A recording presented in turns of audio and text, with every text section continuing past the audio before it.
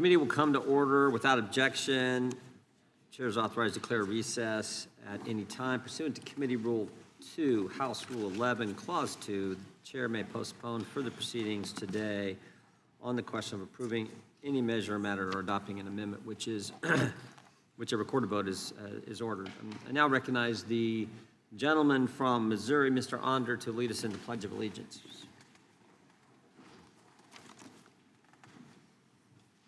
Allegiance to the flag of the United States of America and to the republic for which it stands, one nation, under God, indivisible, with liberty and justice for all. Thank the gentleman. First order of business today is adopting an updated subcommittee roster. This roster was distributed to members yesterday and updates the subcommittee assignments of a few of our Democrat colleagues. Is there any discussion before we vote on approving the roster? Or maybe I would ask, does the ranking member have anything to say about the roster? I think we're... Yes, let's see. Summer's not here right now, but she's been added to the committee. I'm not sure if we had a moment to welcome her yet, Mr. Chairman. We can do that later. And when she arrives, we can do that? Yeah. And let's see. Are we going to do the subcommittees now or no? Because we update the subcommittee roster. That's next. The question is on approving the updated the gentleman yields back. The question is on approving the updated subcommittee roster. All those in favor say aye. Aye. Those opposed, no. The ayes have it, and the subcommittee roster is approved. Pursuant to notice, I call up H.R. 9773, the Permanent Trump Secure Border Act, for purposes of markup, and move that the committee report it favorably to the House. The clerk will report the bill. H.R. 9773. Without objection, the bill will be considered as read and open for amendment at any point. The chair now recognizes the gentleman from Texas, Mr. Roy, for an opening statement. Well, Mr. Chairman, we're doing the ANS. No, you do. Go ahead and just statement. Yeah. Well, I thank the chairman. I keep asking my colleagues, what's it going to take? What's it going to take before we work together to make sure the border remains secure no matter the occupant at 1600 Pennsylvania Avenue? When I started working as a staffer in the United States Senate shortly after September 11th, and a group of visa overstayers murdered nearly 3,000 Americans, I thought surely Republicans and Democrats could agree that we should close the loopholes that allowed 19 foreign terrorists to game our immigration system. But the Democrats were only interested in amnesty. The loopholes remained. During then President Obama's administration, I want you to hear this, under President Obama's administration, after surges of unaccompanied alien children and families crossed our southwest border illegally, the president, along with then Secretary Jay Johnson, asked Congress to close certain loopholes that allowed those surges. Democrat president. House Republicans passed a fix, but Democrats in Congress wouldn't come to the table to do what the president of their party had requested. The loopholes remained. When President Trump called for additional legislative tools to help secure the border during his first administration, our Democrat colleagues refused to work with us to help the president. The loopholes remained. And even after the Biden-Harris administration unleashed the largest mass illegal immigration in United States history, our Democratic colleagues refused to fix the statutory loopholes that they were abusing to allow and incentivize that mass illegal immigration to occur that resulted in the deaths and destruction of thousands of American people and the flow of fentanyl into our communities. Tens of millions of illegal aliens later, after thousands of Americans were murdered or otherwise violently victimized by illegal alien border crossers, the loopholes still remained. 3 years ago, this committee mobilized to pass the critical border security components in H.R. 2, the Secure the Border Act, leading to its passage on the House floor, bringing different corners of the Republican conference together to codify common sense border security. We did it then, and we can do it today. Our nation's future depends on it. I suspect that today, my Democrat colleagues will once again refuse to support common sense statutory changes to secure the United States border. And again, I want to clarify, statutory changes, that is to make permanent changes irrespective of who occupies the White House. But my GOP colleagues cannot lose focus. We must ensure that border security is not a byproduct of whoever is elected to the presidency. President Trump has succeeded where none other has even tried. He's done so using nearly every available statute and administrative authority. He has done so despite constant rhetoric from open borders advocates, including my Democratic colleagues in Congress. He's done so because that's what he promised the American voters he would do. But the president only has so many tools at his disposal, and the statutory loopholes that were present decades ago and during the Biden administration remain today, meaning that when President Trump's administration's actions to secure the border go away, the border could once again be abused. Today, we consider the Permanent Trump Secure Border Act, which closes statutory loopholes that allow the Biden-Harris administration to flood our country with millions of illegal aliens. Title I enshrines statutorily the changes that the Trump administration made to asylum law and policy by regulation and other executive action. The changes include additional criminal bars to asylum, a requirement that the alien claim fear at a port of entry, an increase of the credible fear standard to deter frivolous claims, and reining in immigration and federal courts' abuse of asylum grounds like, quote, particular social group, end quote. Title II clarifies in statute that the DHS secretary must remove or detain illegal aliens who arrive at the border or place them into a remain in Mexico type program. There would be no other options. The aliens cannot be paroled or otherwise released into the United States unless an immigration court grants the alien's asylum claim or other immigration benefit claim. If an administration refuses to follow the law, state attorneys general have standing to sue under these provisions. Title II also allows the DHS secretary to suspend the entry of aliens at the border to gain operational control. Title III helps end mass unaccompanied alien children migration. It requires that current law regarding unaccompanied alien children from Mexico and Canada be applied to children from other countries. This means that UACs from non-contiguous countries will be screened for trafficking or a fear of return, and if none is found, will be sent home and reunited with their family in their home country. Title III will help disincentivize parents to pay violent smuggling cartels to transport their children across the border, and it will reduce the exploitation of UACs once in the United States. Title IV closes the so-called Flores Settlement Agreement, that loophole that has for many years prevented families who cross the border illegally from being detained for the pendency of their immigration court proceedings. As many know, the number of real and fake family units illegally crossing the border skyrocketed over the last decade because these aliens knew they will be promptly released once they get to the United States. Title V puts visa overstay, currently a civil infraction, on par with illegal entry as a misdemeanor crime and increases penalties for overstay. I will remind people how I introduced this statement, that it was overstays that attacked the towers on 9/11. Finally, Title VI helps end the abuse of immigration parole. Over the years, administrations of both parties have abused statutory authority to allow classes and other large numbers of aliens not otherwise admissible to the United States to enter and remain in the country indefinitely. This despite the purpose of the provision to be case by case.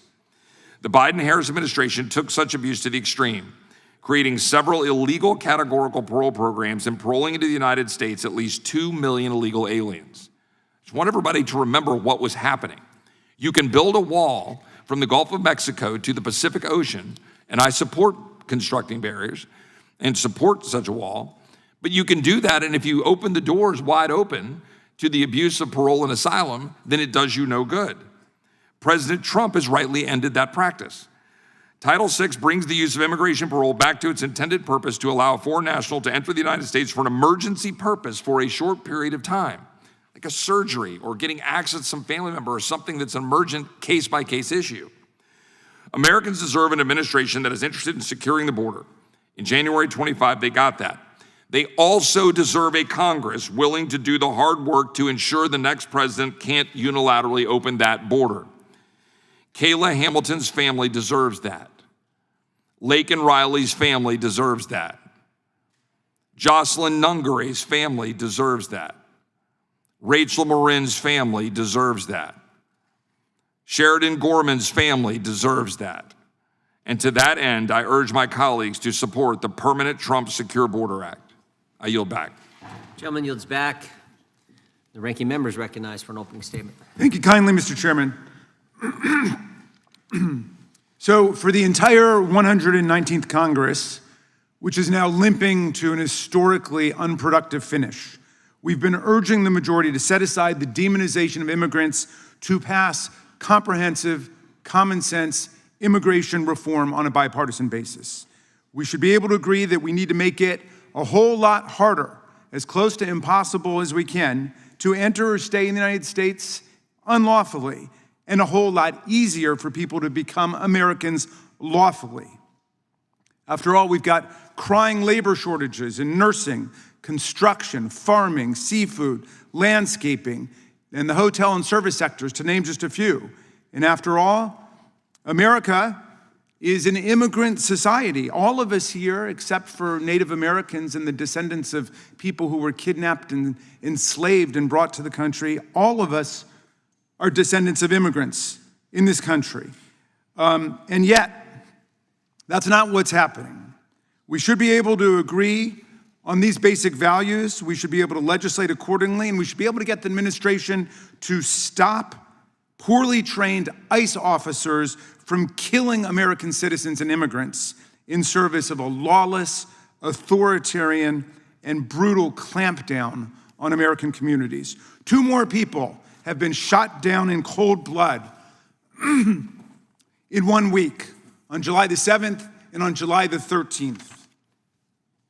But instead of engaging with us to map out a pathway to citizenship for dreamers, which the president promised to do a decade ago, instead of working with us to fortify the border, to expand the categories and numbers of lawful immigrants, instead of trying to get ICE to change their terrifying police state tactics and just to focus on the worst of the worst as they promised, our colleagues are wasting the last few days of this Congress playing summer rerun anti-immigrant propaganda and ignoring the brutal and often lethal federal government assault on the rights of both Americans and immigrants.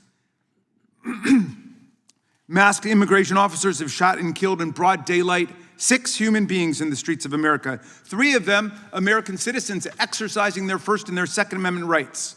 3 of them, immigrants posing no threat to anyone, and 2 of those, not even the target of the operation by which they lost their lives. ICE killings are like having the death penalty in your state, without a crime, without an arrest, without a prosecution, without trial, without conviction, without sentencing, without any judicial due process. Just the sudden, violent death of mothers and fathers in states that don't even have the death penalty, like Maine and Minnesota, administered by poorly trained and hastily recruited, unqualified agents, courtesy of billions of dollars provided by the taxpayers via the permanent Trump Republican caucus. Is there no one left in Donald Trump's party who will speak up for the rights of the American people against a federal government killing spree under the pretext of immigration raids? DHS agents have tear-gassed babies and shot pepper balls at pastors and members of Congress. They've packed tens of thousands of immigrants into mismanaged and dangerous for-profit detention centers whose corporate owners are plundering the taxpayers for billions of dollars while overseeing the deaths of a record 53 people in their custody. ICE has separated families, stolen breastfeeding mothers away from their infants, and caused the death of a 3-year-old boy and the sexual abuse of a 3-year-old girl. Our refugee system was once a proud, robust, well-vetted program that helped desperate people fleeing tyrants and dictators all over the world. Now it's a closed, whites-only presidential perk operation catering to Elon Musk's fellow Afrikaners and white South Africans. To be fair, Trump has also issued an emergency visa to a corrupt right-wing Polish minister evading justice while categorically barring anyone from 40% of the countries in the world from even applying for a visa to flee oppression. President Trump today has among the lowest polling numbers of any president in the history since polling began. Immigration used to be his strongest issue. But after the lawlessness, cruelty, and corruption we've seen, it's now one of his worst issues. A post-Ipsos poll from last week found that nearly 60% of Americans disapprove of the way he's handling immigration. in our country. And yet here we are again today, rejecting oversight to curtail this reign of terror or the prospect of any reforms to repair our broken immigration system. The majority brings us another partisan, red meat, enforcement-only bill to make Trump's policies permanent.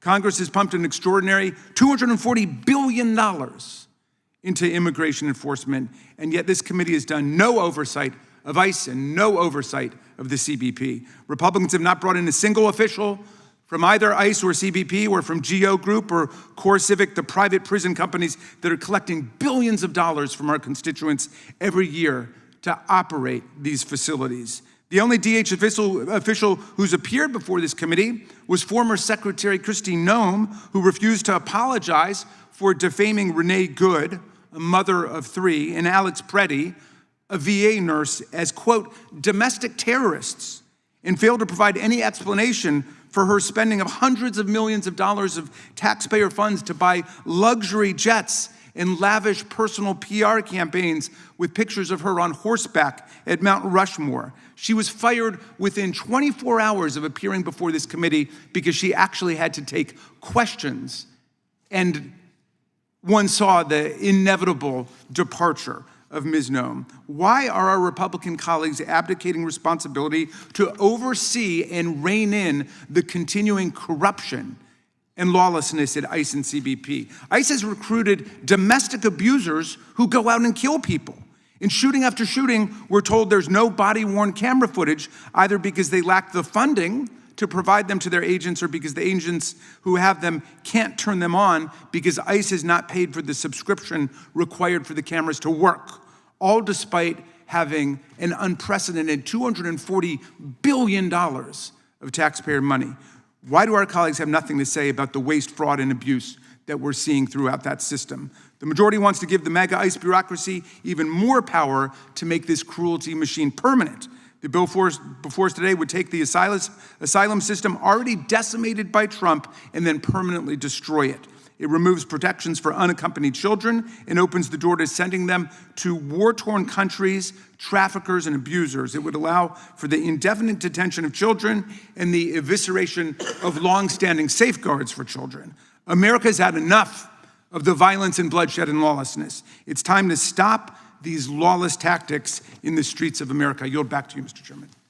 Without objection, all other opening statements will be included in the record. The chair now recognizes the gentleman from Texas to offer an amendment in the nature of a substitute. Mr. Chairman, I have an amendment at the desk. Clerk will report. Amendment in the nature of a Without substitute. objection, the amendment in the nature of a substitute will be considered as read and shall be considered as base text for the purpose of the amendment. The chair is now, the gentleman from Texas is now recognized. This amendment makes technical changes to the bill to clarify that state attorneys general have standing to sue an administration for non-compliance with parts of Title II of the bill and to provide an effective date for Title III. I yield back. Gentleman yields back. Who seeks recognition? Gentlelady from Washington is recognized. Mr. Chairman, I move to strike the last word. Recognized. Okay. This bill is yet another example of how incredibly out of touch Republicans are with the views of the American public. This weekend, 3 more U.S. service members were killed in Trump's most unpopular and illegal war on Iran, now making it 17 service members killed, even as gas prices continue to go back up, squeezing Americans everywhere. Despite all this, Republicans are moving forward with another $60 billion check for this war this week. Trump has called affordability concerns a, quote, hoax, and even refused to sign a once-in-a-generation housing bill that addresses the housing supply crisis we have across the country. And then there's immigration, the #1 way that Republicans have tried to distract Americans from all of their problems by criminalizing and blaming immigrants. Last year, Trump and Republicans handed ICE and CBP $140 billion, even as they stripped health care from tens of millions of Americans because apparently we couldn't afford it. Then a few weeks ago, they gave them another $70 billion of taxpayer money to continue to unleash a rogue militia on the streets of America with loaded up arrest quotas of 2,000 people a day that have led to the killing of at least 6 people in ICE enforcement activities. and 65,000 people every single day being incarcerated in for-profit detention facilities that cost U.S. taxpayers billions of dollars and don't even meet basic required conditions of human decency. Now, just last week, ICE agents killed Lorenzo Salgado Araujo and Johann Sebastian Guerrero in Houston, Texas, and Biddeford, Maine. Two fathers who left behind U.S. citizen children families, a 3-year-old in bluey pajamas watching what they did on the streets of America as they snatch people away in unmarked cars with agents that have no body cameras hiding behind masks. Just imagine the ICE agent who shot Mr. Guerrero has a record of domestic violence and threw his 13-year-old daughter through a glass coffee table. These are the people who are implementing government policies in our cities and towns. And on Friday, the outrage continued when an employee of Geo Group, who operates ICE's detention center in Aurora, Colorado, shot a 42-year-old woman. Let's just play a short video of footage from just 3 of these ICE killings. Get out of the fucking car. Get out of the car. Fucking bitch. Kicking them in the face! Kayla! What the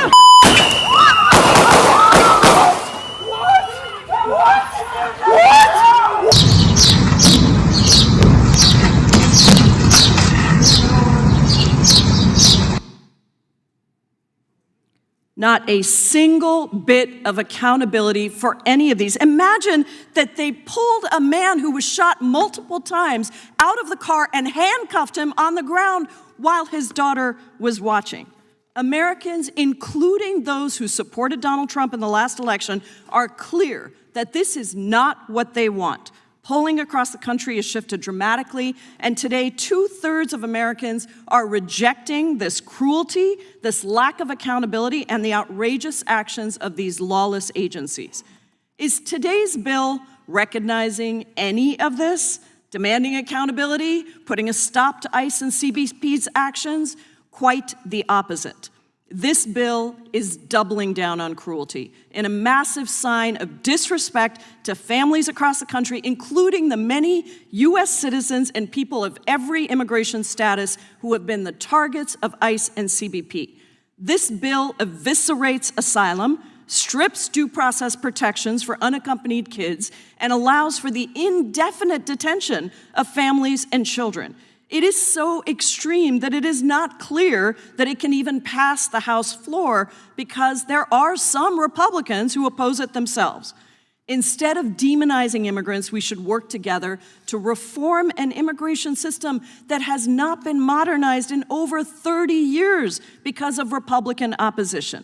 We should recognize the value of immigrants who keep our country going every single day, and we should demand accountability for an out-of-control ICE and CBP and stop unleashing cruelty on our communities across the country. I strongly oppose this bill, and I urge my colleagues to do the same. I yield back. Gentlelady yields back. Mr. Chairman. Gentleman from New York is recognized. Thank you, Mr. Chairman. I move to strike the last word. Gentleman's recognized. Mr. Chairman, our nation was built by immigrants. For generations, we have welcomed people to our shores, whether they were fleeing violence, seeking a path out of economic despair, or simply hoping to start a new life. And our country is much richer for it, both economically and culturally. Our communities have benefited from their ingenuity, their hard work, and their vibrant culture, enriching our society and helping our economy flourish. If our tradition and history of welcoming immigrants to this country represents the very best of America, this bill and the Trump administration policies it seeks to bolster represent the very worst. This xenophobic and cruel legislation would essentially shut down our asylum system while stripping needed protections from vulnerable children and subjecting them to indefinite detention. It is a shameful abandonment of our fundamental values and ideals. Even worse, this bill completely fails to address the cascade of cruelty and chaos emanating from the White House, ICE, and CPB as they carry out the Trump administration's failed immigration policies. Over the last 13 months, Congress has showered immigration enforcement agencies with $240 billion with no guardrails attached. With this money, these agencies have assembled a massive force consisting of tens of thousands of agents who have flooded our streets to carry out Donald Trump's brutal and reckless mass deportation campaign.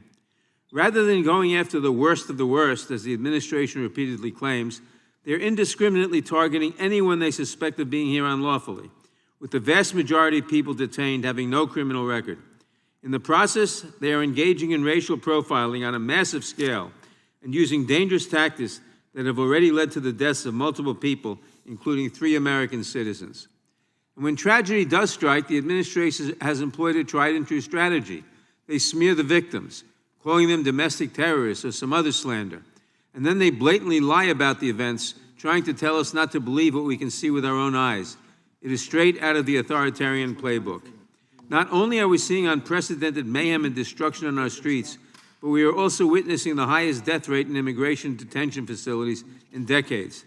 Despite the best efforts of this administration to deny access to these facilities, a few months ago I conducted an oversight visit to Delaney Hall, a privately owned ICE detention facility in Newark, New Jersey. What I learned there was absolutely shocking and appalling. In particular, the medical neglect, denying people access to potentially life-saving care and withholding necessary medicine is truly abhorrent. I saw people diagnosed with cancer and denied any treatment. At Delaney Hall and across the country, detainees are being held in squalor in facilities that do not meet basic sanitary needs. As if that weren't bad enough, this legislation would dramatically increase the number of children who are subjected indefinitely to such deplorable conditions. That is the very definition of cruelty, but it is standard operating procedure for this Republican majority. A year and a half into this second Trump administration, a clear picture of its immigration policies and their consequences has emerged. They've sent masked agents to terrorize our communities with aggressive and violent tactics, arresting and in some cases murdering American citizens. They are tearing children away from their parents, and when they are caught violating the law, they've deliberately lied to the American people and even to federal courts, which have called them out at unprecedented levels. And where is this Republican Congress? Rather than holding this administration accountable, they have served as its enablers, fueling its reign of terror with hundreds of billions of dollars and no accountability measures. And today, they seek to pass legislation that would codify some of the worst and most cruel policies. I understand that marking up this bill was the price that some members extracted from the Speaker in order to allow action to proceed on the House floor.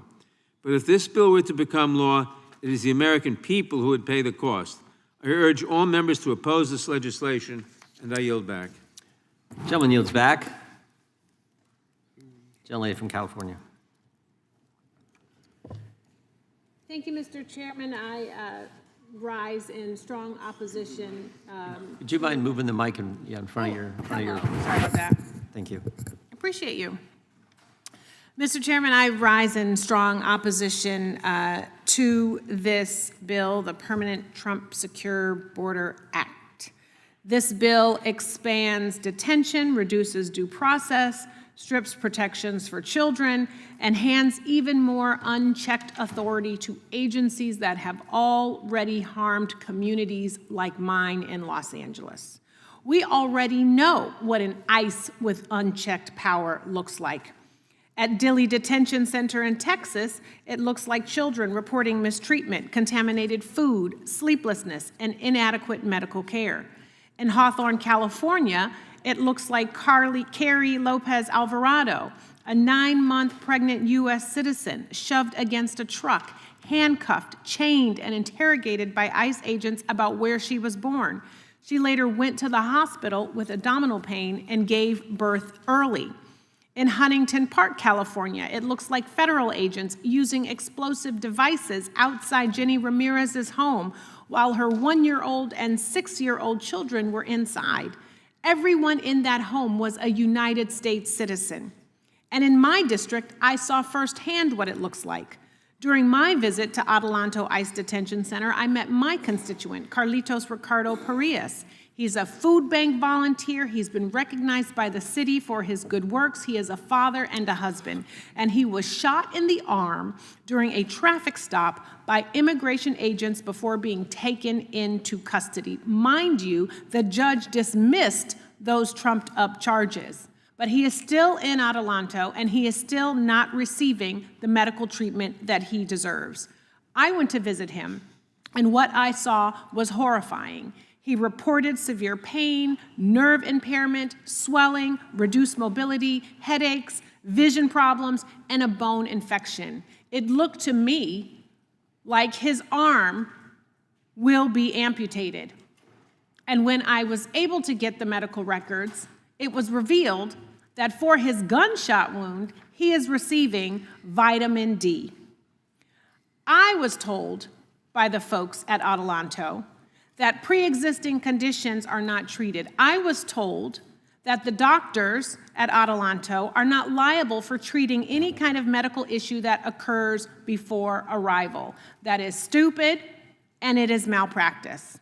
Mr. Parias remains in detention, and he is still not receiving the medical attention that he deserves. So why are we not marking up legislation to address these abuses? Why are we not conducting the necessary oversight on these conditions? Why are we so afraid to have the folks responsible for this kind of behavior come before us and answer questions? If you are not afraid of the answers, then you should not be afraid of the questions that will be asked of you. Why are we marking up a bill that rewards inhumane treatment with more authority and fewer safeguards?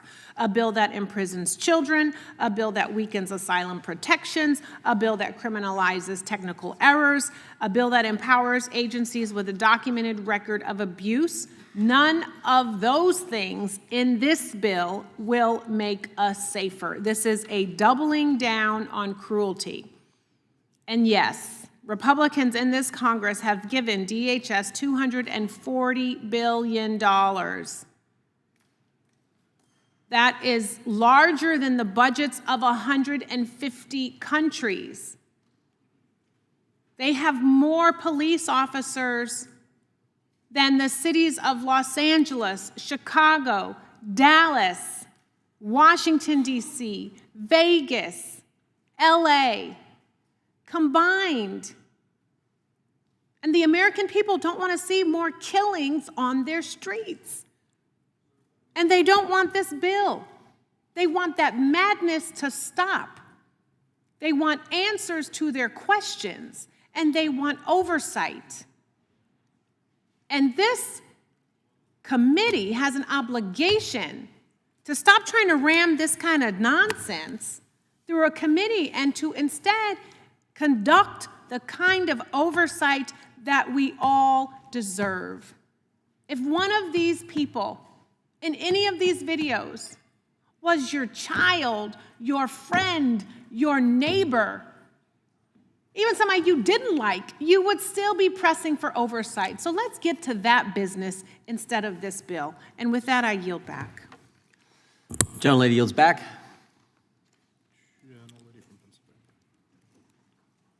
Who's oh. Oh, gentlelady from Pennsylvania. Thank you, Mr. Chair. I move to strike the last word. Gentlelady is recognized. I urge my colleagues to oppose this bill, which would codify some of Trump's cruelest immigration policies and does nothing to combat the atrocities committed by the Department of Homeland Security on our communities. When immigration officers violate people's constitutional rights or physically harm people or kill people or terrorize communities, it's not an accident or an outlier. It's the Department of Homeland Security's planned policy. It's also not unique to this administration because immigration enforcement was designed to be cruel and callous and lawless. When DHS was formed, it took power away from other agencies that may have been better served to provide the individual services and stuffed them together all in the name of national security. But since its start, it's been responsible for the targeting, the detainment, and family separation of hundreds of thousands of people. The courts are separate, the judges are unaccountable, and detention networks remain deplorable. This isn't just Trump administration manipulating an otherwise effective agency, though. It is rogue by design. DHS has caused so much harm to our communities, yet Republicans keep wanting to throw money at it with no oversight mechanisms to rein in their bad actions. In the last 13 months alone, they've been given $240 billion. DHS has taken that money and hired incompetent and unqualified immigration enforcement officers. They've thrown the money at private prison corporations to expand detention centers. They've even purchased spyware and people's data to get around the Fourth Amendment protections. 6 people have been killed by ICE and CBP during immigration enforcement actions, and another 53 people have died in ICE custody. The agency has gone out of its way to not cooperate with local law enforcement to investigate these killings, though. There have been no reports that agents responsible have faced any discipline or consequences. Often, DHS won't even identify them. DHS has also racially targeted people, smashed into people's houses without warrants, and disappeared people. These arrests are usually based on no cause, no investigation, no hearing with the judge, and no due process. The immigration officers don't care about a person's status, whether a person is actually a citizen, if that person has a child at home, or even if they physically harm the person during an arrest. This committee should be holding hearings with DHS officials demanding transparency and accountability. We should be examining how DHS's creation allowed the agency to operate outside the law and the Constitution. We should be listening to refugees and asylum seekers about how to improve the intake process and better protect them. Cruelty is the point of the Department of Homeland Security, and this bill fully supports that. I urge my colleagues to grow a conscience and to oppose this bill, and I yield back. Gentlelady yields back. Anyone seek recognition? Gentleman from California. Thank you, Mr. Chairman. I have an amendment at the desk. Clerk will report. Point of order reserved by the gentleman from California, the other gentleman from California. Amendment to the amendment in the nature of a Without substitute. objection, the amendment be considered as read. The gentleman from California is recognized to explain his amendment. Thank you, Mr. Chairman. Folks, once again, our nation is at war. So far, 17 American service members have made the ultimate sacrifice for our country. Hundreds others have been injured. These are soldiers that take an oath to defend our country, to make the ultimate sacrifice when necessary. These soldiers need to know that we back home have their back. My amendment essentially codifies current President Trump administration policy. H.R. 2 protects parole only the children and spouses of active duty servicemen. My amendment would essentially, again, codify current Trump policy of protecting children, spouses, and the parents of active duty service members, reservists, and veterans. As you know, today, actually, very sadly, ICE is willing to go after the military families, and specifically the parents who are not protected by this bill. Again, ICE is going after the parents of soldiers who are serving in our battlefield today. In my district, Santa Ana, Narciso Barranco, a hardworking, law-abiding man and father of 3 U.S. Marines. Folks, you make movies about individuals like this. He was pepper sprayed, handcuffed, and beaten while being restrained by ICE agents. After the incident, Mr. Barranco was held in custody for 3 weeks by our government as they tried to deport him. After a judge ruled in Mr. Barranco's favor, DHS still worked to appeal the ruling, to pause his parole-in-place application, and to deport him. It's important to note, he had a parole-in-place application, a father of 3 Marines, and our U.S. government, DHS, was doing everything in its power to deport this father of 3 Marines. The second case, in Huntington Beach, Humberto Martinez was stopped and taken into ICE custody while driving with his daughter, Ana, to school. He was removed to Mexico within hours. At the time of his arrest, he had a pending parole application in place based on his other daughter's active duty military service. His daughter, Jessica Martinez, a Navy aviation ordnanceman serving aboard the USS Abraham Lincoln. 20 years old, Navy Abraham Lincoln. On the same day her father was deported, Jessica was deployed aboard the Lincoln to the Middle East amid the conflict with Iran. Folks, this is not the way to reward our soldiers. You have to make sure you let our men and women in uniform that are fighting for our country know that our nation has their back. My amendment, again, is simply codifying President Trump's current policy of extending parole in place to parents of active duty service members, reservists, and veterans. Since 2013, USCIS has approved over 40,000 applications for military parole in place, including 20,000 applications approved by the Trump administration from 2017 to 2020. Mr. Chairman, I yield. Gentleman yields back. Does the gentleman insist on his point of order from California? Gentleman withdraws his point of order. The gentleman from Texas is recognized.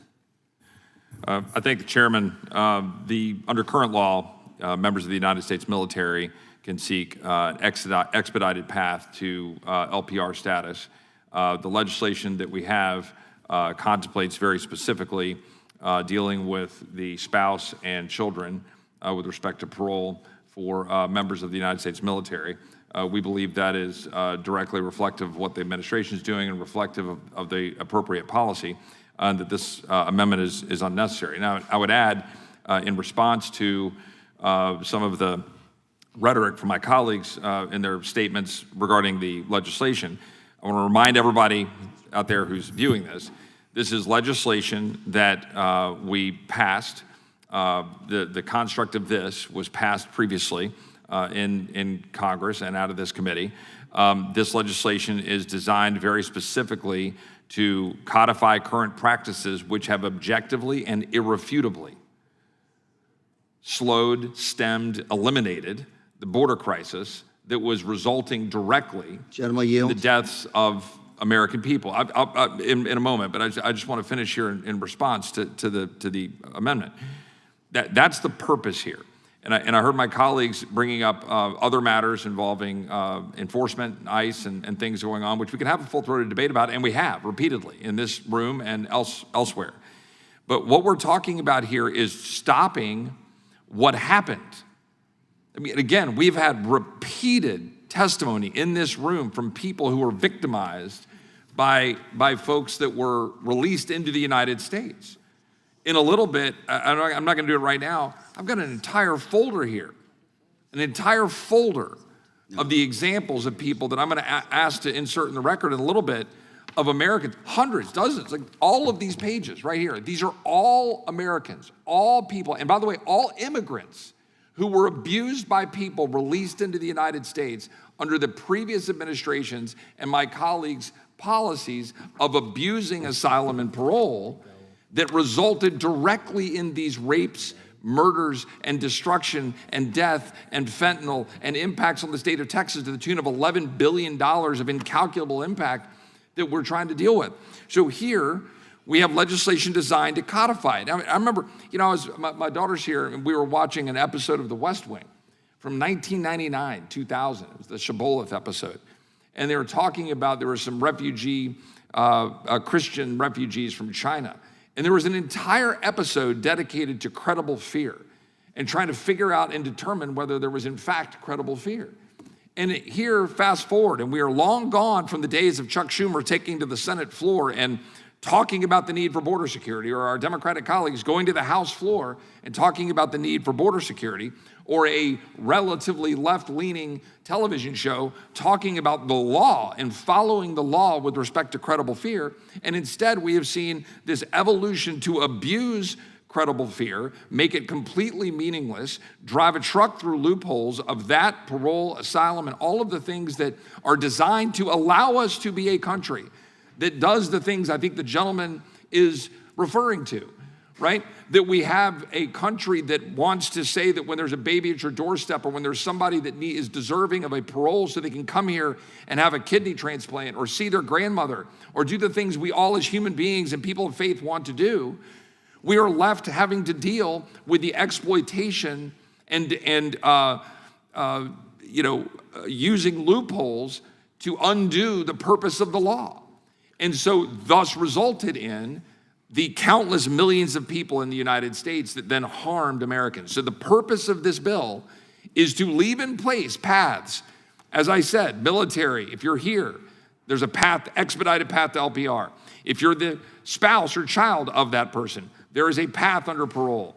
This legislation would leave in place a path for asylum, a path for parole, a path to be able to deal with unaccompanied children, being able to seek asylum, all of the paths we want to do as people of faith to help individuals, but not allow it to be exploited, to dump people onto the streets of our country that have resulted directly in the death, destruction, murder, mayhem of the American people. And with that, I yield back. Gentleman yields back. Gentleman from Maryland is recognized. Thank you, Mr. Chairman. I've got an amendment at the desk. Well, we're still on the other amendment. Oh, We're still. Gentlelady from Washington is recognized. Thank you. I yield time to Mr. Correa. To my colleague from Texas, I want to get you back on point on my amendment. Again, this is President Trump's existing policy on his website. You mentioned children and spouses of military personnel. My amendment simply adds parents of active duty service members, reservists, and veterans. I have my colleagues here in this committee focus on what we're talking about here. On this amendment, you have Jessica Martinez, a Navy aviation oarsman on the SS Abraham Lincoln, an aircraft carrier. Her job is to, again, load up those F-18s with ordnances as they go off to another mission. This is a 20-year-old naval personnel in an aircraft carrier. What are we telling her the day you deport her father? The next day you say, please make the ultimate sacrifice for your country. We're talking about keeping this country strong, defending this nation, about soldiers who are human beings. And more importantly, my friend from Texas, I'm essentially codifying with this amendment current Trump administration policy. This is the Trump administration policy. And if we're here to keep America strong, we got to make sure that we watch the backs of those military officers, those military personnel, men and women fighting for us across the country. This is a common sense legislation, common sense amendment to keep our country strong. Again, Narciso Barranco, the father of 3 U.S. Marines, who was both of these fathers were following the legal process to adjust their status, to stay in the United States. ICE went out of the way to arrest them. They deported one individual. The second one they're trying to deport. What is this all about? Narciso Barranco, father of 3 Marines. We should be getting ready to make a movie about this guy. His 3 sons he raised to be patriots, and we want to deport them. Mr. Martinez, daughter, Navy, proud American, and we're trying to deport her father. Mr. Chairman, I yield. Yield back to Ms. Jayapal. Thank you, Mr. Correa. I don't know if there's a misunderstanding, but the Trump policy that's on the website is what this amendment is about. The bill that is in the bill, the military parole option only benefits the spouses and minor children of active military service members. And so in doing so, it leaves out the service members' parents and the families of U.S. veterans. It leaves out the families of individuals who served or are currently serving as reservists. That is different from the Trump policy that is on Trump's website. So Mr. Correa's amendment seeks to codify the one parole program that the Trump administration is actually using, and I don't understand why my Republican colleagues want to restrict a parole program that is actually being utilized by Donald Trump for members of our military. And to your broader point about the work that we need to do, if only we would actually reform the immigration system. We have spent between $400 to $450 billion on border security over the last 10 years instead of actually providing more legal pathways. You can't do one without the other and expect one to work. What we need is a functioning immigration system that allows people to have a process whereby they come to the United States, it is orderly, it is humane, we respect the rights of those who are here, we don't try to throw out people who are here and who have committed no crimes, who are working, who are doing all the things, and we have not provided a pathway to citizenship for people in this country, including those who have lived here for 30 years. Imagine how this country would suffer if we actually succeed in kicking out everybody that Trump and Stephen Miller want to kick out. The gentleman, lady, yield for a question. I would. So, my question is this. They're calling this the Permanent Trump Act, but it seems like there's at least one Trump policy they don't like. They're positioning this legislation to the right of Donald Trump. Why are they doing that? That's my question, ranking member. That is my question. They are taking away the one parole program for our U.S. service members and their families that Trump actually codified or put onto his website. They don't want to codify that. Time has expired. Is there further discussion on the yield back. amendment? I move to strike the last word. Wait a second. Is there further discussion on the amendment? Gentleman from Wisconsin is recognized. I yield my time, Mr. Chairman, to the gentleman from Texas. I think the gentleman from Wisconsin, a few data points here that I think are important. Number one, this policy dates back to Obama. It was a Biden policy. So to say it was a Trump policy is not accurate. Number two, this amendment was offered. This amendment was offered when we debated this bill in the last Congress before the current Trump administration. In other words, this amendment was offered under Biden being president. So the idea that you're trying to say that, oh, this is somehow a Trump policy, it is a policy that has, it is a policy that I acknowledge has spanned several administrations of folks across the other side of the aisle and Republicans. I agree with that policy has existed, but it was put in place. Hold on a second. That it was put in place under Obama, that it was carried forward under Biden, that we debated it when Biden was president. We offered the same amendment during that time, and then now, yes, it has stayed as the policy. The point of the statutory change is to make the statutory change very specific, that does not do anything to change what is already law, that you can seek LPR status if you're the active duty member of the military. That's currently allowed and under the statutes lawful. But it is putting in place a specific parole category for spouses and children. That is what the legislation does, I think, in good faith to deal with this issue, broadly speaking, for the men and women in the military, and to provide for that for the direct spouse and children. And whatever the policies are of the administration, they can do that. But this is Congress speaking with one voice, Gentleman, yield. with a tight definition with respect to how we handle the men and women in the military and their spouses and children. And that's the purpose of the legislation. With the With that, I'll yield back to the gentleman. The gentleman from Gentleman, The gentleman from Wisconsin controls. I yield back to the gentleman from Wisconsin. And I yield back to the chair. The gentleman yields back. Is there further Chairman? discussion? Mr. Goldman. Thank you, Mr. Chairman. I want to just clarify one thing that my friend from Texas said. It's not a Biden policy or Obama policy or Trump 1.0 policy. We're talking about what the policy is right now under this administration. So stop deflecting to try to put the blame on somebody else for a policy that you don't like. It is this administration's policy. That's what we're talking about.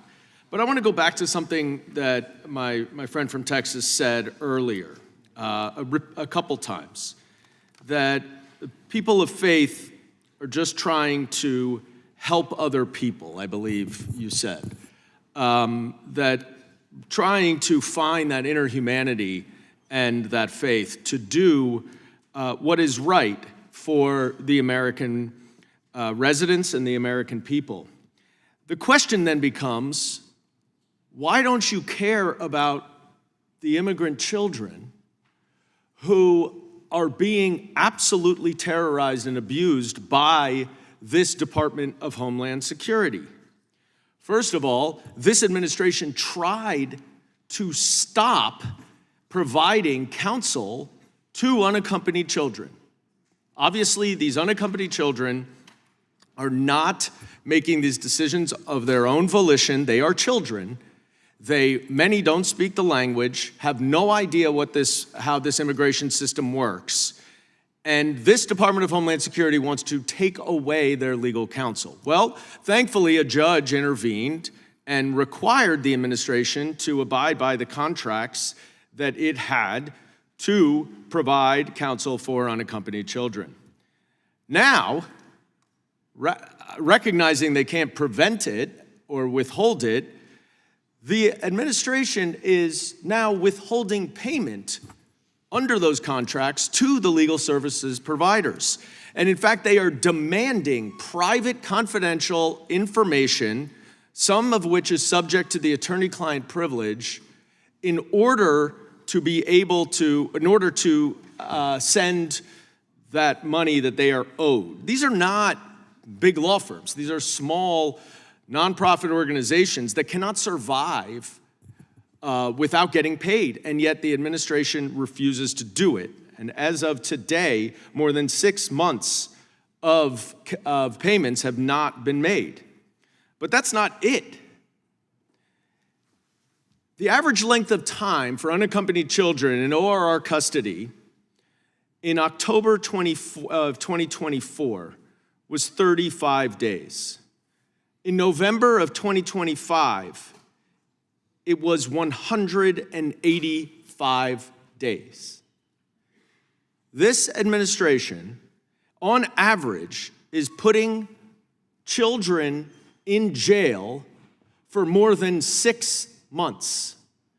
Many of them are actually eligible for SIDGE, for their own protection as unaccompanied children who, if they are returned to their country, will face abuse from a parent.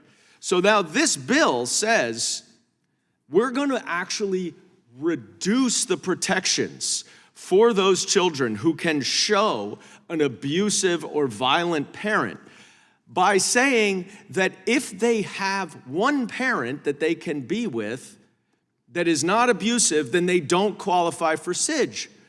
But the problem is that one parent is often here in the United States, and so by denying them this lawful parole, they are then going to be deported back to the one parent who is abusing them. So if you really are a person of faith who cares about the humanity of people and wants to do right by people, then why don't you care about children, whether they are immigrant children or American citizen children? Why are you punishing children who often are not making decisions of their own because, as we know from our own law, children generally are not considered capable of making decisions on their own? So I call on your faith of all of us, to care for children, basic human decency. And I yield back. Gentleman's time has expired. Is there further discussion on the amendment? Mr. Chairman. Mr. Nadler. Mr. Chairman, I have a very simple question. I would ask the gentleman from Texas, does he oppose supporting parents of soldiers in the manner that the gentleman's amendment would do?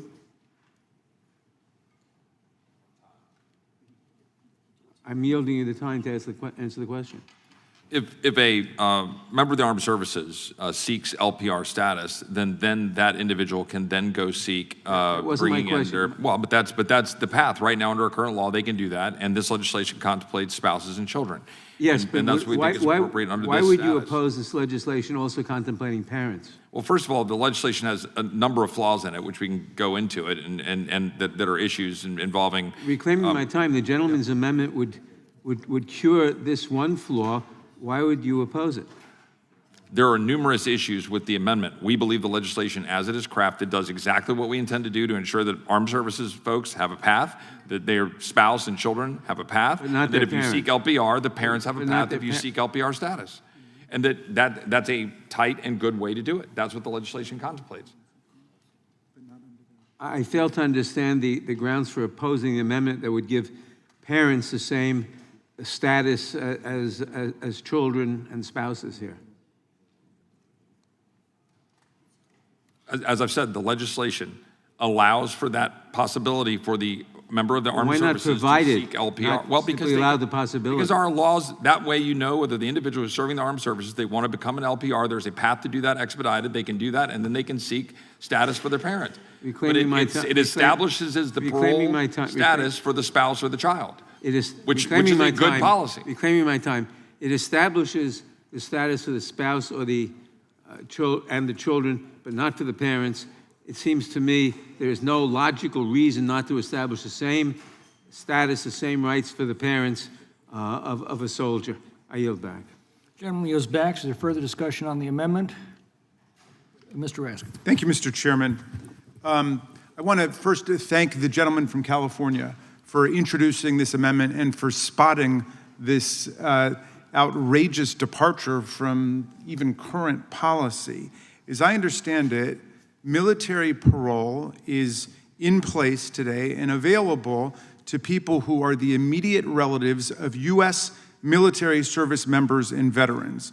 I'm assuming these are people who've had honorable discharges and people who have nobly served the country, and many of them are decorated. But certainly they all have honorable discharges, okay? And so the military parole is available to people who are their immediate relatives, including their spouses and including their parents. Now, despite the fact that this legislation is called the Permanent Trump Act to codify his policies, they want to reject the policy and not codify the policy of allowing these immediate family members of veterans to get in, categorically, even spouses. They just want to go to active members of the forces, but not allow these people to come in with veterans who may even be decorated war heroes. They want to get rid of that. And I heard you mention a case of some people who live right near you, which is perhaps why this caught your eye, Mr. Correa. But I wonder if you would tell us exactly what we're talking about in this case, because as I heard you say it, we're talking about 3 sons, all of whom serve in the U.S. military, and they want to be able to deport their father, and that's something that is an ongoing case, is it, right? Would you just apprise us of what's happening? Yes, and let me say to you that one of them is a veteran, and 2 are active Marines. 2 are actually in the Marine Corps now. One of them honorably discharged, okay? Under the existing policy, Trump policy, the father applied for parole in place, submitted the application, moved ahead, and that's why when he was arrested, okay, he was not immediately deported, but deportation was paused. He went before a judge. The judge ruled in his favor. DHS is essentially coming back and appealing that favorable ruling.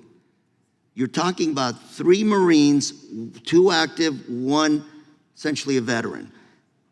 Always followed the law, has not been an individual with any criminal record, This is the individual we're talking about. Okay, and so if your amendment doesn't pass, essentially the legislation would say you have 3 sons, say, who served honorably and dutifully in Iraq or Afghanistan, and their father is now petitioning to be part of the military parole in place.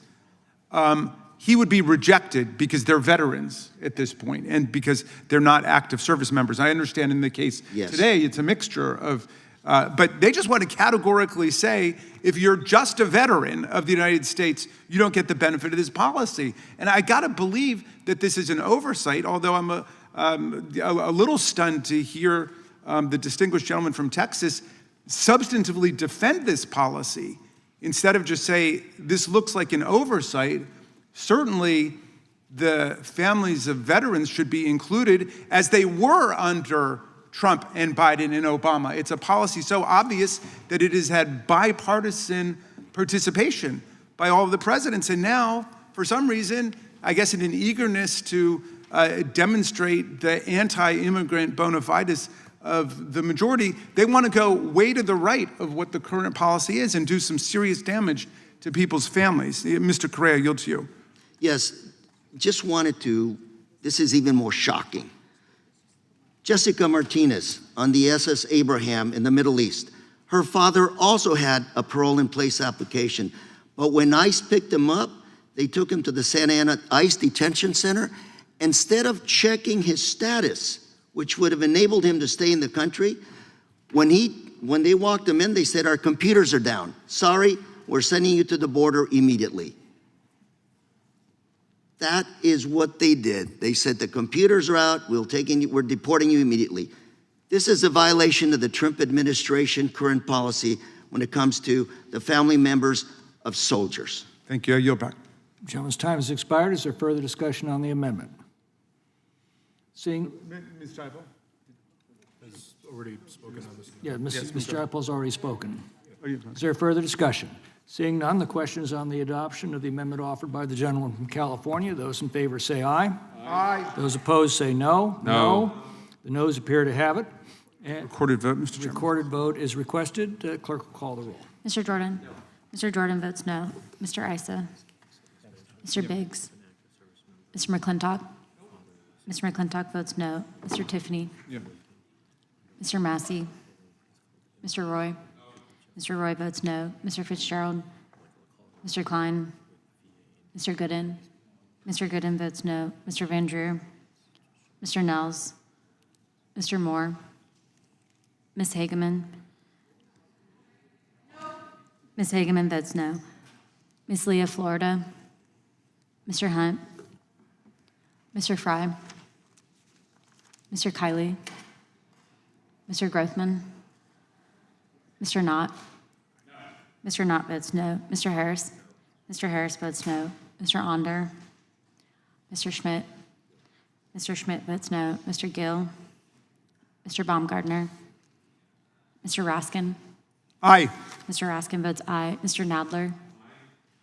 Mr. Nadler votes aye. Ms. Lofgren? Ms. Lofgren votes aye. Mr. Cohen? Mr. Johnson? Mr. Liu? Ms. Jayapal? Ms. Jayapal votes aye. Mr. Correa? Mr. Correa votes aye. Ms. Scanlon? Ms. Scanlon votes aye. Mr. Neguse? Ms. McBath? Ms. Ross? Ms. Ross votes aye. Ms. Ballant? Ms. Ballant votes aye. Mr. Garcia? Mr. Garcia votes aye. Ms. Kamlager-Dove? Mr. Moskowitz? Mr. Goldman? Mr. Goldman votes aye. Ms. Crockett? Ms. Lee of Pennsylvania? Ms. Lee of Pennsylvania votes aye. Mr. Moore? Mr. Moore votes no. Mr. Tiffany? Mr. Tiffany votes no.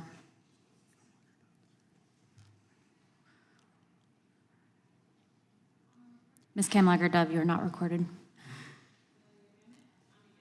Ms. Kamlager-Dove votes yes.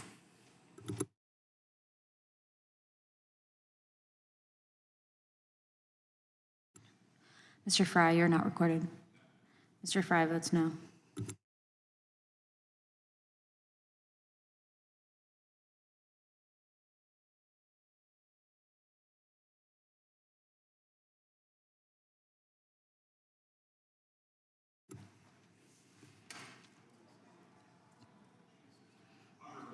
Mr. Baumgartner votes no.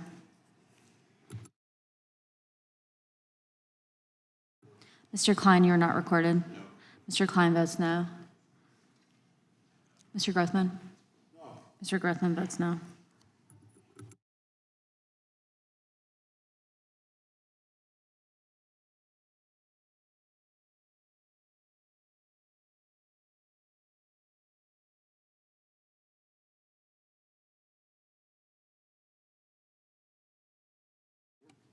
Clerk report. Mr. Johnson? Mr. Johnson, you are not recorded. Mr. Johnson votes aye.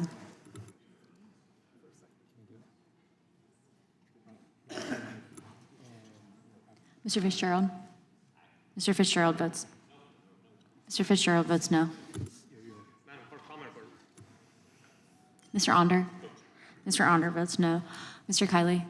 Mr. Kiley votes aye.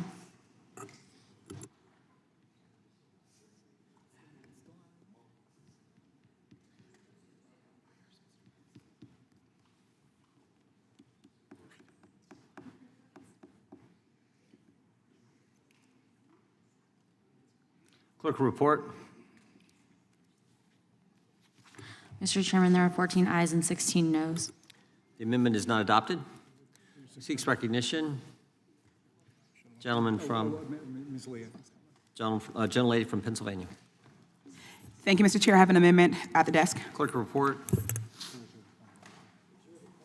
Point of order reserved by the gentleman from California. Amendment to the amendment. Without in the objection, the nature- amendment be considered as read. The gentlelady is recognized to explain her amendment. Thank you, Mr. Chair. This amendment is simple. It would ensure ICE does not use any of its warehouses that it's purchased over the past year for family detention. It's honestly shameful that we even need to offer this amendment, but unfortunately, cruelty knows no bounds under this administration. It's also necessary because Republicans have given ICE over $50 billion just for immigration detention with no guardrails or oversight. This country has way too much practice warehousing human beings. It's so deep within our history that we have perfected a system where we can strip away someone's humanity and put them in a holding pen, where they are treated as lesser human being, less deserving of rights and dignity. We have the highest incarceration rate of any developed nation, and Republicans want to expand it further. In February, internal ICE documents revealed plans for what the agency called the ICE Detention Reengineering Initiative. This proposal would replace the current detention system with one centered on 34 ICE-owned facilities, including 8 large-scale detention centers that would each hold 7,000 to 10,000 people in refurbished warehouses. ICE has since acquired warehouses in my Commonwealth, Pennsylvania, as well as Georgia, Michigan, New Jersey, Texas, Arizona, Maryland, and Utah at a cost of $1 billion. These 3 of these facilities are intended to be large-scale facilities with 7,500 to 10,000 planned beds. A warehouse in Social Circle, Georgia, located 50 miles outside of Atlanta, a warehouse in Socorro, Texas, in the El Paso metro area, and a warehouse in Tremont, PA, in central Pennsylvania. The other 6, which have already been purchased, are smaller processing centers with plans to hold 1,000 to 1,500 people each. The goal of the revamped detention and deportation system would, as former acting ICE director Todd Lyons put it, be an Amazon Prime, but with human beings.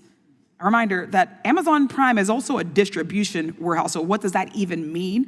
But needless to say, this is disgusting. Luckily, the agency has partially reversed course and is now planning to offload 7 warehouses by either giving them to other federal agencies or selling them outright. But the casual cruelty of this scale of detention cannot be overstated. The government is essentially treating these people, mothers and fathers and grandpas and little kids, like livestock.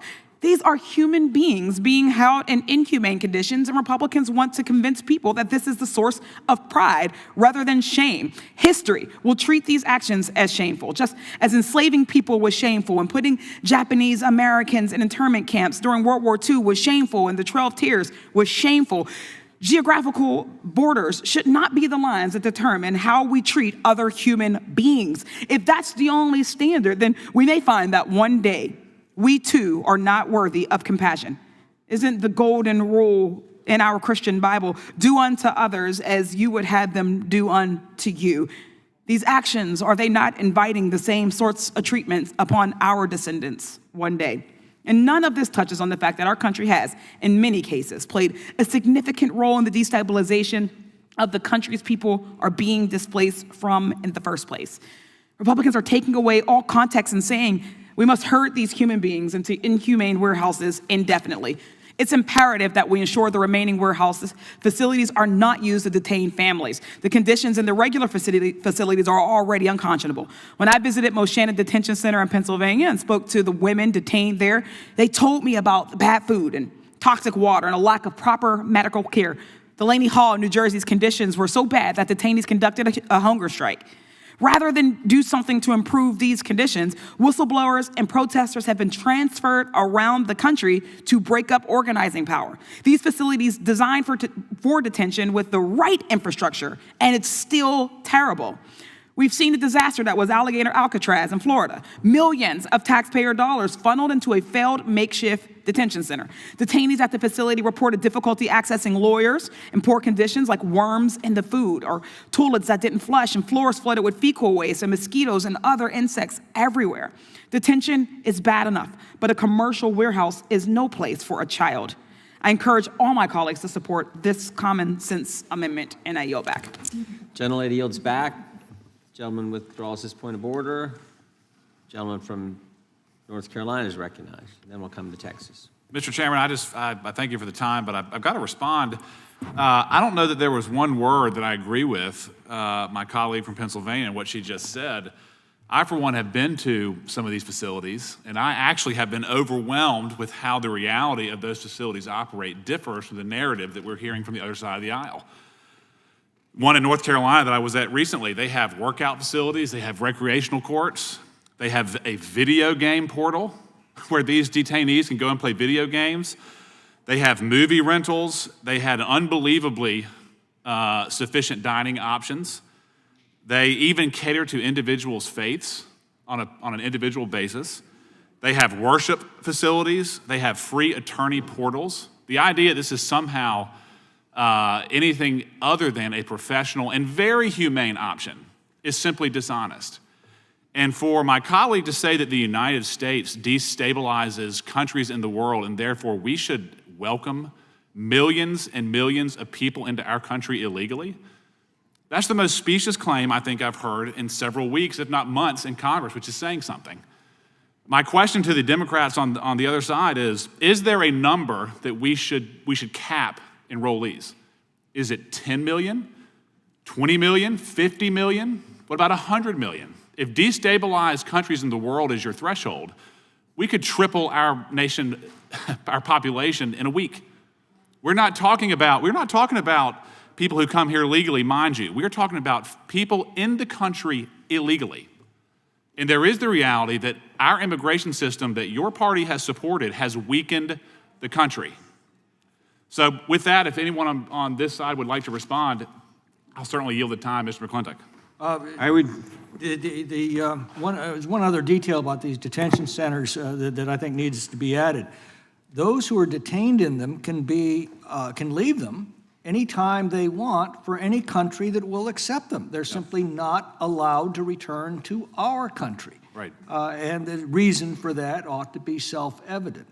In fact, the whole purpose of these detention centers is simply to arrange for transportation back to their home countries. Right. I yield back to the gentleman. Anybody else on this side? Mr. Chairman. Yes, sir. Thank you, Mr. Knott. You know, I see the outrage from my colleagues about what's happening at DHS, and I just didn't see that in the Biden years. And the border was wide open. The whole reason we've got this bill before us today is because of the damage the Democrat administration before this one did. And we wouldn't be talking about this had the border remained secure in the 4 years prior to President Trump coming back. But we are in this situation because of mismanagement and because of a DHS that harmed the American people for 4 years. And we could never get answers from the Homeland Secretary when he was here, Mr. Mayorkas. He sat right there and defied every question that was asked, said the border was secure, lied to this committee, And now here we are, and it's a shame that we've even come to this place, but I applaud your pushback, and I thank you, Mr. Roy, for this bill. And I'll just close, Mr. Chairman, again. I do want to know from the Democrats, is there a number that we should cap it of illegal aliens inside the country? Because there was, without any question, an unchecked harm that's been inflicted on Americans because of... Gentleman yield. Yes, sir. Mr. Knott, thank you for that question. And I would say that it takes two, okay? Not only undocumented, these are undocumented workers, taxpayers, hardworking individuals who are hired by honest, law-abiding businesses. That's a So broad, the that's answer a broad, to that's a your broad question, stroke, sir. is how many employees do our growing economy need to sustain that economic growth? That's the answer to your question, sir. It's not a singular statement or a singular subject. It's the economic growth of the United States. That's the answer to your question, sir. That is not the answer to my question. Yes, it is, sir. For you to say, Sir, yes, I'm it is. reclaiming my time. Time. For you to say that we should hire anybody, or we should allow anyone that can be hired We need into the immigration country. reform, and that would be the answer to your That question, doesn't answer the sir. question. We have millions and millions of people who are here illegally that take rather than produce. And your Work. side cannot condemn them. Workers that are here supporting our national economy. Will you say that if someone is taking more than they're producing, they should leave? Frame the That's a argument, very sir. simple yes/no question. Immigrants To say support that every this economy, illegal immigrant sir. is a net producer for the Immigrants country, support this economy that is and the positive absolutely net and benefit to our provably society. false, and I think that you know that. I yield back. Time of the gentleman has expired. The gentleman yields back. Who seeks recognition? The gentleman from New York, and then I'll go to Washington. Mr. Chairman, I don't know what universe some of the gentlemen on the other side inhabit, but a couple of months ago, Mr. Goldman and I inspected Delaney Hall, which is a large facility, privately operated ICE facility in Newark, New Jersey. What we saw there was terrible. We saw maggoty food. We saw that the food was not prepared at proper temperatures to kill bacteria. I saw a girl who had been in this country from 1 year old, who was taken from high school a week before her prom and had no idea what was going to happen to her. I saw 2 people with advanced cancers who were not being treated at all, literally not being treated. We were told that doctors were available Monday through Friday at 9 to 5 p.m. We were there from 3 to 5 p.m. on, I think it was a Wednesday. There were no doctors available in the facility at all, a facility that had several thousand people in it. So I don't know how you can say that these are humane facilities. I don't want to say they're designed to, but they certainly have the effect of killing people for lack of cancer treatment, for example. And they're a shame on this nation. I can't speak for every single facility, but I certainly can speak for Delaney Hall, which is one of the largest facilities, the one that Mr. Goldman and I inspected. And that facility is terrible, life-threatening. The inmates at one point went on a hunger strike to protest the maggoty food, which they couldn't eat in any event. So I just wanted to inform the committee of what we actually saw, not what somebody else may say or what the administration may assert, but what Mr. Goldman and I observed with our own eyes and ears. The gentleman yield? Yes, I will. Well, just to give you some peace of mind, everything I said was firsthand account as well. I went and visited. And I am working with the department to go to Delaney Hall, and I'm going to try to do so with very little notice to see if what you're saying is accurate today. It shouldn't be accurate. But even besides that, I do have to ask, should the American taxpayers be forced with a bill to cover the world's sick? I mean, this is a fundamental question that I think a lot of Americans... Reclaiming my time. The American taxpayer should not be forced to cover the world's sick, but the American taxpayer should certainly cover the medical expense of people seized by the government and kept in confinement, just as Who were here illegally. whether they're here illegally or not. If they're put in a facility and kept there, they should not be killed by lack of medical attention. When we have people in our prisons, we hopefully, guilty of whatever crime they may be, we hopefully give them adequate medical treatment. Same thing here. If someone is held in a facility, for whatever reason, valid or invalid, they should be given adequate medical treatment. And I don't think anybody can quarrel with that. And I would hope that if you tour Delaney Hall, you don't give reasonable notice, you give no notice at all. You have a right as a matter of Congress to do that. I agree. And if you give notice, they may Dress up some. they may clean up what you're permitted to see. Sure. So go there with no notice, as Mr. Goldman and I did. Yes, sir. I yield back. May I be heard? Back, the gentleman from New Jersey is recognized. Thank the chairman. So I was in Delaney Hall. I looked at it. I heard all the stuff. People are eating maggots. People are being beaten. They don't have medical care. The whole bit. We didn't give them a whole lot of notice at all. We showed up there. We went through everything, not just on the regular guided tour that they give, but went through each and every part of it. Let me tell you, this comes from a congressman now who was the head of the prison gang task force for the state of New Jersey. So let me give you some information. Delaney Hall was nicer, cleaner, better than any facility that the state has, the state of New Jersey, any of the prisons they have, period. And quite frankly, that's under repeated Democratic governors over and over again. In fact, recently New Jersey just got in trouble for their state facilities. So let's talk about what I saw. We went there, I saw the law library. I saw the computers and the iPads they can have. Okay, then we saw the lending library. If they're not interested in law, they can get regular books. I'm a dentist. I met with the physician. The physician showed me the prescriptions, showed me the charts, showed me the people who for the first time in their life ever had medical care. Came into Delaney Hall, never really had medical care before.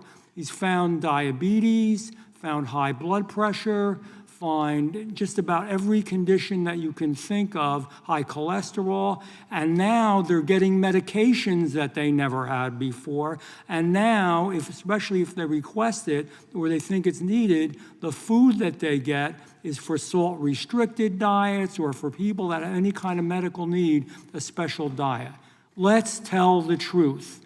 This was a show that, I'm sorry to say this, that the other side put on to make things look terrible that just weren't true. Will the gentleman yield? All. No, I will not, because I want to finish this. If I get time in the end, I will yield. And then we went through the rest of the facility. And I did speak with, I didn't have a long conversation. Some of them didn't speak English. And truth be told, didn't have an interpreter to me. But I spoke to people doing okay. And bueno. You know, everything's fine. And by the way, I said this before, I'll say it again. I don't know how well they work or don't work. But if we want to test who's telling the truth out here, I'll go on a lie detector test anywhere, anytime, with anybody who wants to do this and say, you know, that I'm telling the truth on this. Because I didn't know what to expect. I was hoping it would be up to state standards of the state prisons I visited and walked through when I was a state senator, and found that the standards were much better. But get this, I'm not done yet. So then they don't have recreation. They can't move around enough. And by the way, in the state facilities, they can't. In the state facilities, because our governor in New Jersey was criticizing it, they have to stand and eat over their bed. They no longer have a table to eat at. But here, they had a place to eat, they had the things that they need, and then they said, well, they don't have recreation. Well, hell, I know a lot of people that don't have recreation, but okay, we're a humane society, and it's America. So I asked, because they weren't going to take us to that part. I go out, and I'm looking at soccer fields. They have soccer tournaments. They play soccer. Most people don't have this. I work out every morning. I know what gym equipment's supposed to look like. Man, this gym equipment was top-notch, more than most people have or use, and it was typical of what a good gym would have. All kinds of machines for every body part. So come on, man. It's tell the truth time. Stop it. Well, the And gentleman, anytime somebody says this, I'm going to say it and that's why I got sick of it. That's why I went there. That's why I looked through. That's what I found. I know what my eyes see, and we look at. And by the way, the meals, bad food. Look at the food. They have halal for Islamic people. They had kosher for Jewish people. If anybody else had some other restrictions, they would work with you. That's the real deal. So I will yield, Will but the I may gentleman yield? reclaim my time. Gentleman if it yield gets to- gentleman outrageous. yield. Gentleman yield to the gentleman from California. Yes. I just wanted to add that an illegal alien who agrees to voluntarily return to their own country, that is, who agrees to obey the law, spends an average of 4 days in detention. Yield to- And that's a good point, by the way, and I will yield in a second. I reclaim my time. If they want to go back to their country, they absolutely can go back. And by the way, the famous hunger strike, those folks were getting money and they were going into the commissary because they also have a commissary besides the regular food you get, and they were getting food there, saying they were on a hunger strike. Nobody was on a hunger strike. Who wanted me to yield? Your time's up. Okay, I yield back to the chairman. Gentleman yields back to the gentlelady from Washington, then I'll go to New York. Thank you, Mr. Chairman. I guess the question I would have for my colleague on the other side is, why are you asking taxpayers to pay for the profits of for-profit prison operators? The two largest detention operators in this space that occupy the vast majority of detention contracts are GEO and CoreCivic. GEO, in 2025 alone, had a record-breaking $254 million in net profit. That was 700% more than compared to 2024, and they had a revenue stream of $2.6 billion. They're projecting, the executives at GEO have these stock portfolios that are projecting that they're going to increase their profits to $3.1 billion this year alone. So then you look at CoreCivic, which is the other one, revenue of $2.2 billion, up 13% from the year before. They just got $1.47 billion in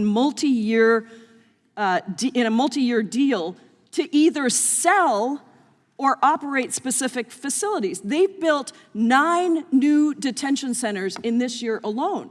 So what you're saying is you want taxpayers to foot the bill for profits to these mega corporations that are using the imprisonment and incarceration of immigrants of every single immigration status. U.S. citizens, legal permanent residents, people who are here with work authorization, people who have committed 0 crimes. You want these taxpayers to pay for the profits of these guys that go out and continue to just reap the benefits of this industry. No, I will not, has gone absolutely wild because of all the money you've plowed into this system. And you have to ask yourself, well, who are these people that are in detention? Why are they there? Why are we having to hold people in prisons who are legal permanent residents, U.S. citizens, people who have been here for 30 years, never committed a crime? Let's look at ICE's own statistics. Over 72% have 0 criminal records, 0. Most of the people that are being held in immigration detention are being held for civil immigration violations. And I'm going to make the point that I make 100 times in this committee. I'm going to make it again. Immigration violations are civil offenses. Wrong. It is a civil matter. That's why before 9/11, it was all handled out of the DOJ. These are not for criminal violations.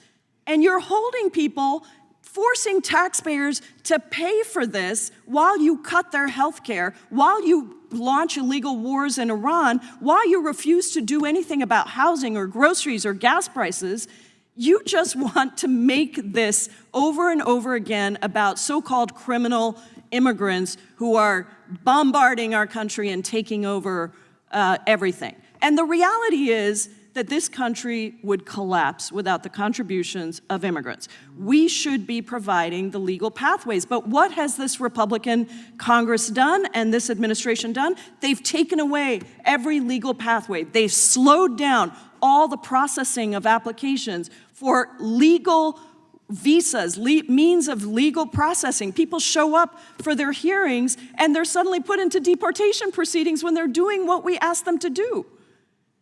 So the people that you are holding in these you had your time, Mr. Van Drew, this is my time, I'm gonna claim it. You had your time, and I was asking Mr. Knott this, and I might just see if he has a response to this, but I have a lot to say on this issue. I'm the ranking member of the Immigration Subcommittee. Do we have a single hearing on reforming the immigration system? No. You know why? Because Republicans have, since 2013, when I was not in Congress, and I was advocating for immigration reform, there was a bipartisan bill. It passed the United States Senate with 68 bipartisan votes. And you know what happened? John Boehner was the Speaker of the House, and John Boehner was pressured by his right-wing members to not bring that bill to the floor, because what would happen if we passed immigration reform, like a truly humane, bipartisan, comprehensive reform? We would no longer be able to blame immigrants for everything that you want to distract us from. And so it angers me that people keep putting out the same lies instead of genuinely recognizing that we need legal pathways, we need a reform to an antiquated system, and that is what we should be doing in this committee. I yield back. Gentlelady yields back. Gentleman from Texas is recognized. I thank the chairman. I oppose this amendment. My colleagues on the other side of the aisle claim it will result in indefinite detention of families, which is patently false. I mean, you can look right now, we can see, if you look at the data, which I don't have a chart big enough for people to see, but if you look at the data of the impact of what we see under this current president, you see a massive drop-off here, a massive drop-off what we're dealing with family units. And it's dropped and plummeted directly correlated to the enforcement measures that have been put in place and the policies of this administration that we're trying to codify here. And the reality is, I mean, I can sit here and offer into the record articles, phase out of, here we got private, Biden use of private migrant centers grows amid border crisis. Another one about Obama, expansive use of private centers. The fact is, this has been a part of our policy on this for a long period of time. The reality is that these centers include housing, playgrounds, schools, and meals for families. The guidelines state that they will offer access to reading materials and other programmatic activities such as adult educational classes, organized recreational programs, and groups focused on healthy living. And at the end of the day, the stay in these centers is not supposed to be indefinite. In fact, multiple administrations have created a fast, dedicated docket for family-based claims, and what we're trying to do is ensure that we're able to do that. As we saw under the Biden-Harris administration, the status quo simply didn't work, and for 4 years, these policies incentivized hundreds of thousands of aliens who are part of family units to travel to the southwest border. It allowed cartels to exploit them. It allowed the furtherance of the profiting of the cartel members. Cartel members are using children to pose as family units. We know this to be true. We know it was documented, and it was all a direct consequence of the open border policies that resulted in the trafficking of children using these policies to do so. We know that this administration lost tens of thousands of children, could not keep up with them, could not know where they are because of the flawed policies of what they were doing. And this legislation is designed to end those perverse incentives, to stop the empowerment of cartels, to protect children, to protect family units, and to be able to get those processed without the perversion of our laws. The fact that there are private centers does not mean we shouldn't have oversight. Of course we should. The executive branch, Congress, should have oversight over the quality of the facilities, and where they fall short, those should be addressed. But we have private prisons in numerous categories throughout our country, in state incarceration, in federal incarceration, and here with respect to dealing with those that are detained who are here illegally. And look, I mean, I was out in Aurora, Colorado after that center was targeted for protests back in 2019, and I happened to be in Colorado visiting family. So I went out to Aurora and literally spot check walked in. Wasn't announced, I just showed up to go say, what's going on?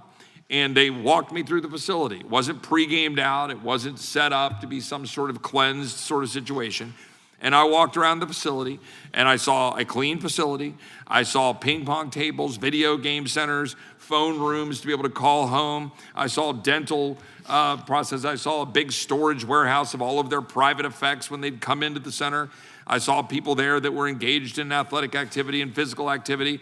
I saw people that had iPads being given to them, and any number of things that people would, frankly, most taxpayers would say, wait, what? We're doing what? And we're giving how much and spending how much?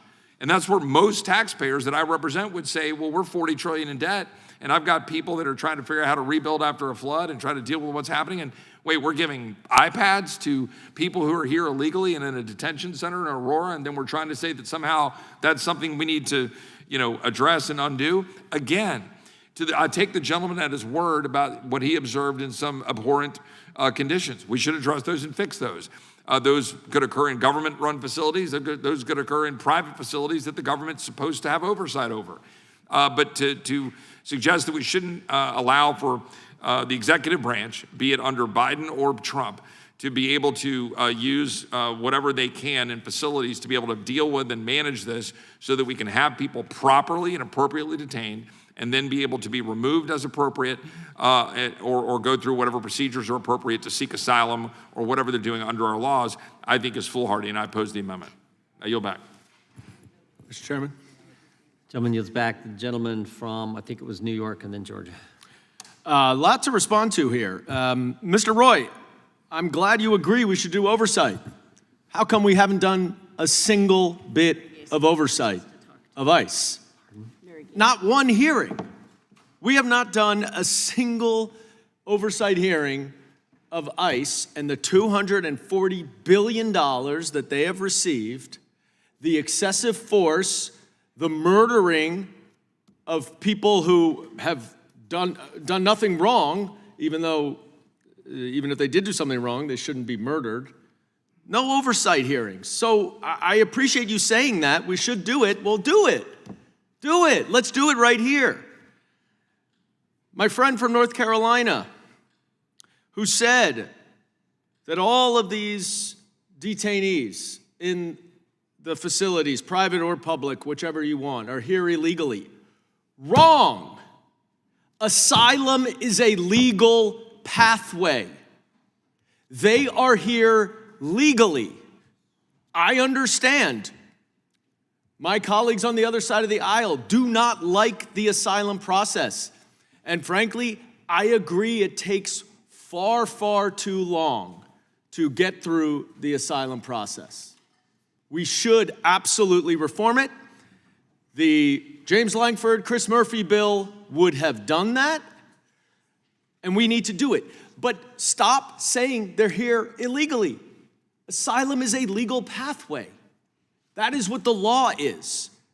And so all of those people, not all of them, most of those people at Delaney Hall that I spoke to, I'm sorry Mr. Van Drew didn't have an interpreter. I was able to stay for 2.5 hours and speak to a number of them. Many spoke English. The ones that didn't were translated by other people. They have no criminal record. They have work authorizations. I was talking to a mother who had an 18-year-old, single mother, 18-year-old, 12-year-old, and 8-year-old.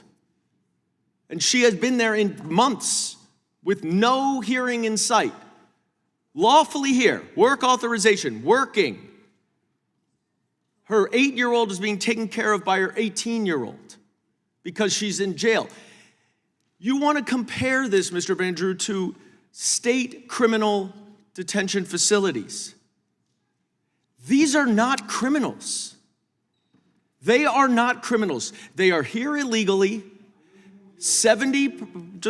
I will if I have time. 70% of those who are arrested have no criminal record whatsoever, and the data is about 5% have serious criminal convictions, and they should be deported. But these people are not criminals. They do not belong in jail indefinitely. And what's worse is you don't have to take my word for it. You can take the word of 88% of federal judges in this country. 88%, every single president. I know we all like to name who appointed it because Obviously, if it's appointed by the other party, it's not legitimate. Well, plenty of Trump-appointed judges. Since July of 2025, the federal courts have decided 16,400 habeas cases. Of those, 14,350 went against the administration, and the detainees were ordered to be released. 88%. Let me ask you something. If your agency had 88% of their cases lose, do you think you might change your policy? Do you think you might say, okay, this is probably not legal. Maybe we should do something different. But no. You know what Stephen Miller wants to do? He wants to suspend habeas corpus because he doesn't like the fact that he can't just do whatever he wants and there's actually a law that he has to follow. So yes, the criminals should be deported, but that's not who are being kept in these detention facilities indefinitely for months and months and months and months. Many of with work authorizations, paying taxes, having businesses. What are they doing in a criminal jail? They're not criminals. So yeah, that's all well and good. You want to compare it to a state criminal jail, but these are not criminals. And they should not be in jail, as 88% of federal judges have determined. And I yield back. California is recognized. Well, the gentleman from New Jersey has some unanimous consent, and then I'll come to you. Have a UC Delaney Hall snack purchases cast doubt on real hunger strikes. Despite a 14% drop in detainee population, commissary spending nearly tripled during the supposed hunger strike process. Without objection. Gentleman from California is recognized. Move to strike last word. Gentleman is recognized. Mr. Chairman, I patiently listened for 5 minutes to the word illegal is not a criminal. But I want to go a little further back because it needs to be said. This committee has tried to, in previous times, prior to President Trump, to deal with people who drink and drive and hurt or kill people that are illegally in the country. And the other side has repeatedly turned down with amendments such as, well, what if someone did it 10 times a DUI? What if they did it 20 times? And in every case, the then majority Democrats would vote no. So it pales in comparison to the definition that they painted, because of course their definition of criminals, that statistic that was cited, only 5%, of course ignores the DUIs, ignores the wife beaters, ignores anything except having been convicted of a felony. Now, if 5% of the people you're trying to throw out are criminal felons, and you're having trouble sometimes even getting rid of them, then I don't care if it's 80% of the cases or not. Of course you continue to do it. And within those who were denied being held and released, there were lots and lots of people who hadn't held jobs, were involved in or suspected strongly of being involved in gang and criminal activities, and the list goes on. And yet, the other side says, well, we're okay if it's a crime. No, you're okay if the guy's been charged and convicted, unless, of course, he's going out the back door of one of your sanctuary cities. If he's going out the back door of one of your sanctuary cities, you're okay with releasing him again and again. So how dare the other party make the statement that somehow, well, we're okay with locking up criminals. We're okay with deporting criminals. Your definition of criminals and your treatment of criminals in sanctuary cities, most of the blue states and cities, has shown us that that's just not true. So yes, we are dealing with a good piece of legislation here. We are fighting amendment after amendment, and I'm okay with just voting no on the amendments as appropriate. What I'm not okay with is sitting silent while somebody redefines crime and forgets their own history. The history of this committee is when Democrats are in charge, nobody gets deported, everybody gets let in. I'm going to close. I'll yield with you in just a moment. My grandfather came through Ellis Island, as so many did.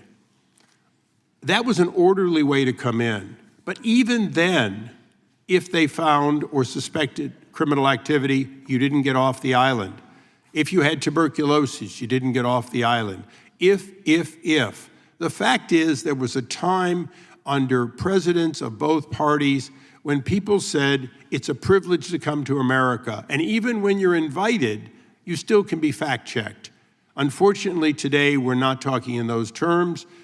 This is not the only bill I'd like to see passed, but I'm delighted that it's finally being brought up, and I look forward to voting for it. And I yield to my colleague from California. I think I just want to make a couple quick points. The Langford bill would have prevented President Trump from taking the actions that he took to secure our borders until illegal crossings reached 4,000 a day.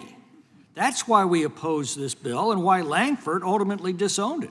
Now, remember, the Democrats said there was nothing could be done. The president proved them liars when he enforced the law, and illegal crossings immediately dropped more than 95%. Now, we're also told these are not criminals. Well, that's both true and untrue. What's untrue is that they've not violated the law, and they have indeed. If they've crossed the border illegally, they've committed a misdemeanor under federal law, punishable by up to 6 months in prison and a $1,000 fine. If they re-enter, it's a felony. But what is true is that they are normally not charged for this crime. So their illegal presence is a civil matter. It's remediated by the civil enforcement of deportation. Deportation is not a punishment. It is a simple recognition that they've got no right to be here. It's analogous to being escorted off the premises of a property that you have no right to be in, even if you're not charged with the actual crime of trespass. Thank the gentleman for yielding.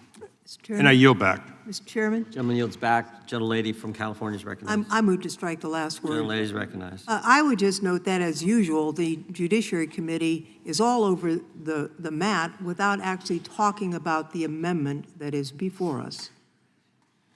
The Trump administration has gone all over the country and paid, in many cases, inflated prices 2 or 3 times the assessed value for a bunch of warehouses.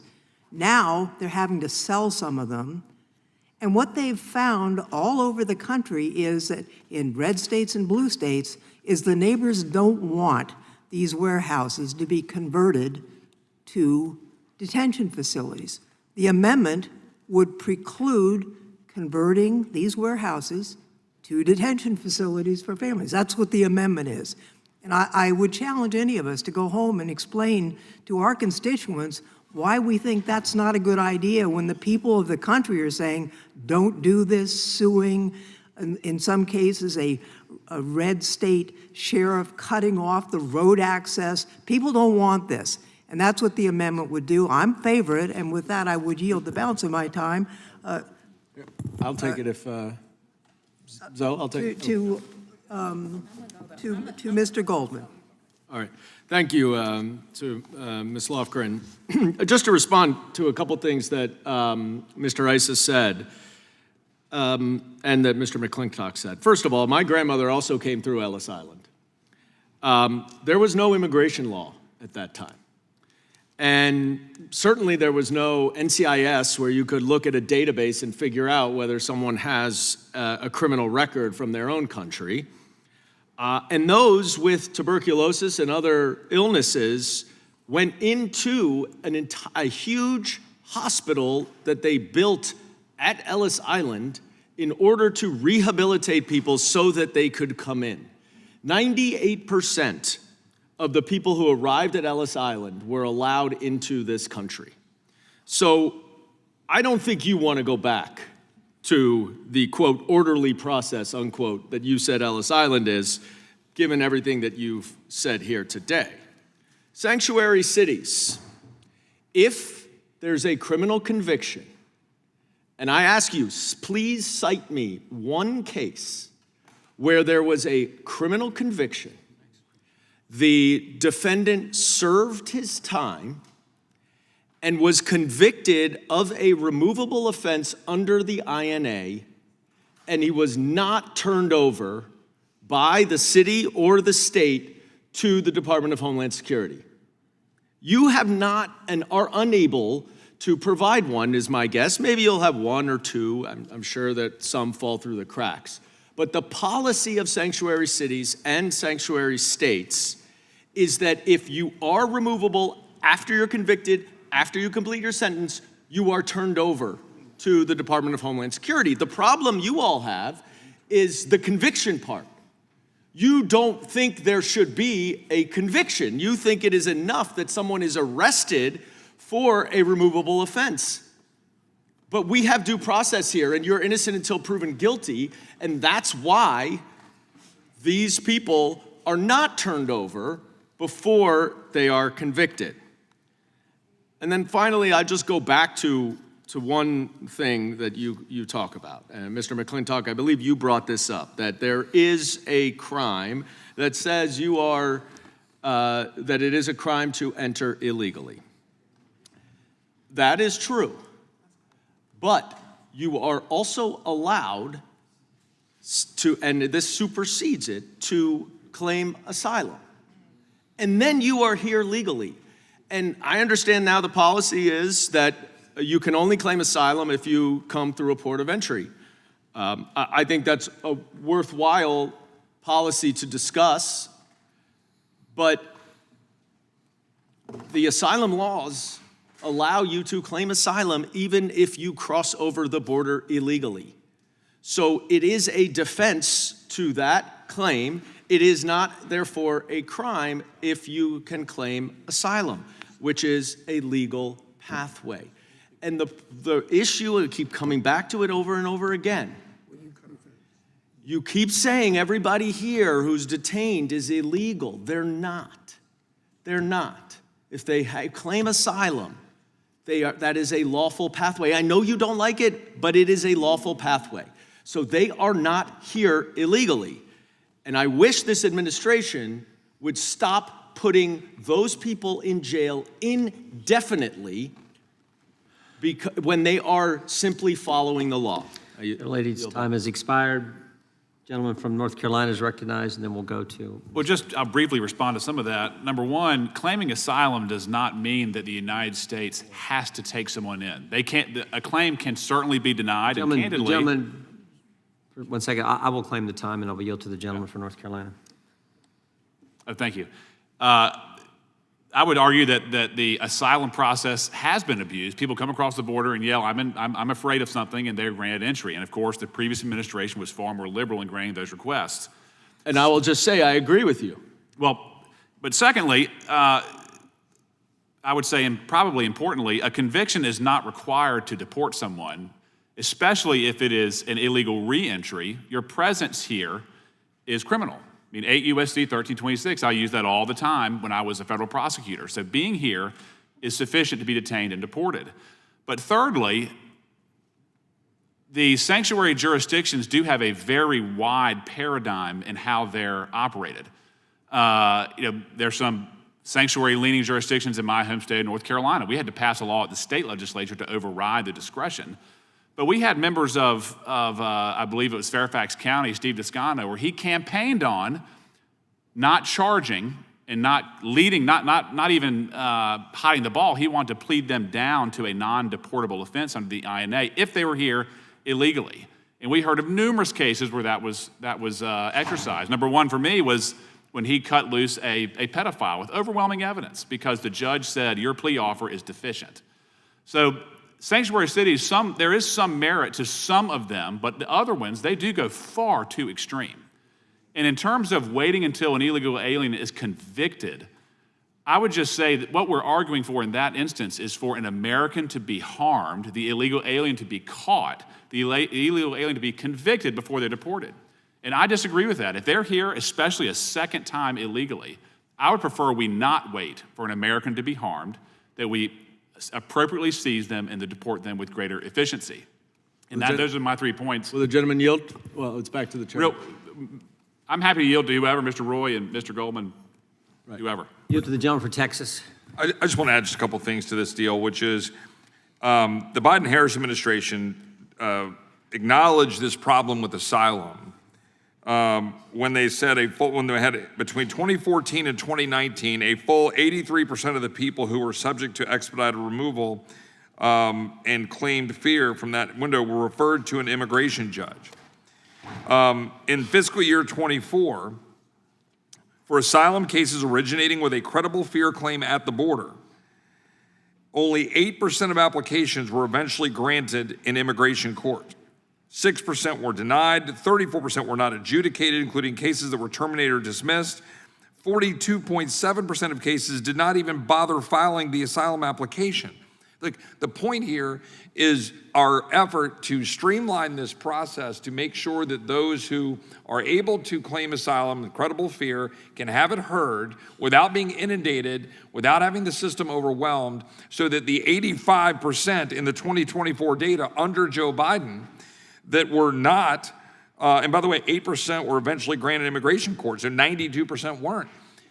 That number is completely unacceptable, and it's indicative of everything that was wrong with our system under the previous administration and why we are seeking to make codification of the policies that have restored order, that have restored sensibility, common sense, that have made it to now where you can actually do your job, where if somebody has an asylum claim, you can at least hear it, where you can manage the border without total abject chaos, where ranchers are overwhelmed, rapes are occurring, unaccompanied children are being abused, cartels are being empowered, fentanyl are killing Texans and Americans, and the purpose of this is to avoid that ever happening again, irrespective of who is in the White House. I yield back, or I yield to the chairman.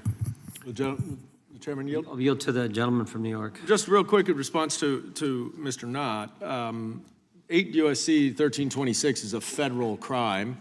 Whenever anybody is arrested federally, they don't have status, they're not here legally, they go into immigration custody if they're not put into federal custody. The issue is with the sanctuary cities, we're talking about city and state criminal prosecutions. And Mr. Roy, I guess what I would just ask is why is not some of the $240 billion that is being given to our immigration enforcement going to hire many more immigration judges to get out of the backlog of asylum? That's a pretty simple thing. Instead, it's going to $50,000 bonuses to people who are unvetted, who don't even have their background checks completed, and who are being hired just to terrorize people and arrest them for people who have no criminal background. I yield back.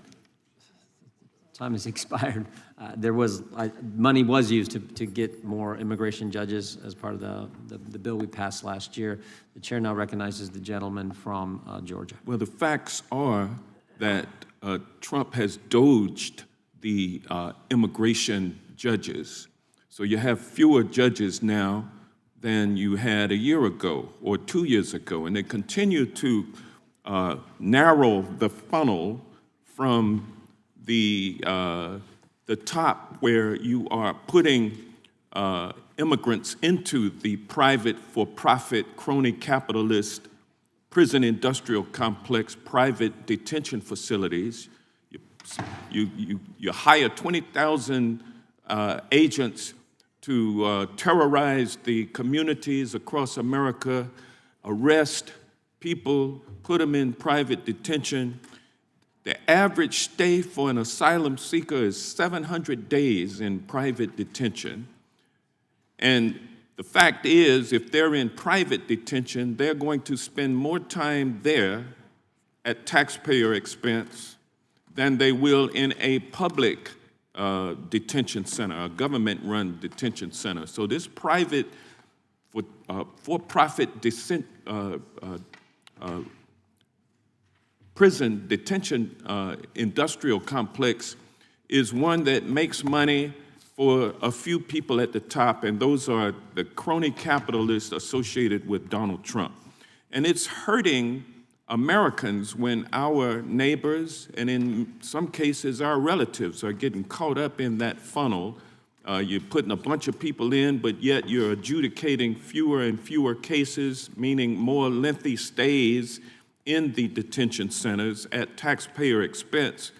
Connect the dots, it hurts the taxpayers, but it also hurts people on the ground. I want to read parts of an article written by Miriam Jordan, a national immigration correspondent with the New York Times. in an article published yesterday and updated today. She says, quote, "The Trump administration's immigration crackdown is colliding with a demographic reality. Americans are aging rapidly and living longer, creating soaring demand for elder care when the industry is already buckling under the weight of chronic labor shortages. Almost 70 million people in the United States are 65 years of age or older, and government projections estimate that 70% of older adults will need care at some point in their lives. Millions of immigrants eligible to work in the United States fill positions across the elder care industry, such as nurses, dietitians, fitness instructors, and maintenance technicians.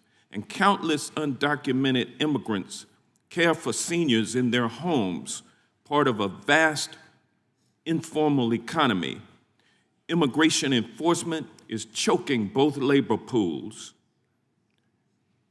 And so when you get older and you don't have anybody to take care of you, you can blame Trump and you can blame MAGA Republicans here in the House of Representatives and also in the U.S. Senate.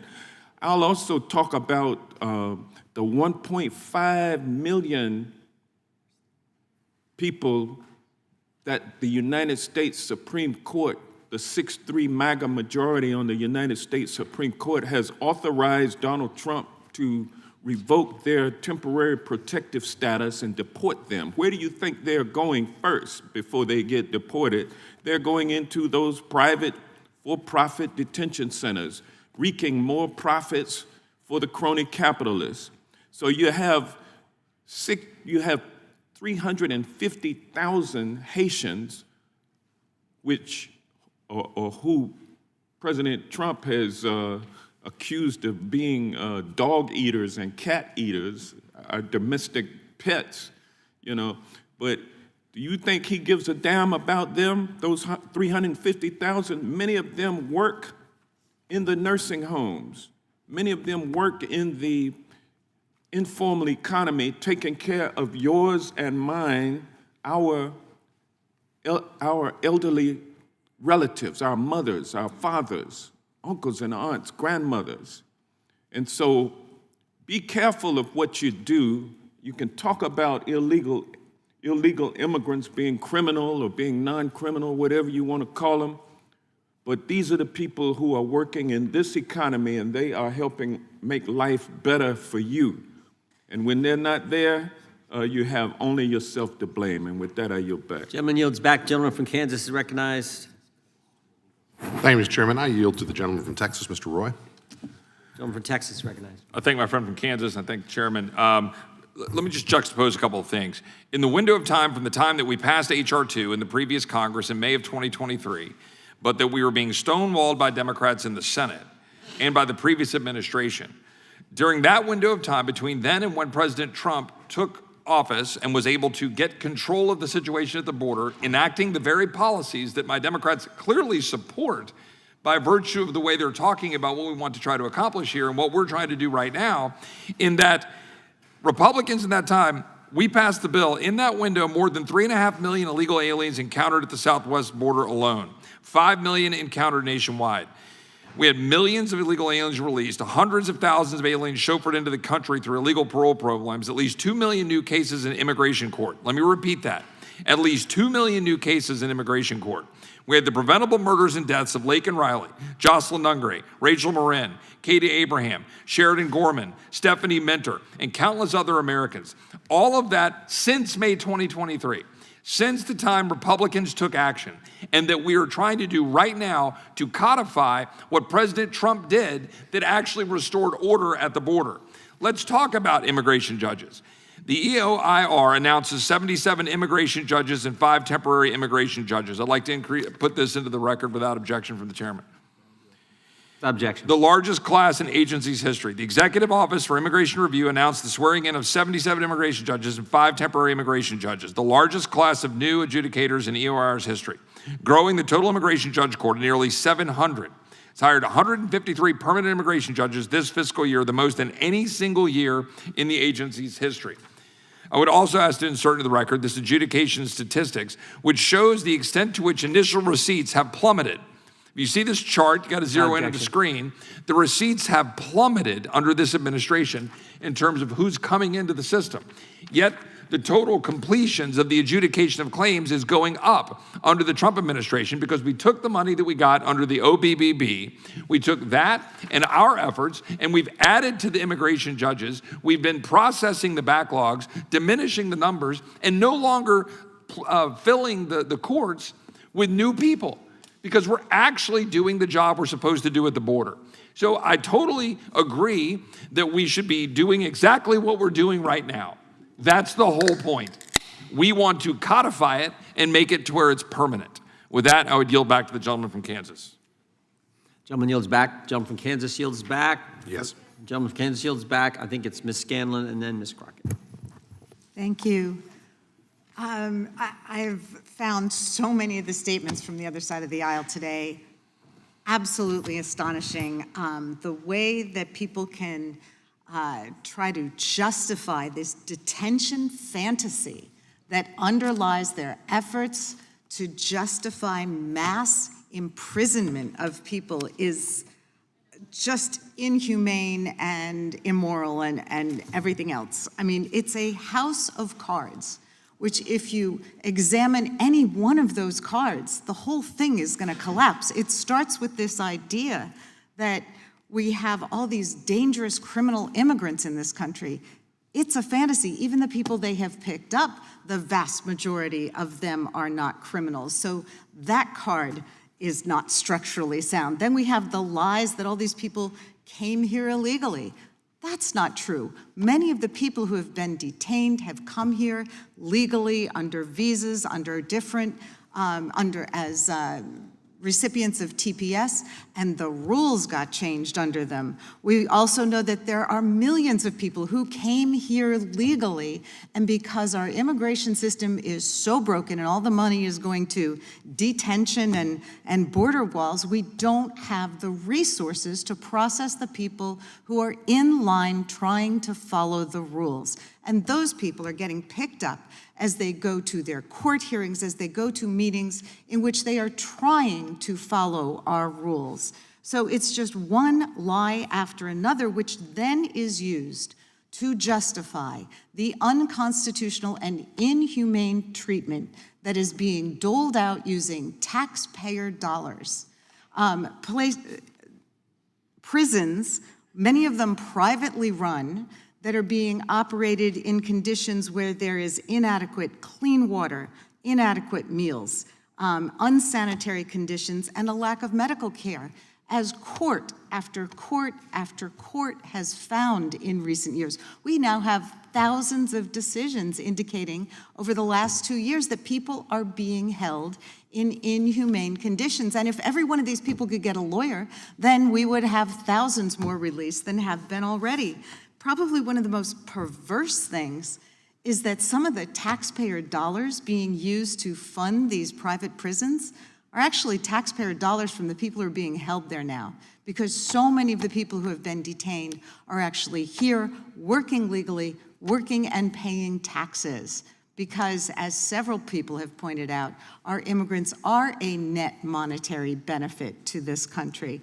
The arguments are just not credible, they're not true, and to justify the kind of conditions where we've had over 50 people die in the last just year and a half in ICE facilities, that is vastly more than we've ever seen before.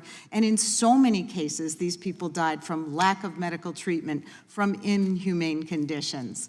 And to try to justify continuing that kind of immoral behavior, I think, is well beneath this institution and this country. But I do want to make the point that I think kicked off this part of the debate. My colleague from Pennsylvania has offered a very simple amendment saying that we should not be detaining people in warehouses.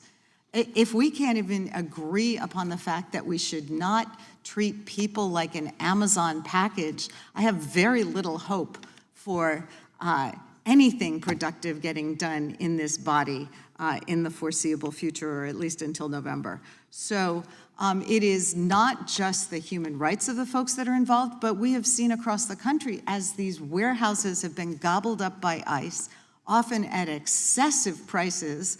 The local communities are saying, wait, our sewer system, our electrical grid, our hospital system can't handle you putting 7,000 or 10,000 people in an Amazon warehouse in our district. So there are so many other issues here that deserve to be dealt with.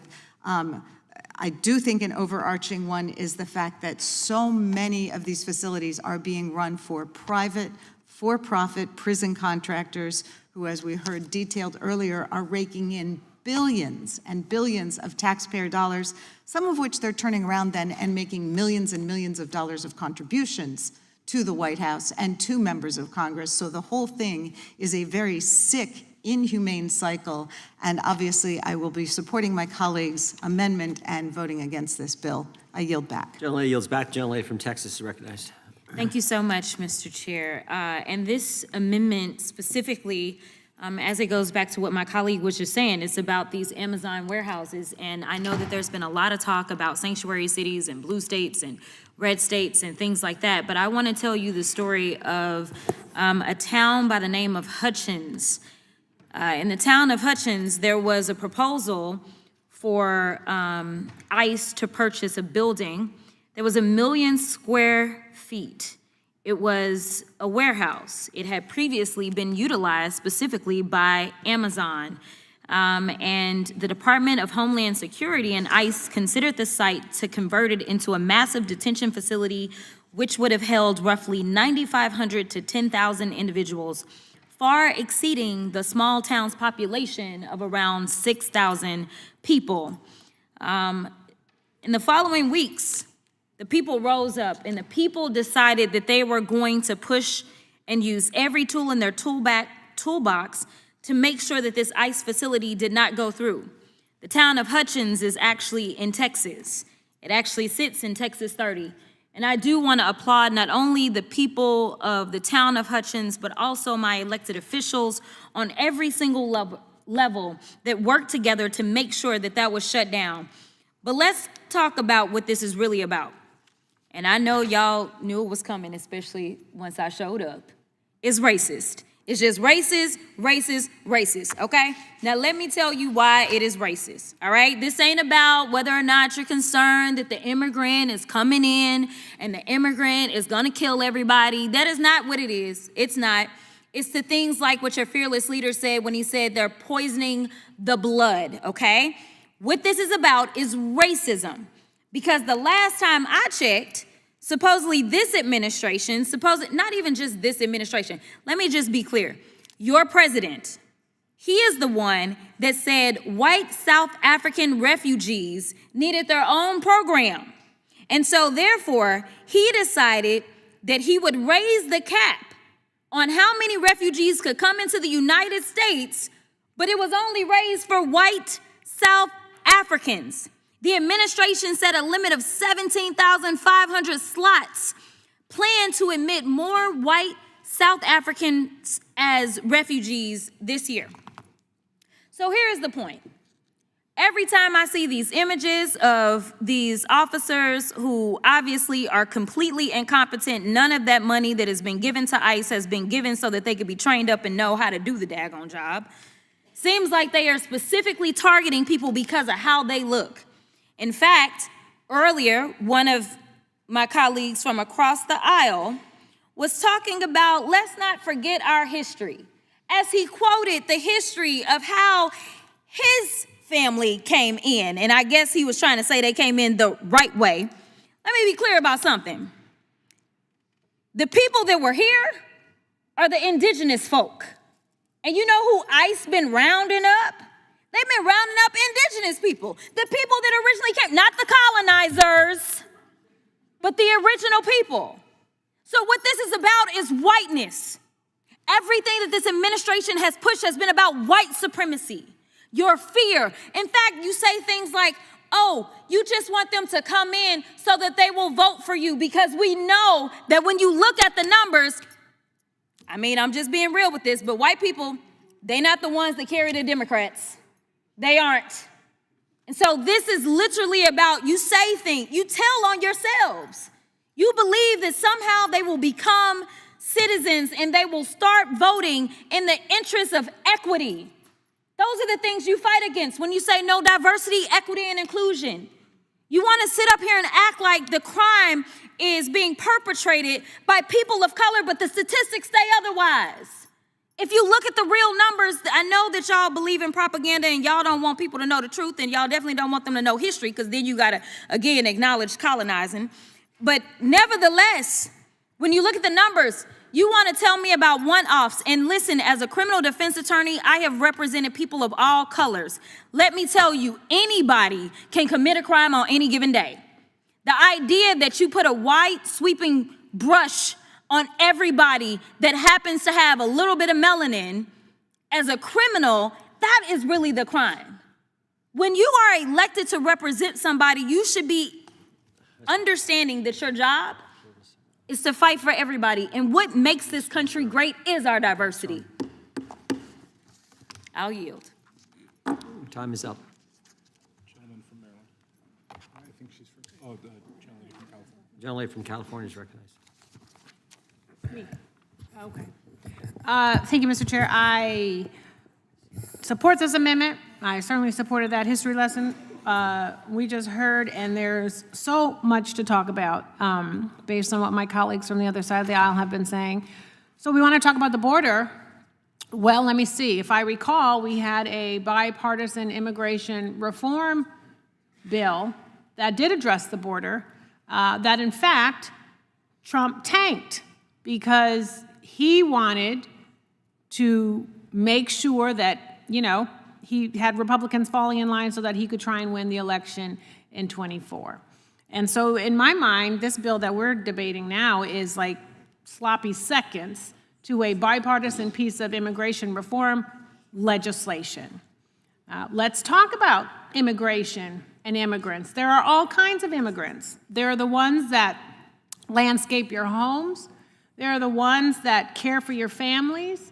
There are the ones that prepare your food. There are the ones that design your Teslas. There are the ones that come up with vaccines that cure diseases. There are the ones that marry people that ultimately become the president. There are all kinds of immigrants with all kinds of status.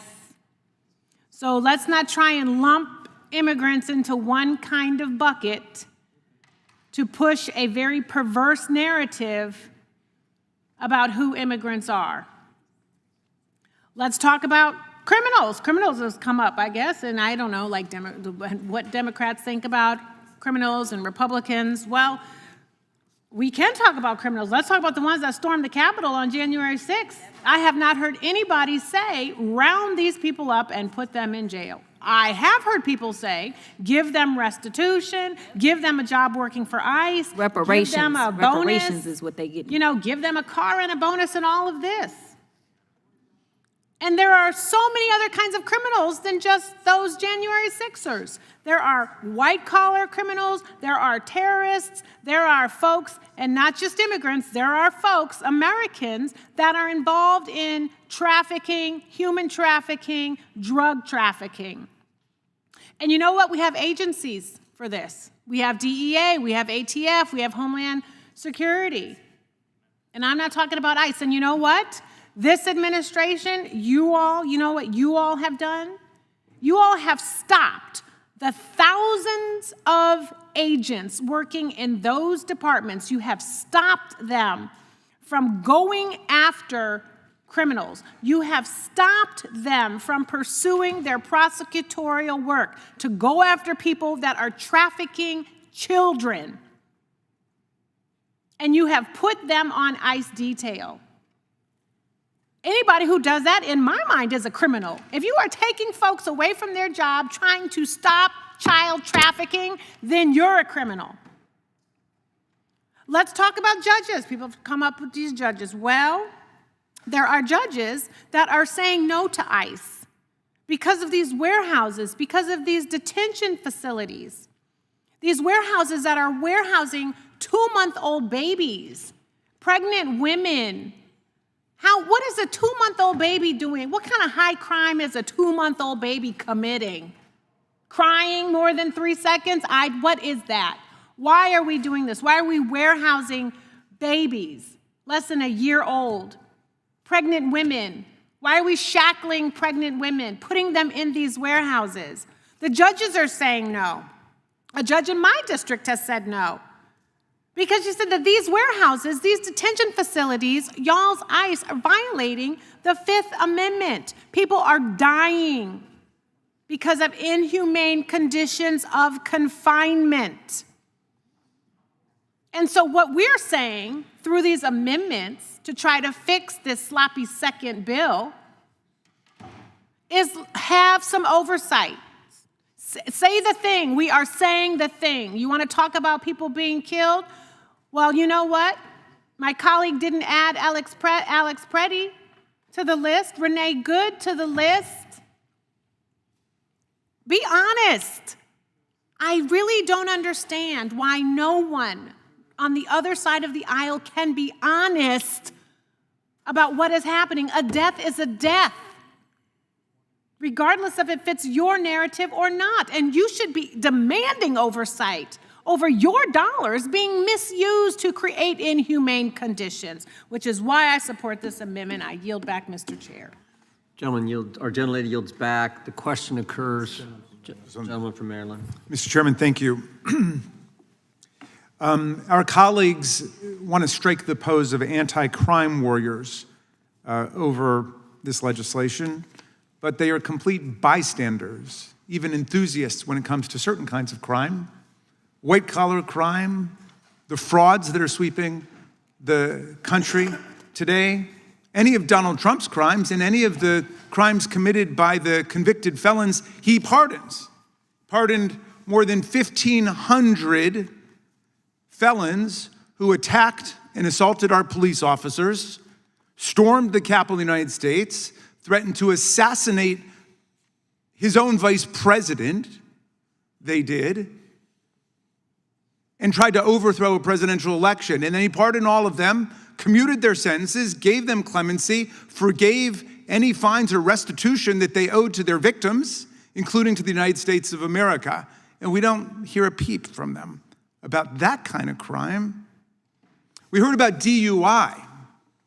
Well, a lot of our families have been touched by DUI. Lots of families in America. 12,000 people every year are lost to drunk drivers. 34 deaths a day.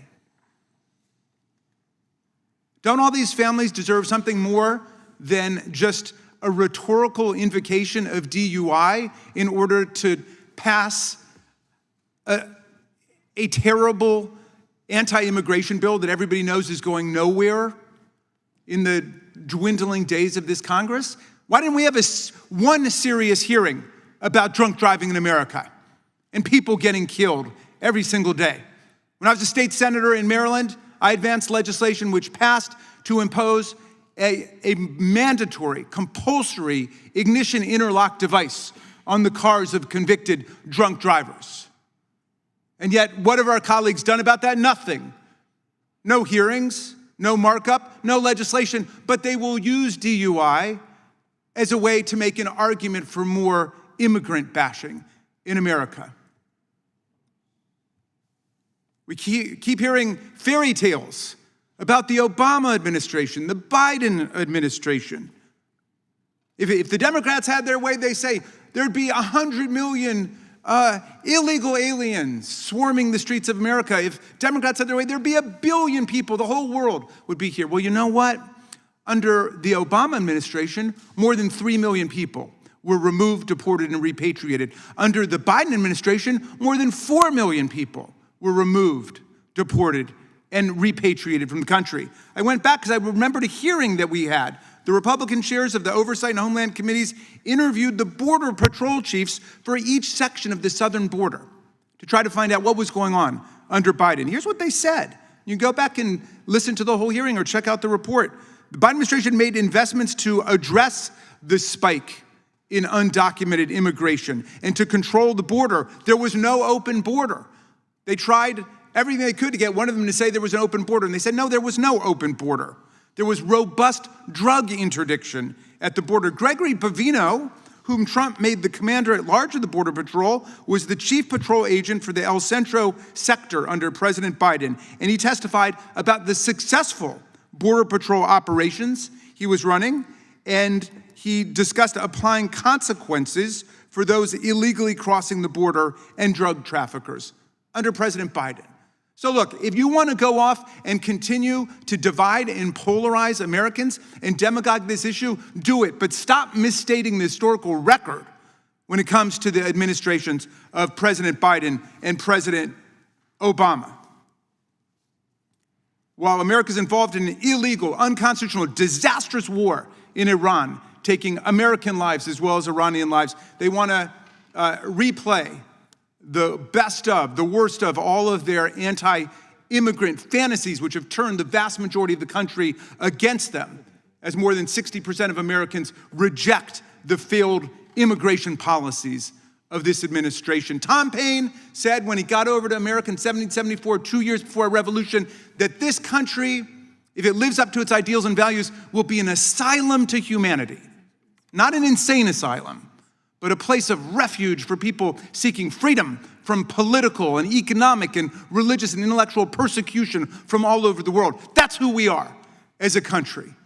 And instead, they want to set Americans against Americans and continue to have ICE agents killing Americans, shooting them down in the streets. And we say, no, enough of this. Let's get together and have serious, bipartisan, common sense immigration reform.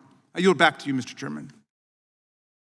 Gentleman yields back. The question occurs on the amendment offered by the gentlelady from Pennsylvania. All those in favor say aye. Aye. Those opposed, no. No. Opinion of the chair, the noes have it, and the amendment is not agreed to. Seek a roll call, please. Roll call being requested. The clerk will call the roll. Mr. Jordan? No. Mr. Jordan votes no. Mr. Issa? Mr. Issa votes no. Mr. Biggs? Mr. McClintock? Mr. McClintock votes no. Mr. Tiffany? Mr. Massey? Mr. Roy? Mr. Roy votes no. Mr. Fitzgerald? Mr. Klein? Mr. Gooden? Mr. Van Drew? Mr. Nels? Mr. Moore? Mr. Moore votes no. Ms. Hageman? Ms. Hageman votes no. Ms. Lee of Florida? Mr. Hunt? Mr. Hunt votes no. Mr. Fry? Mr. Kiley? Mr. Grothman?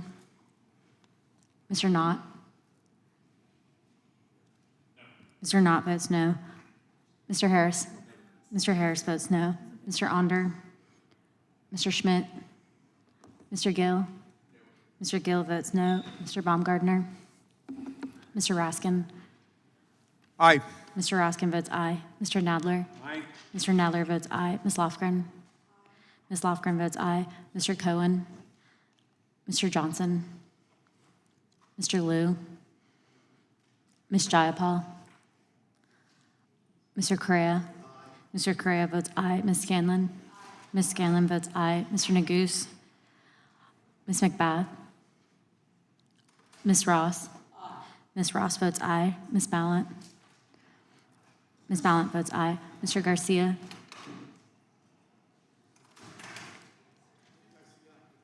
Mr. Garcia? Mr. Garcia votes aye. Ms. Kamlager-Dove? Ms. Kamlager-Dove votes aye. Mr. Moskowitz? Mr. Goldman? Mr. Goldman votes aye. Ms. Crockett? Ms. Crockett votes aye. Ms. Lee of Pennsylvania? Ms. Lee of Pennsylvania votes aye.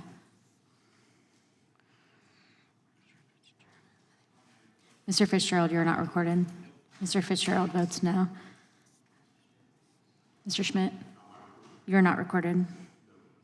Mr. Schmidt votes no.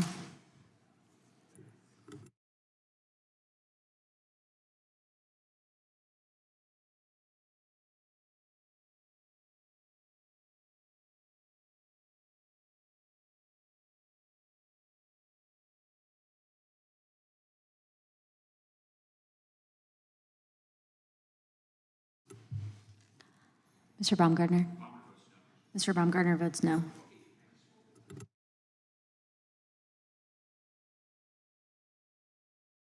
Mr. Chairman, there are 12 ayes and 13 noes. The amendment is not agreed to. Who seeks recognition? Gentleman from Maryland. Thank you, Mr. Chairman. I've got an amendment at the desk. Clerk will report. Gentleman from California reserves a point of order. Amendment to the amendment in the Without nature. objection, the amendment will be considered as read. The gentleman from Maryland is recognized to explain the amendment. Thank you, Mr. Chairman. My amendment is about the necessity of ICE agents wearing body cameras, something which I think the vast majority of Americans and people in Congress agree to. We've watched in horror as poorly trained and out of control DHS and ICE officers shot more than 24 Americans and immigrants and killed 6 of them, including 3 U.S. citizens during immigration enforcement operations since Trump has taken office. Despite these killings in the streets of America, the majority has refused to conduct any investigative oversight into these homicides or to hold the Department of Homeland Security or its agents accountable in any way.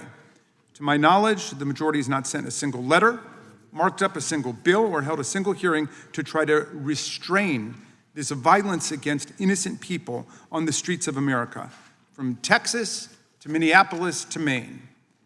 Democrats have been demanding reform, including a requirement that all DH officers wear and use fully functioning body cameras when conducting these enforcement operations. But despite repeated assurances from DHS that this would happen, it has not happened. Shortly after agents killed Renee Good and Alex Preddy in Minneapolis in January, DHS vowed to quickly deploy functioning body cameras for every officer across America, but nearly 6 months later, it still hasn't happened. And the carnage continues. Earlier this month, ICE officers fatally shot Lorenzo Salgado Araujo, father of 3 children, all of them U.S. citizens, in Houston, Texas, during an operation. The officers involved were not wearing body cameras, according to reports, leaving lots of questions about why this happened. Just days later, ICE officers fatally shot Johann Sebastian Guerrero during an operation in Maine. The officers were wearing body cameras this time, but no, they were not turned on. They were not functional. For both shootings, we've been forced to rely on DHS's official bureaucratic description of events because no body camera footage is available to provide either a corroborating or a contradictory account of what actually took place. And DHS's veracity and credibility have been repeatedly debunked after eyewitnesses, reporters, and judges in federal courts have determined that the government simply did not tell the truth about what happened. Following these most recent crimes against citizens, immigrants, and communities, DHS announced that all agents and officers will be equipped with fully functioning body-worn cameras in the next 60 days, they said. We can only welcome this announcement, but given the administration's bloody track record, we cannot take their word for it. Trust but verify. We need these cameras yesterday. No more bureaucratic red tape and evasions. DHS and its component agencies have consistently made false and unsubstantiated allegations about the people that its agents shot dead, including Renee Good and Alex Preddy, who the secretary quickly called terrorists. Terrorists, she called them, a defamatory lie that she refused to retract in this committee. DHS has routinely claimed that its own homicide victims, the people that their agents shot down in broad daylight at point-blank range, were actually attacking the officers, and that they had tried to weaponize their cars against them. All of this has been proven obscenely, demonstrably false. Both the false charge of terrorism attributed to moms of 3 kids and VA nurses, and the false assignment of guilt in people causing their own deaths at the hands of DHS and ICE. In each case, evidence emerged that definitively contradicted and debunked the government's claims. In other incidents, it was found ICE agents lied and acted inappropriately, resulting in several of the prosecutions of DHS victims being dismissed in federal court with prejudice. As a result, Donald Trump's DHS has completely lost the trust of the people that it was created to protect and serve. We need DHS using body-worn cameras to ensure the accountability, bureaucratic transparency, and public safety against a bloated, masked paramilitary force. This is a basic constitutional requirement, not a partisan complaint. Most law enforcement agencies across America are using body cameras as a standard practice. Just last week, Republican Senator John Cornyn called it a mistake that the officers didn't have body cameras. So this is not a question of a lack of resources, Mr. Chairman. They've got the resources to do it. I urge my colleagues to support this constitutionally compelled and common sense amendment, and I yield back. Gentleman yields back.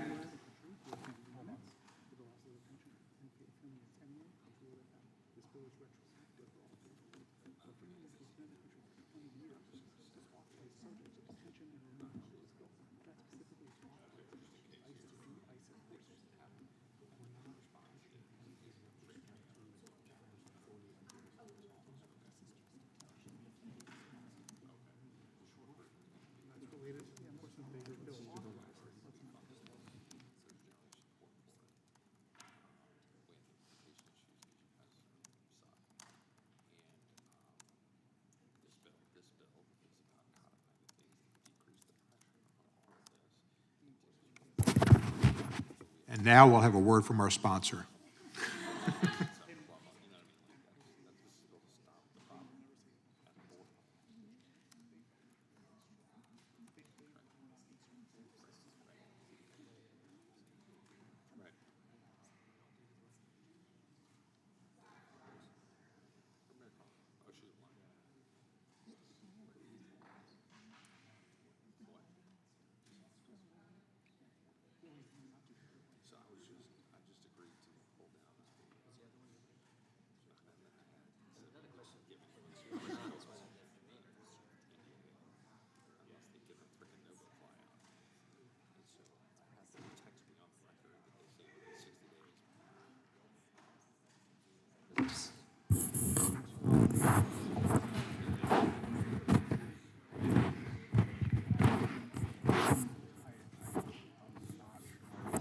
Okay.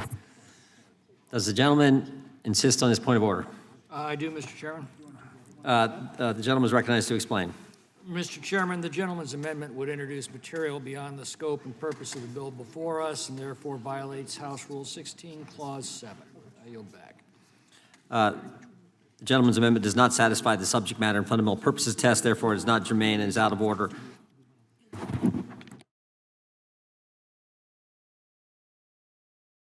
Who seeks recognition? Gentleman from Timmins. Mr. Chairman, was there a ruling on this? Yeah. What was the ruling? Is not germane. Okay, I have another amendment that we can introduce that's written more narrowly, and I'll introduce that one. Gentleman is recognized. Clerk will report.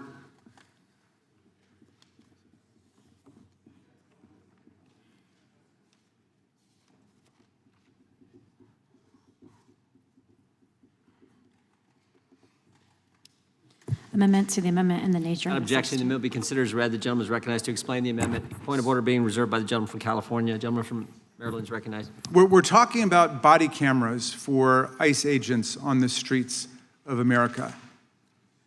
And we're talking about in the aftermath of numerous killings of U.S. citizens and also immigrants. Immigrants who were not even the target of the original operation and were not committing any crimes. So this is a matter that the vast majority of Americans agrees about.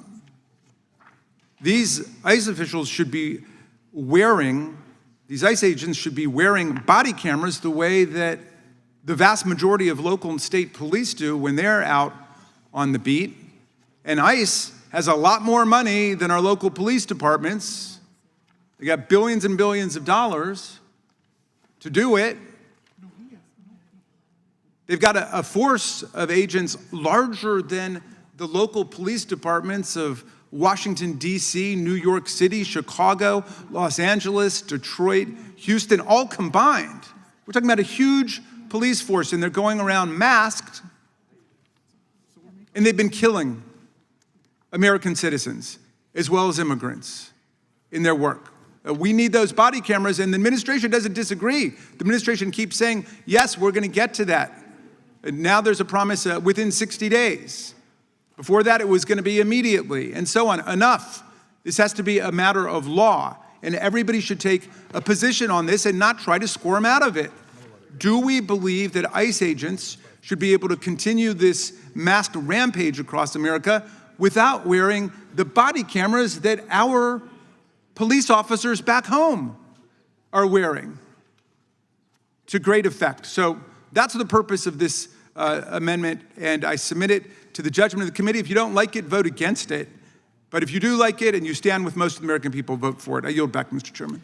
Gentleman yields back. We're not trying to squirm out of anything. We're just trying to follow the rules. If it's germane, the amendment will be allowed. We'll debate it and we'll vote on it. If it's not germane, it'll be ruled not germane. That's how it operates. The gentleman from California, does he insist on his withdraws his amendment? Imagine that. The gentleman from Texas is recognized as, the gentleman from California is recognized to speak on the amendment.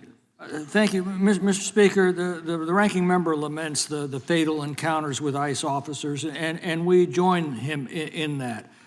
But it must be remembered that no one, not ICE officers, not rioters, not fugitives, and not bystanders, have ever been injured, let alone killed, when ICE officers have been able to arrest illegal immigrants while they're already in custody. But the Democrats' sanctuary laws don't turn them over when they can be safely arrested. They release them back into our streets to prey upon innocent Americans instead, and, by the way, prey upon immigrants, until squads of ICE officers have to go out, track them down, and take them back into custody by force. And when they do that, they must often encounter violent mobs, often incited by the Democrats, or confront violent fugitives. And people get injured and they get killed. Indeed, a Democrat member of Congress last year doxed an ICE officer to a violent mob in California, who then set upon him and put him in the hospital. Another Democrat member of Congress stands indicted for assaulting law enforcement officers at an ICE facility in New York. You cannot lament these injuries and deaths while defending the sanctuary laws that caused them. But now to the point of the body cameras. We support body cameras on all law enforcement. Republicans appropriated $20 million for this purpose. But I need to remind the ranking member that he and his colleagues voted to shut down DHS for 75 days, the longest government shutdown in American history, during which time they could not draft RFPs to start the bid process to obtain these cameras. They're now in that process, but the gentleman and his colleagues are the reason we're 75 days behind in achieving this objective. And I yield the balance of my time to the gentleman from Texas. I concur with my friend from California. I mean, I do think it merits repetition of what the gentleman just said, for the record, that we in fact funded said cameras. The administration has publicly stated their intent to implement and are in the process of implementing said cameras, that my colleagues on the other side of the aisle stonewalled for about half of this year our ability to easily fund ICE and Border Patrol, which delayed their ability to have funds that they knew that they were going to have in place, and while they were shutting it down, while we worked to use a reconciliation process to do what we should have done through appropriations. But my colleagues on the other side of the aisle refused to do it. So they literally are now complaining about not implementing something that they held up for months on end without being willing to fund ICE and Border Patrol to do their basic duty and their basic job. Then Congress, Republicans in leadership, had to step in the breach, use reconciliation to solve the problem, and did so. I would also note that the structure of this amendment is flawed in the sense that it is going to exacerbate the problem by trying to withhold implementation of the codification of the policies that we ought to have put in place that would make permanent our ability to not have the situation where we have people in America and in our streets that have to have enforcement. So we would delay and not allow the implementation of the codification of the very policies that would help avoid the problem that we're having to deal with by having people here who are not supposed to be here under our laws. We funded it, we put it in place, Democrats opposed it, and now they want to try to turn this legislation, which is designed to codify and improve our policies with respect to who gets into our country under what procedures so they can't be abused by a future president as they were under the previous president under asylum, parole, catch and release, and all of the other policies, unaccompanied children, that created this situation, that resulted in the death of Americans, that resulted in the death of immigrants. And now they want to try to do this when we all agree that we want to have the problem. The administration agrees that we want to have the problem addressed, and that they themselves delayed by delaying the funding of ICE and Border Patrol in the spring. With that, I would yield back to my friend from California. Gentleman yields back. Gentleman from Tennessee is recognized. Thank you, Mr. Chair. Firstly, I appreciate the ranking member for bringing this amendment. It's so pertinent and important that body cameras be on the ICE officers. We can't make sure they don't turn their cameras off when they're doing something, or the cameras aren't on them and don't happen to work, which happens in many cases in my city with the police. For some reason or another, the body camera's not working. But this is an attempt, and I agree with Mr. McCullough and Mr. Roy about the need for ICE agents. We do need Customs Patrol and Immigration Control, but this ICE group is out of control. They are out of control. I've written to the secretary, who's amazing to me that he's a secretary with a capital S, that want to know what ICE is made up of. If there are any people in there, they're January 6 folks who have been convicted. If there are people that or policemen at other departments who were dismissed for some reason, what are their criteria for hiring officers? And we haven't had an answer yet, but it's recently sent. I've seen pictures on the street of ICE agents. This is no DEI thing, but I've never seen a person that looked like they were black, an ICE agent, looked like they might have been Asian. Never seen anybody look like an immigrant. It's all white, white, white. It's the color of the Proud Boys. It's the color of all of those groups that have tried to destroy democracy on January 6th and came up here. So I'd like to know who they hire, what their criteria is, and what training they get. And there was a gentleman on television recently who was a whistleblower, I believe, and he said that their training, and he was a trainer, in deadly force was very limited. And they didn't have nearly as much as police officers have, and that they don't have really good training on when to shoot and when not to shoot, and they were given improper information about shooting at cars. In Memphis, the police department, I was the legal advisor for the police department many years ago, they're prohibited from shooting at a vehicle, because if you hit the person, you're liable to have the car go off and kill somebody else. But they shot Miss Good in the car, and they shot Mr. Preddy. And these people are saying they're holding up these posters. Democrats are we're trying to stop, not trying to protect you. Well, Mr. Preddy and Ms. Good were American citizens, and we were hoping they'd have been protected by body cameras or some other better use and choice of who the ICE officers are. The people that were shot in Maine and Texas shot the wrong guy in Texas. They shot the wrong person in Maine too. We need a force that is properly trained and properly chosen, not just what we've got out there, which has got some people that are not qualified and like the power they've got.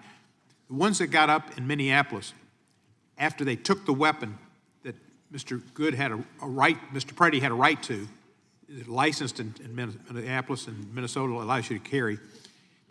One guy took his gun and ran, and as soon as he took the gun out of his back pocket, which he never tried to use, and he ran across the street, the other officer next to him immediately shot him,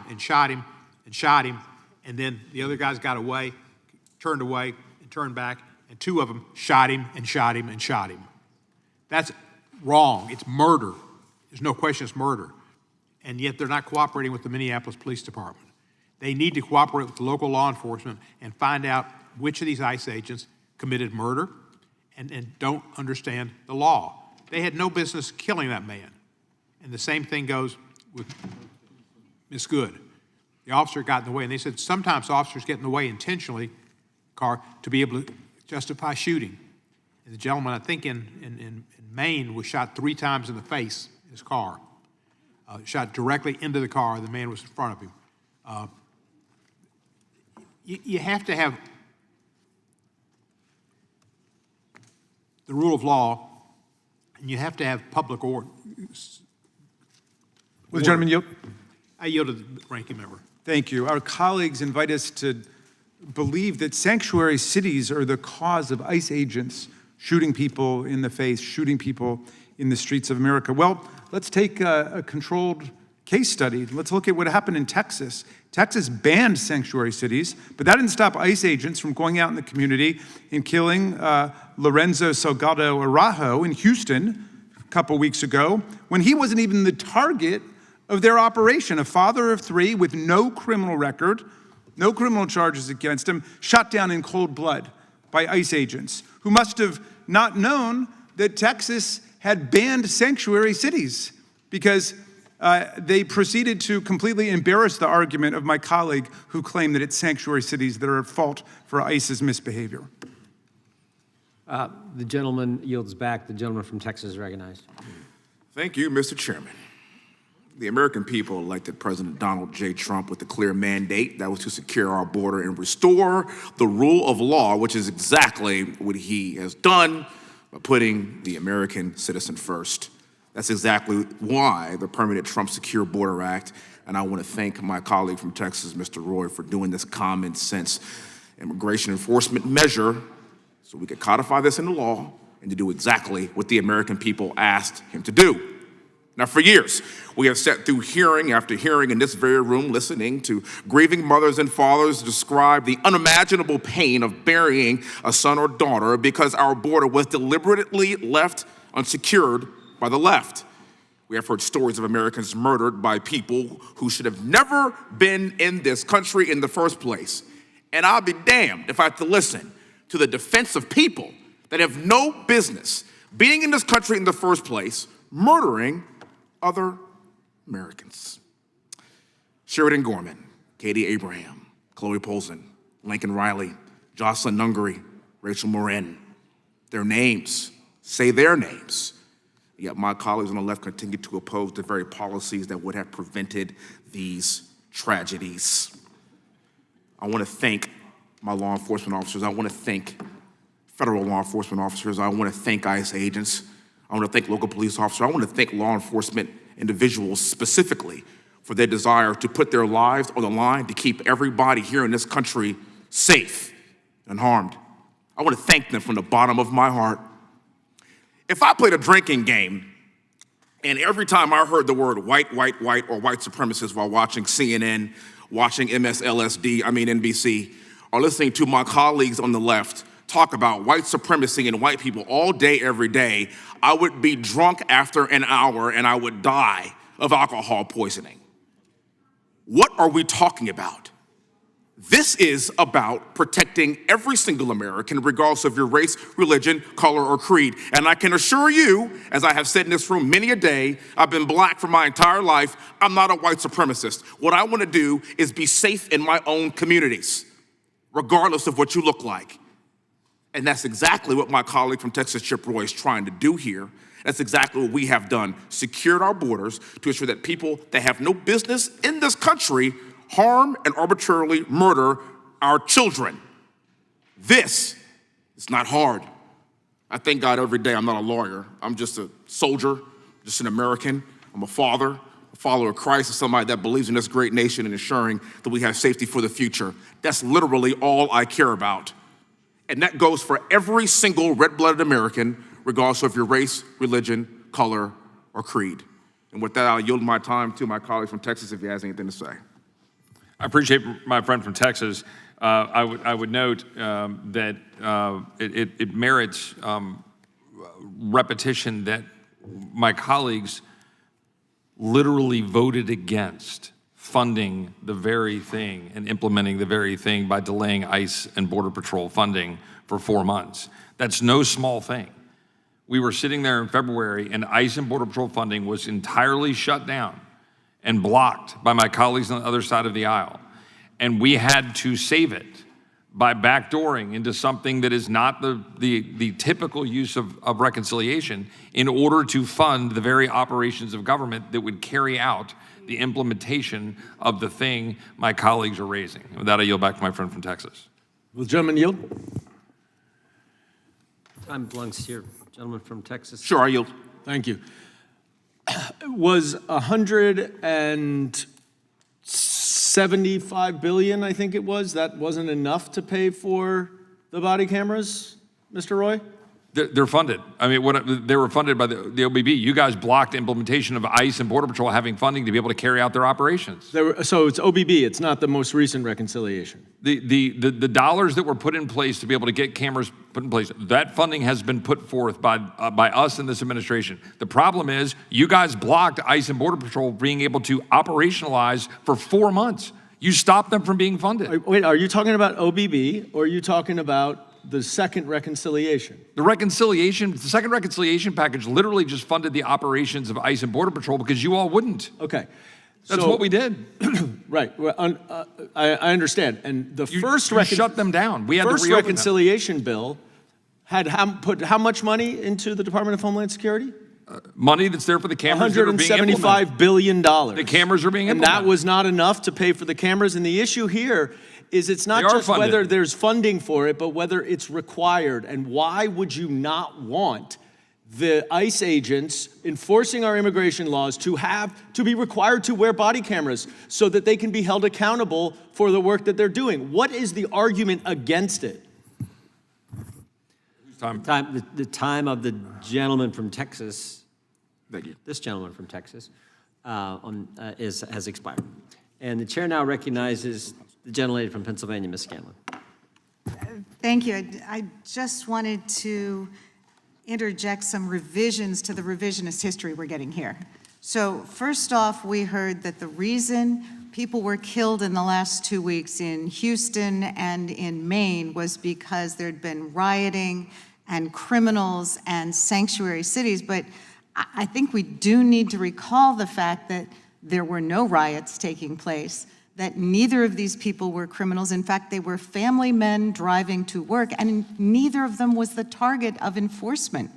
So yet another reason why we need some accountability here. The second piece of the revisionist history is the idea that the incredibly overfunded, well-funded, whatever, DHS hasn't been able to get body cams in place because Democrats blocked them. I mean, that's just bullshit.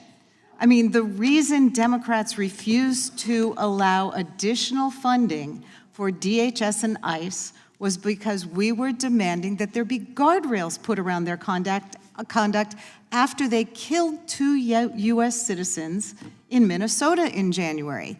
So Republicans refused to put in place common sense, safety guidelines for the American public and anyone else residing in the U.S., and that is why there were delays in funding. It was Republicans and the White House refused to come to the table to put those guidelines in place. They continue to refuse to do so, whether in connection with this bill, with the budget bills that are moving forward, and they were so adamant that they wouldn't put in place those guardrails, they passed a completely partisan reconciliation bill in order to fund DHS for billions of more dollars.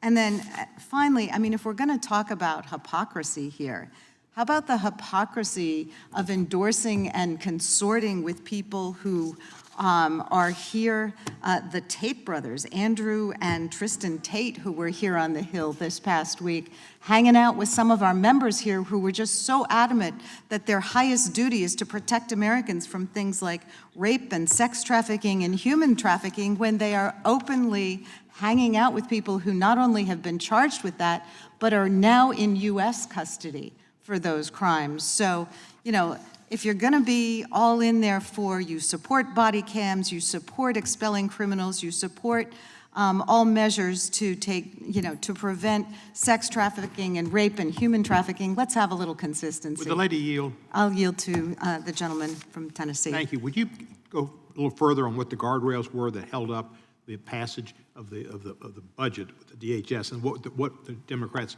held back on and what those guardrails were?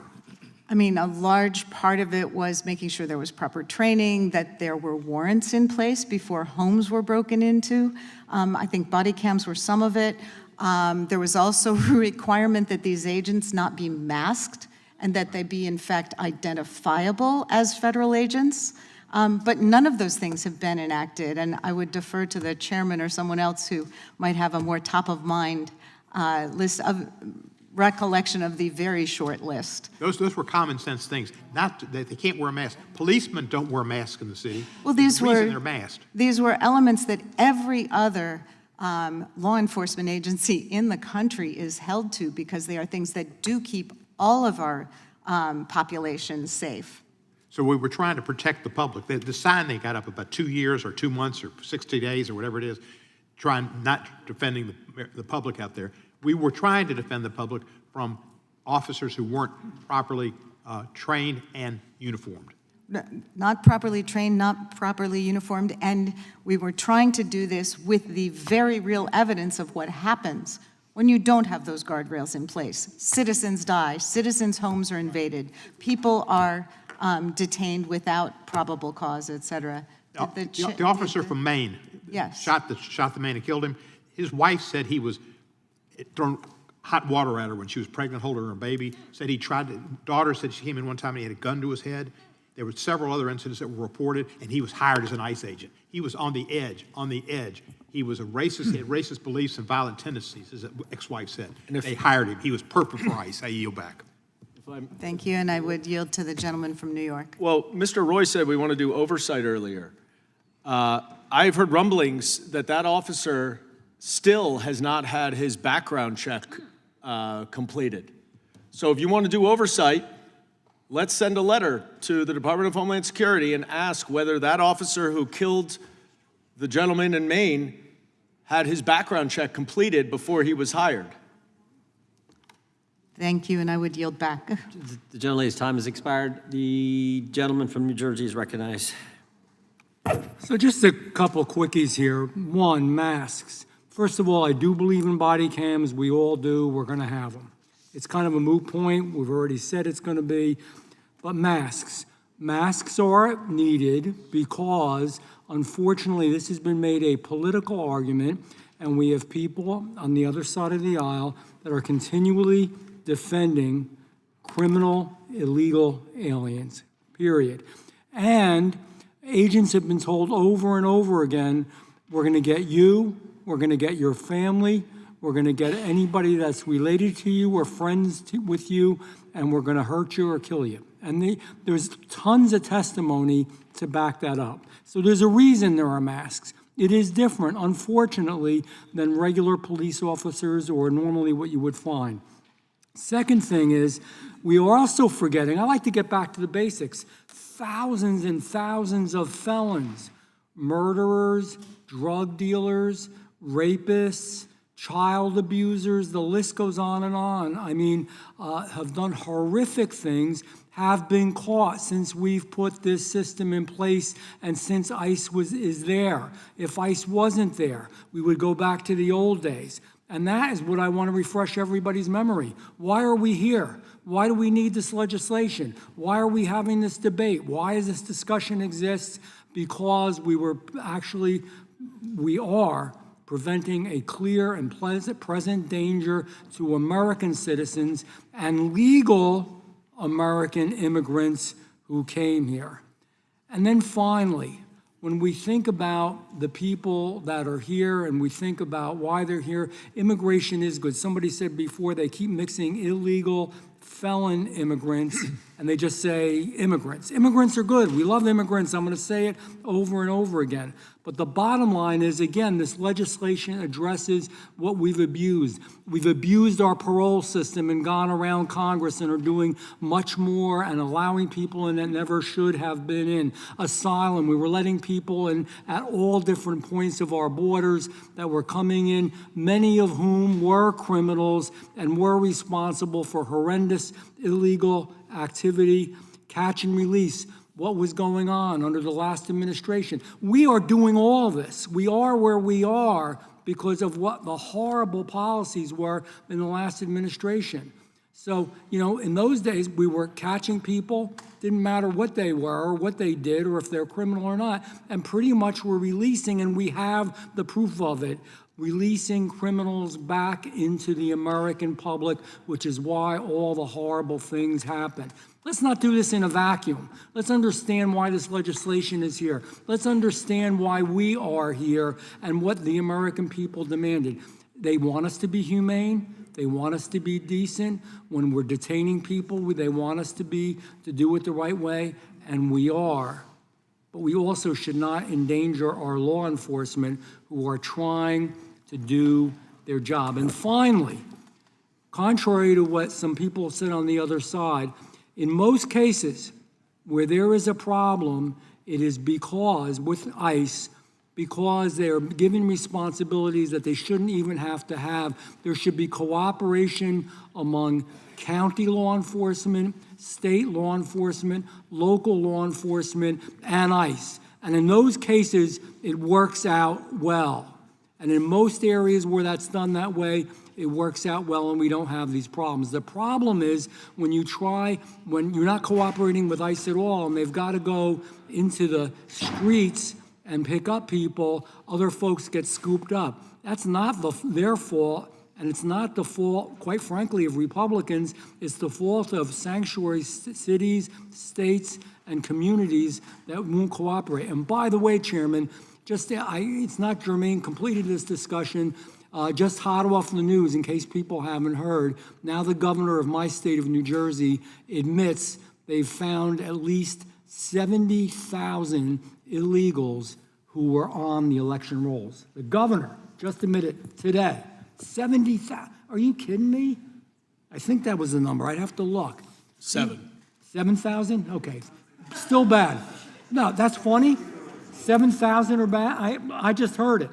I don't think it's funny. I don't think that 7,000 people voting, some of whom are criminal, all of them who were illegal, are actually, and that's what she's admitted. God knows what the real number is. It may be closer. Gentlemen, to yield. How wrong is that? I move to. I'm going to say one thing. I don't think that's funny. I don't think it's funny if it's not- seven. it's- I don't think it's funny if it's 7,000 or 700,000 that illegal criminals are voting in my beautiful state of New Jersey. I'm sick of it. I'm tired of it, and so are people. It's not, it's, you're right. Citizens are tired. It's not I yield funny. back. It's I yield wrong. back. I think the gentlelady from Vermont is up next. Thank you, Mr. Chair. I want to go back to something my colleague on the other side said earlier. He's now stepped out. He said, Americans voted for this.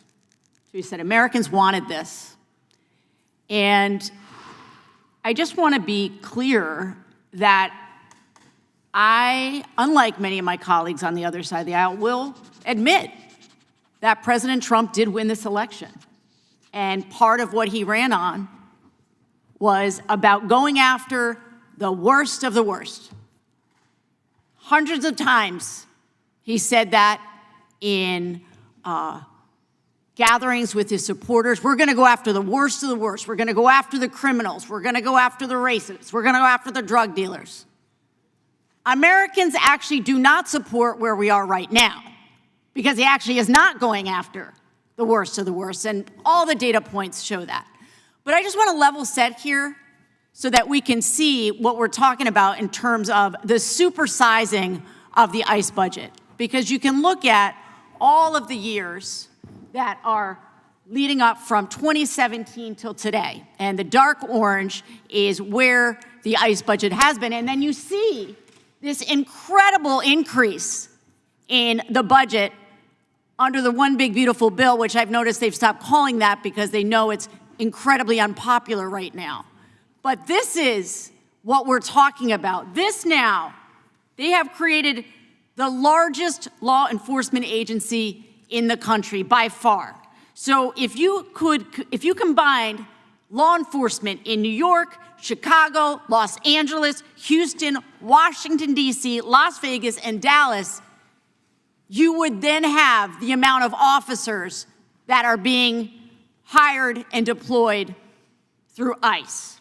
$170 billion to DHS, and then an additional $70 billion more, because that 170 plus was not enough. That's $240 billion taxpayer dollars to fund ICE. And no, Americans did not ask to have ICE agents stopping them on the street based on the color of their skin or the accent they're using. When I was in Chicago, in Minneapolis, when the ranking member on the subcommittee on immigration led trips to witness what was happening in those two cities, what we saw were Americans not just being stopped, but being detained. We saw in very similar cases to what we just saw in Biddeford, Maine. The man was gunned down in front of his kid. He was there legally. He had papers to work.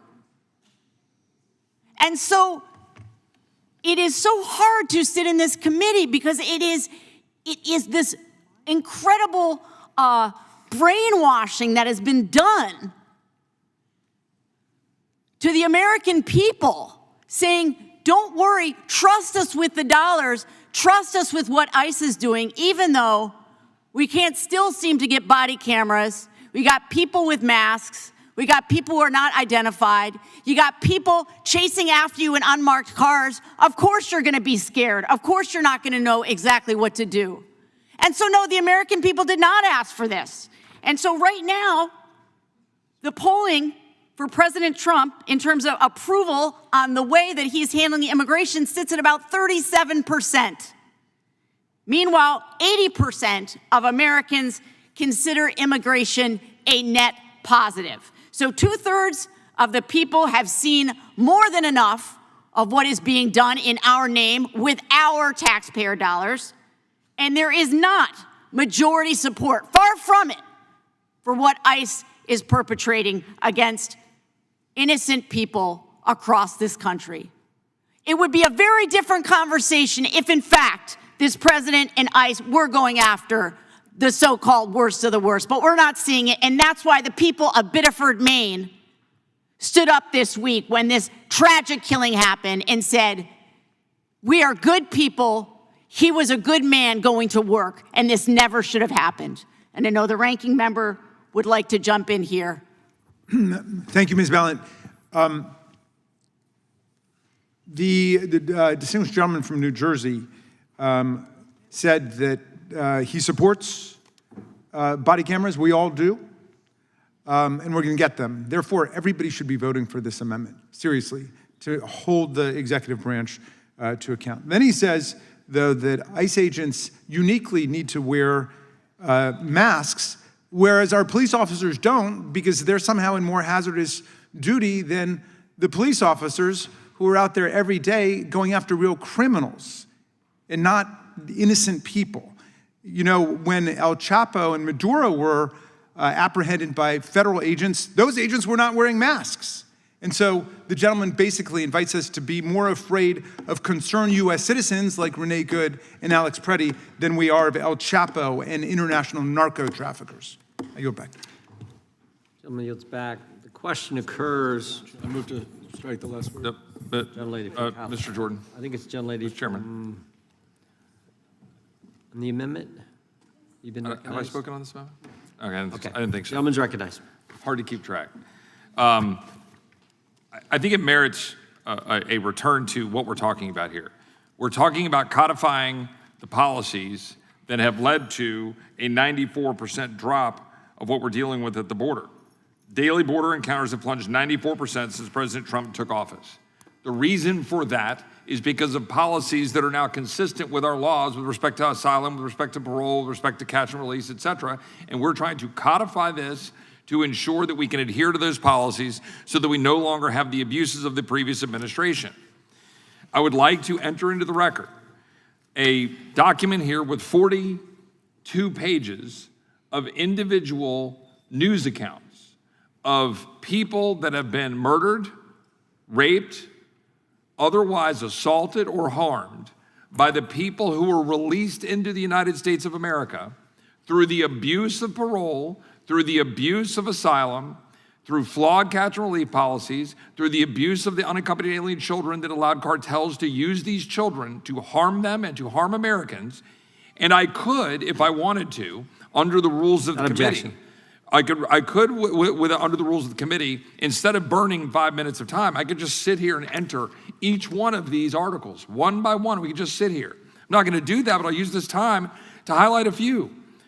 From November 23, illegal immigrant who posed as a minor while crossing border charged with murder in Florida, stabbing the person in the house that brought the individual into their home.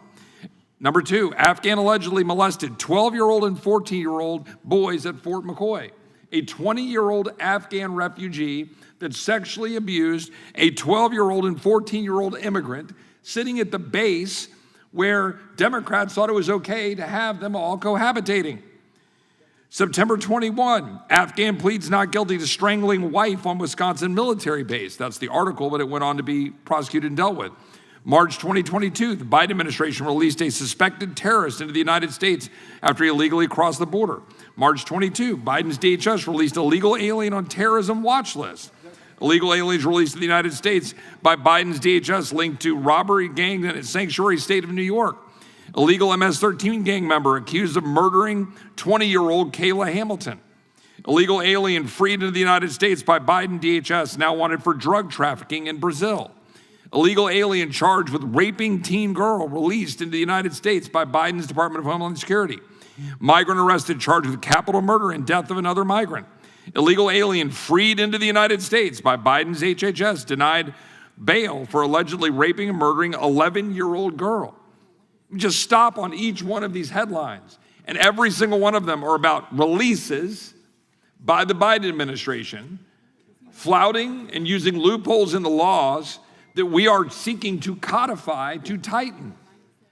Illegal alien freed into the United States from southern border charged with killing 11-year-old Aiden Clark.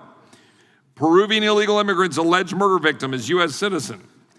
Another one, ICE arrests African illegal immigrant wanted in Senegal for terrorist offenses, released into the United States. Another one, Virginia Sanctuary County frees from illegal alien accused of child rape after Biden's DHS freed him into the United States. Another one, illegal migrant released by Border Patrol charged with rape after local police ignored ICE and let him go. I could go on and on and on 43 odd pages with 3 or 4 of these articles with summaries on each one. I'm going to insert it into the record. I may go back to it and make sure that we continue to focus on what has happened to our people in this country that have been murdered, raped, had fentanyl put into their communities, have lost loved ones, and not just the ones we've had here testifying, not just having Alexis Nungaray talking about Jocelyn, and we name a wildlife refuge, which is great, and we invite her to come talk to us, but she's still at home without her daughter. Kayla Hamilton's family is still sitting there without Kayla. All of this little 11-year-old girl that's raped was in fact raped by someone released into our country because we completely abuse the very policies we put in place to try to help people. The whole point of asylum, the whole point of parole, but yet we abuse it and then bad things happen. That's why we're here, to codify these things. With that, I yield back, Mr. Chairman. Gentleman yields back. Chair recognizes the gentlelady from California. Thank you, Mr. Chair. Well, bad things are going to happen in this world because people make mistakes. So we should just not try to create some fantasy about how we're going to never have any bad thing to happen. Bad things happen all the time. Service men and women were recently killed because of this war in Iran that people don't want, that certainly people don't want to pay for. That was a bad thing that happened. So this is certainly not the committee that's going to erase or mitigate any kind of bad thing from happening. I also just want to say that my colleague from the other side of the aisle was talking about all of the things that we have abused, that you all have abused. I mean, one thing that's been abused has been the Constitution as a result of all of these shenanigans that you all are actually allowing to happen by funding DHS and ICE without any oversight or without any guardrails. But I don't want to go down that rabbit hole because my head is starting to swim. You stay too long in this committee, that's what happens. I do want to get back to the amendment, which is about body cameras. And I don't know why anyone would be opposed to this amendment. Law enforcement officers support wearing body cameras. And they don't say, oh, just have, local LAPD or police officers wear it, but not sheriffs, or just have sheriffs, but not ICE. Distinctions without a difference. Law enforcement is law enforcement, and law enforcement support wearing body cameras because it also protects them. It is a two-way street. I have been in courts. I have watched criminal cases. And you know who often testifies? Law enforcement. And you know what they do? They refer to objective evidence. And you know where the evidence comes from? From the body camera. They want it. It builds trust in communities. You know I'm not going to do anything crazy because I have this little camera on my chest to make sure that you're protected and that I'm protected. You know, oftentimes, law enforcement get hurt when they are responding to domestic violence calls. They get injured. And you know how all of that is discerned? From the body camera. It provides objective evidence. It does build trust in the community. And you know what else it's used for? For training. So these are the do's and these are the don'ts. So that you have people who are properly trained to do the job, which is very important, bless you, which is to keep communities safe, including them. So I don't know why you would be opposed to it other than it's a Democratic amendment. But if you're espousing support for law enforcement, then you should be like, I do support wearing body cameras. And that's all this says. This title and amendment made by this title shall not take effect until the Secretary of Homeland Security has deployed functional body-worn cameras on all U.S. immigration and customs enforcement agents who are engaged in civil immigration enforcement actions. I mean, that is simple. Wear a camera so you know what's going on, so I know what's going on. If you try to lie on me, I can show you the evidence. But no, you all want folks running around, masked up, no IDs, no warrant, ragtaggy individuals going rogue, running down the street, shooting folks in cars, which is not legal, yanking them out of the car while they're bleeding, having their 3-year-old baby in pajamas wailing. That's y'all's idea of a good time. It makes no sense to me. And it doesn't make sense to the American people. 65% of voters say, wear a body camera. Because maybe if you do that, every 2 or 3 weeks, we won't have to be traumatized watching another killing take place that you all have paid for. And you continue to pivot and deflect from the accountability piece. I mean, I don't know how y'all live. In my home, there's accountability. You don't take out the trash and you're asked to, something's going to happen. There's a consequence. You know, you don't pay a bill from your credit card, something's going to happen. There's a consequence. Well, how about this? You shoot somebody and you're not supposed to because you're masked up without a warrant. There should be a consequence. And with that, I yield back. Generally yields back. The committee will be in recess for votes on the floor and will resume as soon as votes are completed on the floor.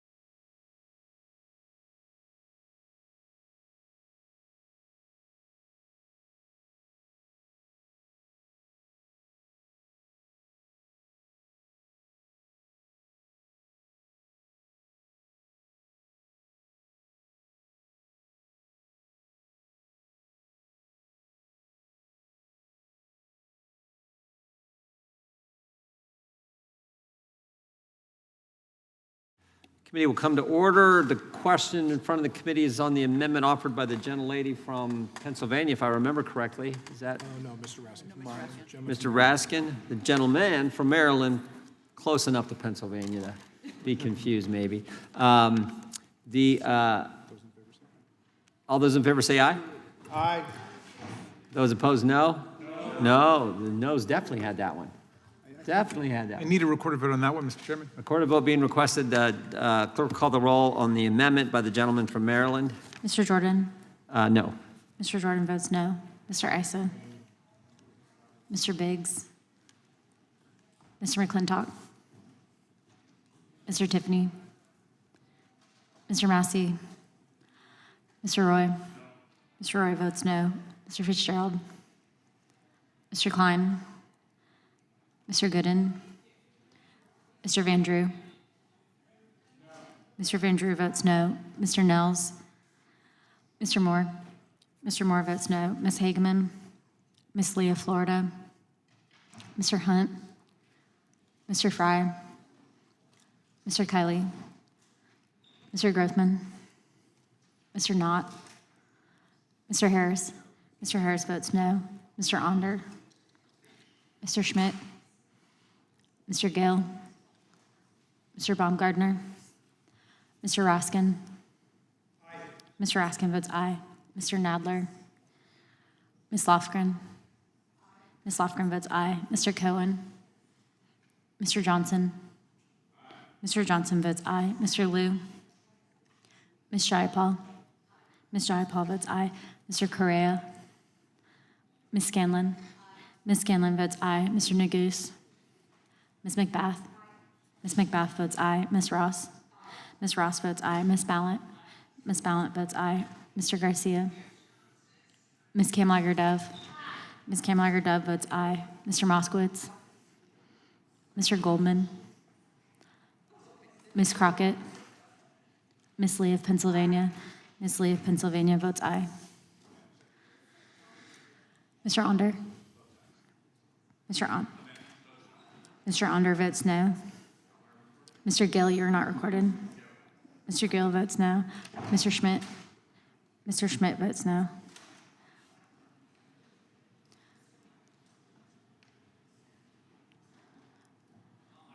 Mr. Fitzgerald, you're not recorded.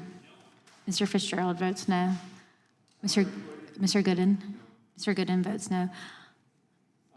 Mr. Nadler votes aye.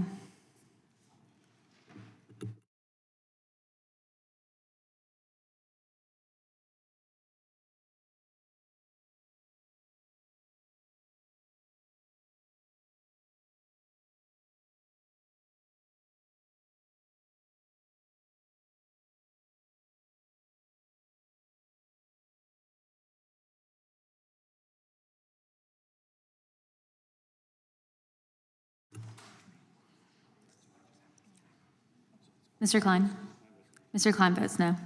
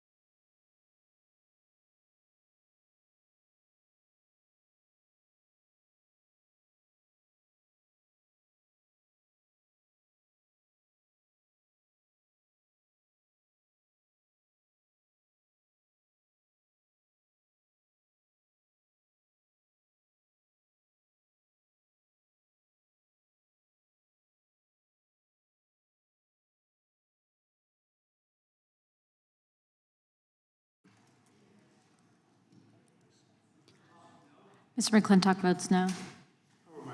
Mr. Issa, you are not recorded. Mr. Issa votes no.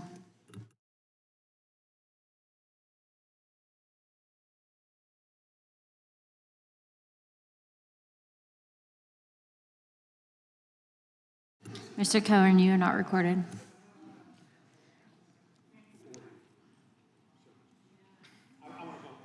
Mr. Cohen votes aye.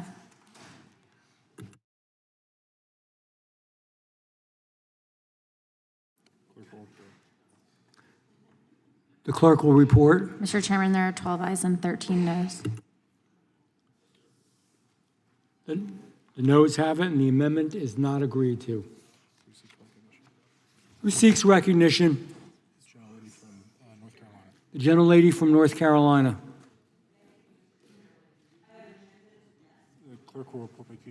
The clerk will report. Amendment to the amendment in the nature of a substitute to H.R. 9773, offered by Ms. Ross of North Carolina. Page 58, line 2. Point of order reserved by the gentleman from California. Okay. Without objection, the amendment will be considered as read. Thank you, Mr. Chairman. The gentlelady from North Carolina is recognized. Thank you, Mr. Chairman. As currently drafted, Title V of this bill would make overstaying a visa a crime for the first time in our history. My amendment would amend Title V to ensure that minor dependents who overstay their visas are not criminally liable. It's important to remember that if a person overstays their visa, they are already subject to removal. The addition of a criminal penalty is cruel, unnecessary, and expensive for our justice system and for our jails and prisons. This bill is extraordinarily punitive, with far-reaching implications that may go beyond what my colleagues have intended.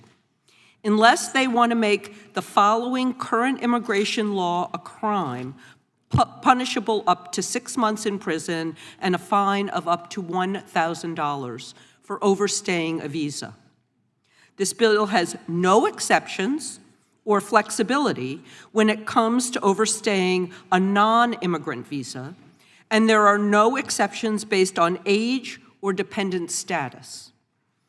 As the bill is currently written, if a 2-year-old is on a family vacation in the United States and their parents decide to extend their trip 10 days beyond the validity of their visitor's visa, unless the 2-year-old somehow miraculously leaves the country on their own, that 2-year-old could be thrown into federal jail for up to 6 months and face a fine of $1,000.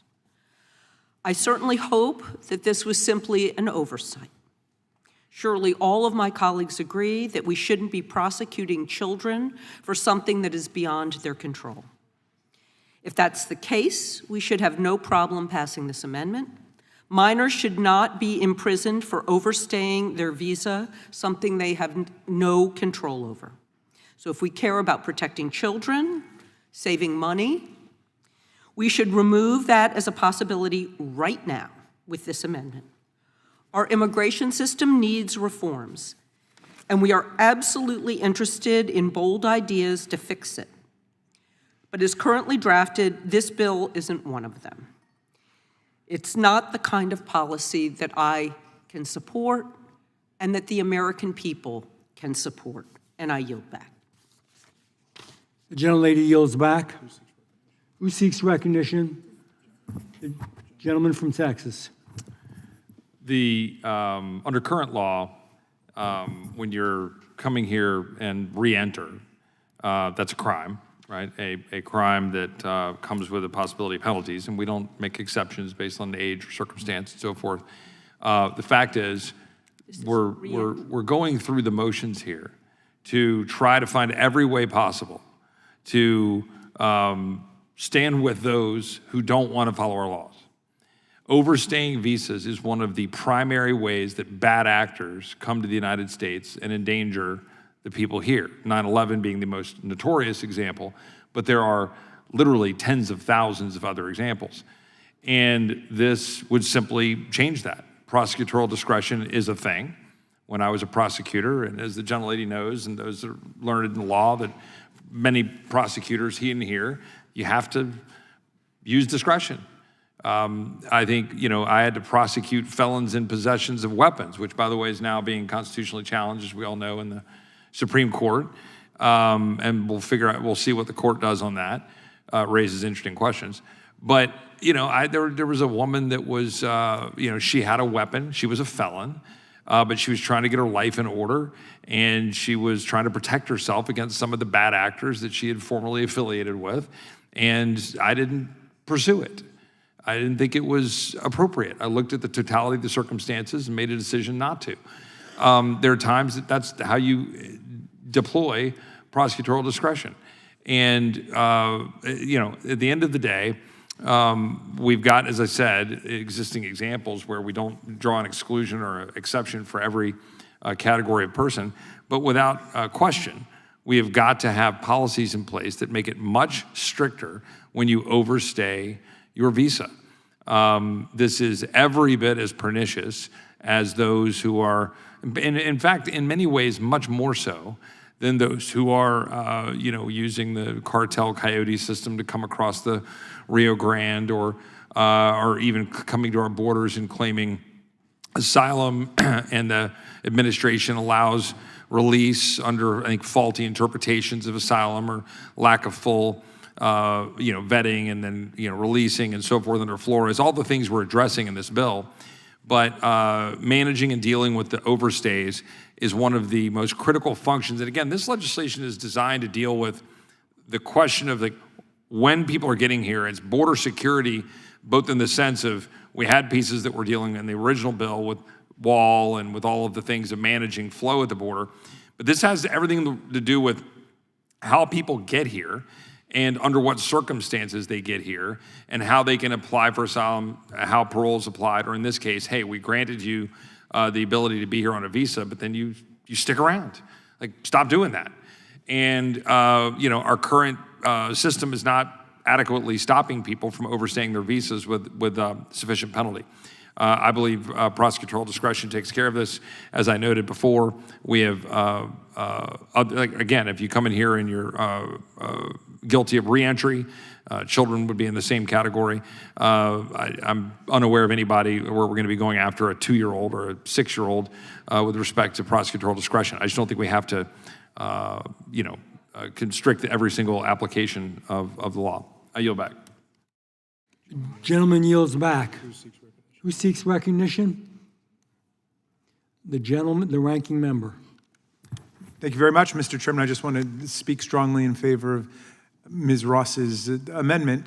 The only substantive reply I really heard there was, well, the prosecutors wouldn't do anything ridiculous. And the prosecutors wouldn't do anything ridiculous, like maybe prosecute someone for throwing a Subway sandwich. We saw that happen, where the prosecutors would not prosecute my constituent, a 3-time Olympic canoeist in his 70s, for putting his hand in the reflecting pool in order to deflect the president's responsibility for the waste of millions and millions of taxpayer dollars. They're prosecuting him right now. They want to send him to jail for 10 years. So I'm sorry, this is just a bad time to make the argument that we'll let the statute be drawn in an overly broad, loose way because we can trust the prosecutors. Even the federal judges have said they are now rejecting the so-called presumption of regularity, which is that Department of Justice lawyers could be trusted to be telling the truth and saying the right thing, because they're saying there are just way too many cases where the Department of Justice lawyers are lying or evading the truth and disobeying court orders. So somebody should come up with a better argument than that, because I don't think it's going to work. I'm happy to yield to Ms. Ross.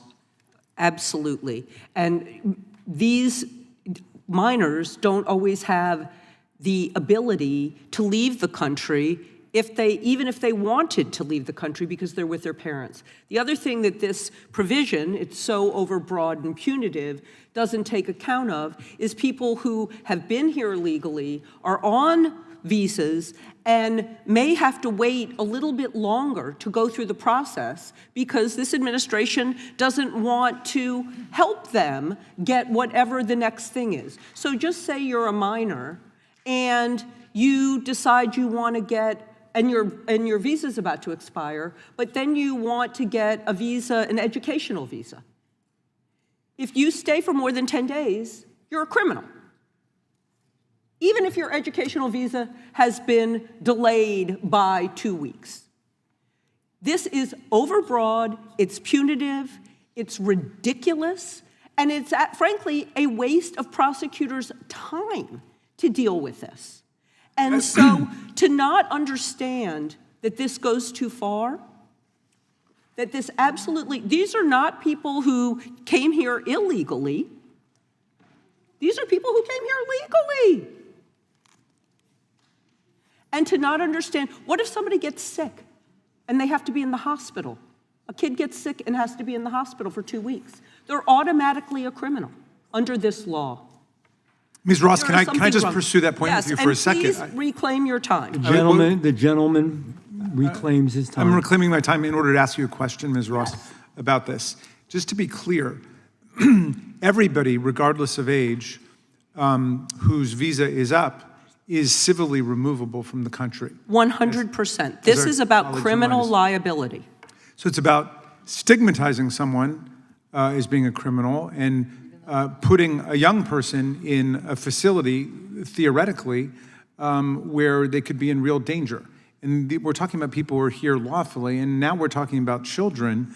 I mean, you know, if our colleagues are not moved by the fact that there have been overzealous and ludicrous prosecutions under this Department of Justice, maybe they're just moved by the politics of it. This just looks ridiculous. It's going to make America look ridiculous in the eyes of the world that we're calling kids criminals.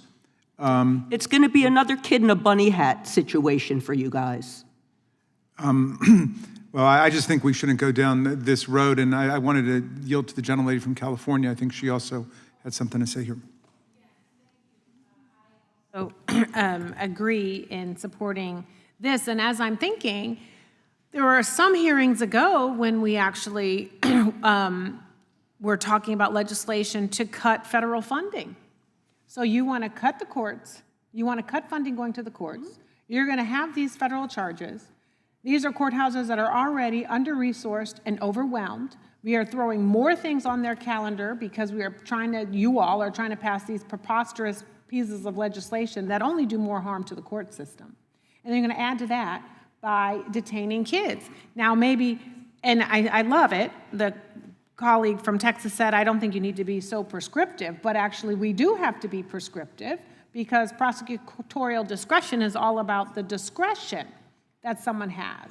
And so we cannot leave it up to rogue prosecutors. You do need to be precise, which is why we should be supporting this kind of legislation to lay out very specifically that we are not trying to, that we don't want to detain children, we don't want to charge children, and there are 2-month-old babies actually in these detention facilities right now. Yield back, Mr. Chair. Who seeks recognition? Mr. Chairman.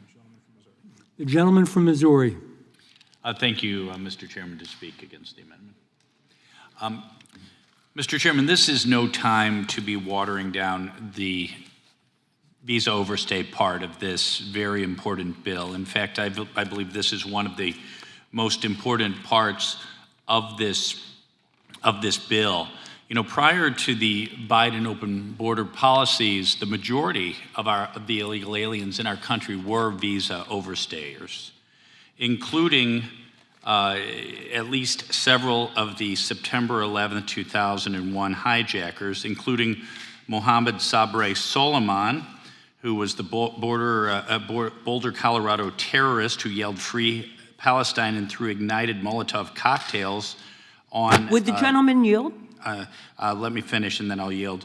At peaceful demonstrators advocating for the release of October 7th hostages, and also including an illegal alien visa overstayer from the Middle East who sexually assaulted 2 female victims in my own county of St. Charles, Missouri.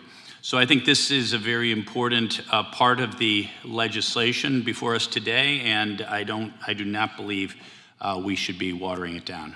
Thank you, and I yield back. Oh, well, I will yield back to the representative from Texas. Oh, not to me. Thank you. You would yield to. The point that I'd like to make is we do prosecute under current law, juveniles for reentry. We do it under 1825 regularly. Under the Obama years in 2010, 191 cases, 2011, 153, 2012, 138. These are all the Obama years. And then, fast forward, and, we even did some during the Trump years. There was sort of a decline. I'm going to go look at the numbers or throw the chart up. And then it dropped off precipitously, but there was a handful during the Biden administration. Notably, that means, by definition, they were carrying out, because of the numbers, they were carrying out prosecutorial discretion and choosing not to, for better or worse. I'm willing to bet that if I pry these numbers back, that there's a whole hell of a lot of 17-year-olds and 16-year-olds that were up to no good, that were a part of those significant numbers under Obama. I'd be willing to take that bet, and I'm pretty sure I'd win that bet. And so the reality is we do it, we've done it, and the evidence bears out that under our existing laws that prosecutorial discretion is at play, again, for better and worse. With that, I yield back to the gentleman from Missouri. Yeah, I reclaim my time. I will yield to my Democrat colleague. I just wanted to know whether the examples that you gave involved minors. I don't know exactly at what age each of the 9/11 hijackers entered the country. But, again, when we say minors, that can mean 16 and 17-year-old gang members. It doesn't. Who came legally on a visa to begin with.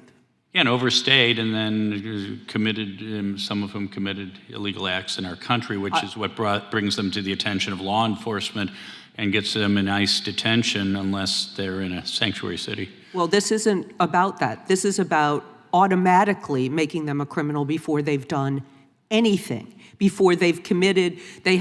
All they did was stay here for more than 10 days. That's all we're talking about. We're not talking about people who are terrorists. We're not talking about people who committed crimes. We're talking about people who overstay a visa, by definition becoming a criminal. And again, as my colleague from Texas has pointed out, these things can be handled with prosecutorial discretion. And with that, I yield back. Well, the last time I looked. The gentleman yields back. I recognize myself for just a few moments. Again, I'm sorry, it does have to go to a Democrat. I'm sorry. Who seeks recognition? The gentlelady from California. Thank you, Mr. Chair. I'm going to yield some more of my time back to my colleague from North Carolina, but I do want to say I remained fascinated by these posters on the other side of the aisle, these 3-hour posters. And I was thinking, well, it's like 3 hours of Republicans running from the truth. It's 3 hours of Republicans holding a committee hostage, debating a bad bill. It's 3 hours of, I guess, some pinky agreement that was made about vote for this, to have this kind of hearing. And so I'm amazed. Yes, 3 hours, and we have not heard from the other side of the aisle any real substantive discussion about oversight and about what is happening with Department of Homeland Security and ICE. And now we're talking about overstaying visas for just a short period of time and doing harm to these young people. And so we're talking about, yes, another bunny ear situation, 5-year-old Liam Ramos. There was a child, a minor, who attempted suicide at the Dilley detention facility. There was a 1-year-old in a detention facility that got COVID. There was a nursing mother who was detained with her 6-month-old.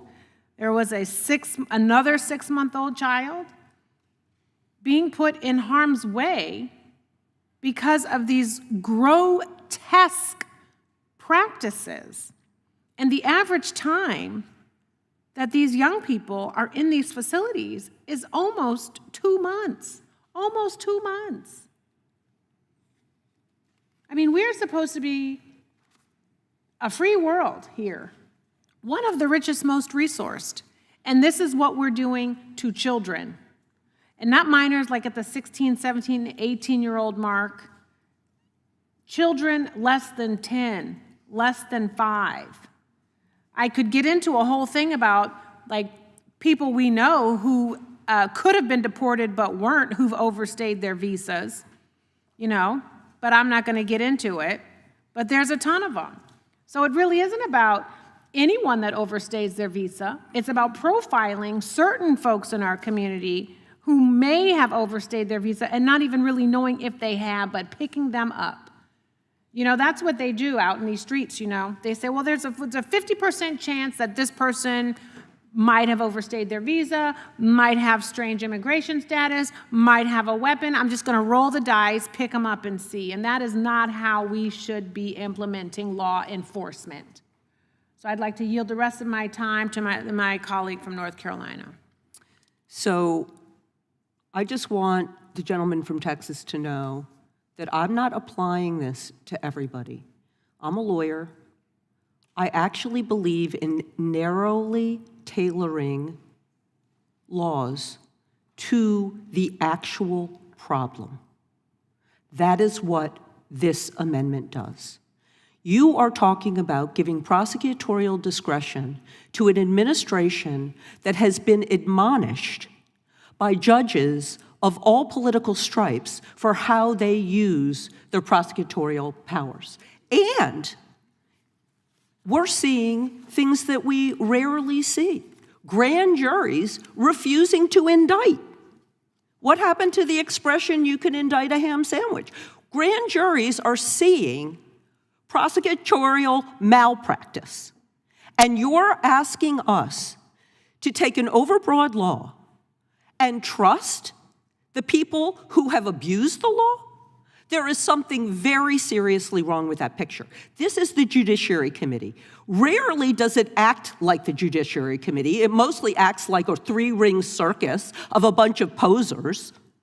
But I'm acting like a lawyer today because that is our job. And there is no reason to write an overbroad criminal law that sweeps in minors, particularly minors who have absolutely no ability to have a mens rea for this, to get themselves out of the country if they're here with their parents, and may be under difficult circumstances. And I cannot categorically trust this administration to do the right thing when it can't do the right thing under our current law. And I yield back. Say, LaMonica McIver is my example of misuse of prosecutorial discretion. That woman was doing her job as a member of Congress. Lady's time has expired. I recognize myself for a moment. This didn't happen in a vacuum. Again, we look at history. We see what's happened. We see what happened when the borders were open. We see what happened when we had so many individuals overstaying. And some of them, we don't like to talk about it, but some of them committed other crimes much more serious than the overstay. In fact, many of them who were in that 16, 17-year range of age certainly did. So this didn't happen in a vacuum. It's not something that somebody made up just for the heck of it. And I would hope and I would believe that at least a majority of prosecutors in the United States of America have the ability and the understanding to realize what their responsibility is. And if somebody is just overstayed and they're a minor, nobody's putting them in jail, nobody's hurting them. But if it's an individual who's a gang member, who's committed felonies, it's a different story. That's the point. This is just one more mechanism to get those folks that would do harm to Americans. And with that, unless somebody on my side has anything to say, I yield to the gentleman from Kansas. Thank you, Mr. Chairman. I was listening to our colleague from North Carolina and her, I thought, well-placed principle that we ought to act like the Judiciary Committee. And I would ask you, Mr. Chairman, because I don't know this answer. I've never been a federal prosecutor, but listening to this, certainly the vast majority of juvenile proceedings in this country are handled in state court. And on very quick research, I've been doing a little reading about the Federal Juvenile Delinquency Act, which is characterized as suggesting that when you have a federal prosecution of a person under the age of 21, not just 18, federal authorities have three choices. First, under federal law, They can refer the juvenile to state authorities. I presume that wouldn't apply here since there's no state crime. Second, they can initiate federal delinquency proceedings, not the underlying criminal proceeding. Or third, if the case is retained in the federal system and involves a serious offense, they can then petition the federal court to transfer the juvenile for trial as an adult. And I'm just wondering, Mr. Chairman, if you know, would the Federal Juvenile Delinquency Act apply here? And if so, would it render the amendment unnecessary because it already resolves the concern of the gentlelady from North Carolina? Gentleman yields back. I'm going to defer to Mr. Roy because he is a prosecutor, or was a prosecutor. Yeah, I was. So your time, you've gone to him, it's yielded to me. I'm unadvised. What's that? I mean, lawyers here, counsel said but they believe it would. I'm unadvised. It's a reasonable question. I was going to bring up the Juvenile Delinquency Act earlier. I decided not to because I'm not expert on it, and so I wasn't going to dive into it. I would point out, just as a reminder here, 40% of the illegal aliens here are visa overstays. I'm just going to use my time to put that out there, but which is part of what we're trying to address. And the reality is, back to my point about this prosecutorial discretion, when you've got whether the gentleman's question is on point, or whether you're just simply talking about 17-year-olds, 16-year-olds, and others that then abuse the system, and then for whatever circumstances find themselves in having overstayed the visa, with or without the parents, or whatever the situation may be, I'm certainly comfortable leaving it up to prosecutorial discretion for them to make decisions about what to do about it. The point here is when you've given a time, then you're given the time to be here and a 10-day extension or a 10-day grace period. If you're not going to follow our laws, then there should be consequences, and they should be significant enough to deter it. I yield back. Gentleman yields back to the gentleman from Kansas. We will get you a more robust answer, and maybe in time before this hearing is over as well. Who seeks recognition?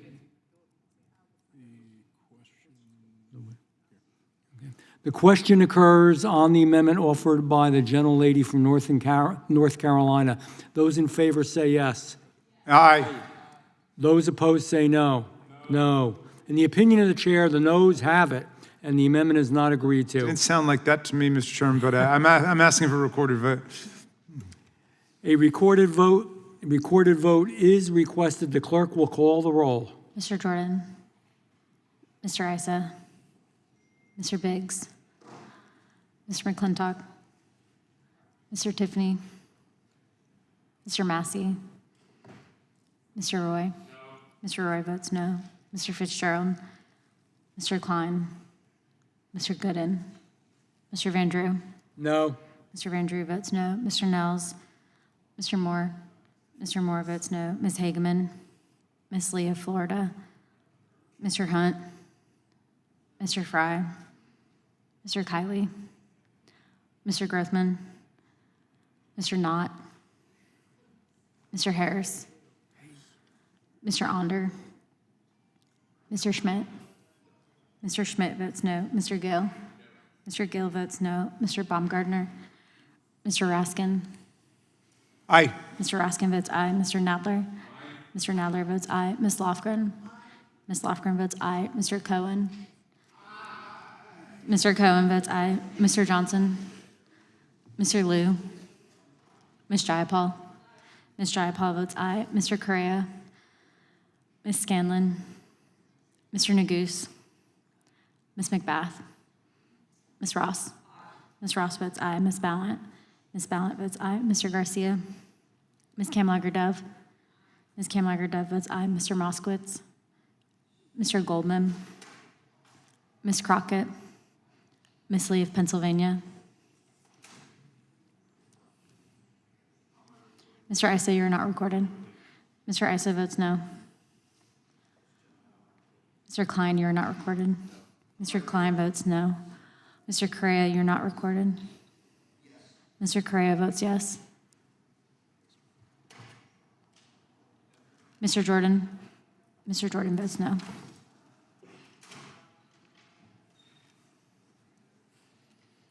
Mr. Grothman.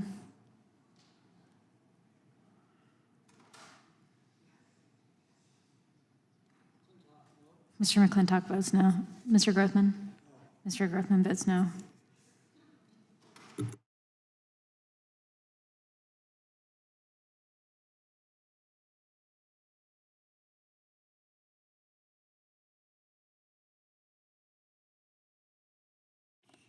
Clerk will report. Mr. Chairman, there are 9 ayes and 10 noes.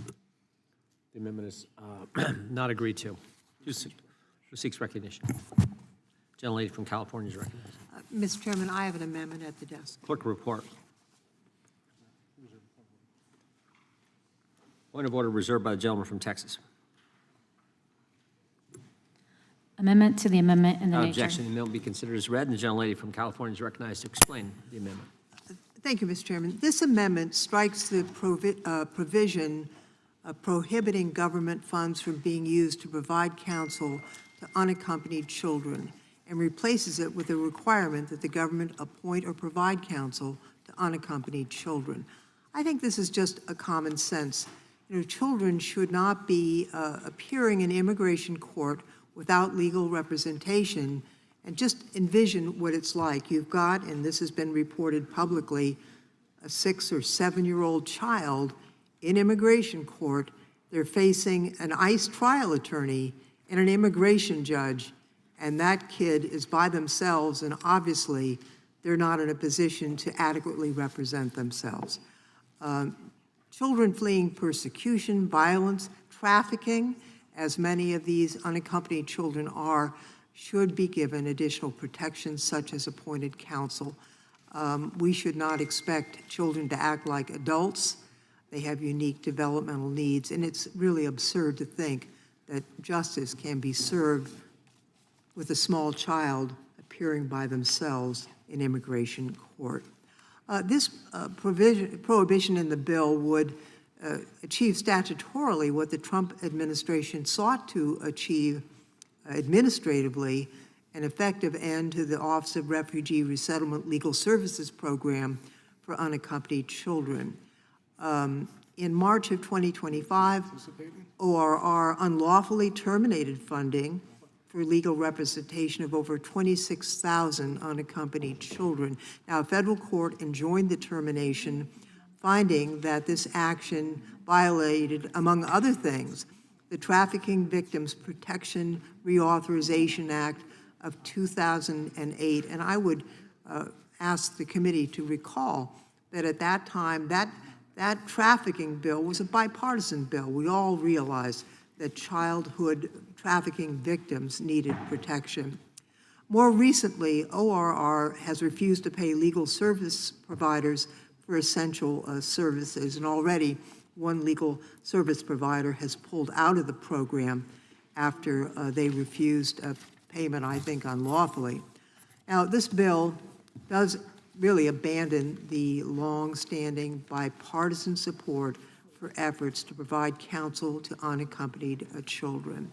In the Homeland Security Act of 2002, Congress required the Office of Refugee Resettlement to develop a plan to ensure the timely appointment of counsel for each unaccompanied child. And in 2005, ORR contracted with the Vera Institute of Justice to advance this goal. In the PRA, as I mentioned earlier, ORR was required to ensure to the greatest extent practicable that all unaccompanied children are represented by counsel. This bill would put an end to those efforts and make it more likely that unaccompanied children would appear without a lawyer in immigration court, while the federal government is represented by an effective and usually pretty aggressive trial attorney from Immigration and Customs Enforcement. I note also that children with attorneys are more likely to appear for their court dates. Children who are represented by counsel have a very high appearance rate, and the Executive Office for Immigration Review, fondly known by those of us in the immigration world as EOR, their data covered completed immigration court cases from fiscal year 2018 through the first half of fiscal year 2021, and it illustrates that this due process imperative, revealing that unaccompanied children without counsel were almost 100 times less likely to obtain legal relief in immigration court than unaccompanied children with counsel. Now, the National Association of Immigration Judges has weighed in on this, and obviously those judges are in the courtroom, and some of the observations that they share is that children may feign compliance to please the judge as an authority figure, and it's hard for a judge to need time to figure out if the child actually understands what's being communicated. Immigration judges really need to take more time with children who've been victims of emotional and psychological trauma, and that often is no longer the case in these proceedings. Children in proceedings need time to gather corroborating documentation if they're seeking relief, and immigration judges can conduct proceedings more expeditiously and resolve cases more quickly when children are represented by counsel. Counsel can direct their clients to available legal options instead of relying on an immigration judge to guess what the relief should be. This is a quicker process. It meets due process requirements that we strive to meet, guaranteed in our Constitution. I think it's common sense, and I hope that we can adopt the amendment. I yield back. Generally yields back. Committee will just suspend for a moment while we look at the germane issue.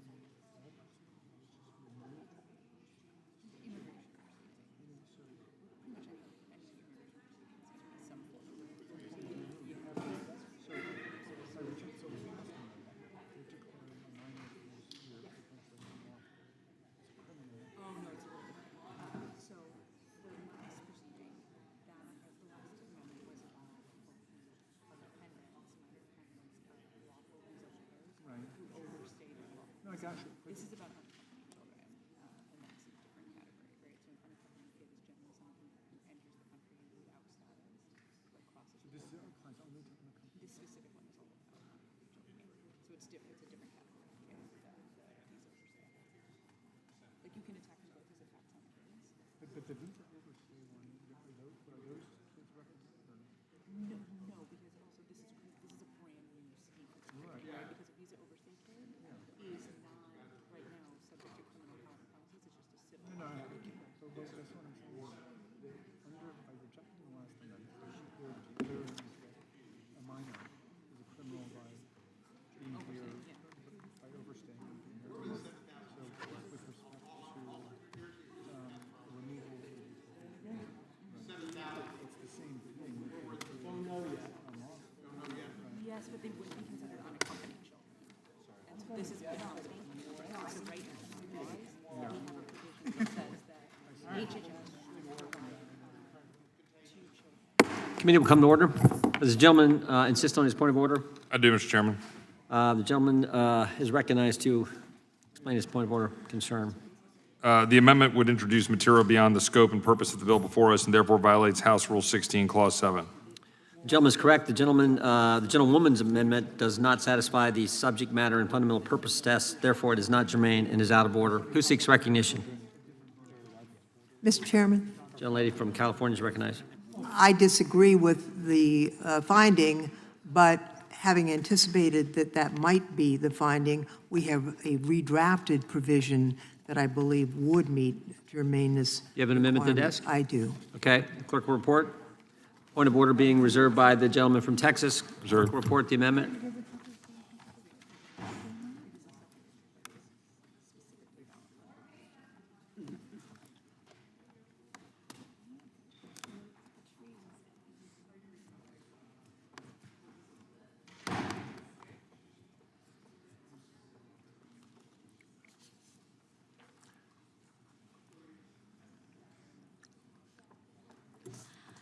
Amendment to the amendment in the nature. Objection. The amendment will be considered as read. The gentlelady from California is recognized to explain the amendment. Thank you, Mr. Chairman. Essentially, this strikes lines 3 through 9 in paragraph, in B, paragraph 5, and it strikes, and who are not described in subsection A2A have counsel to represent or legal proceedings, and inserts have counsel appointed or provided by the Secretary at Government Expense to represent them in immigration proceedings.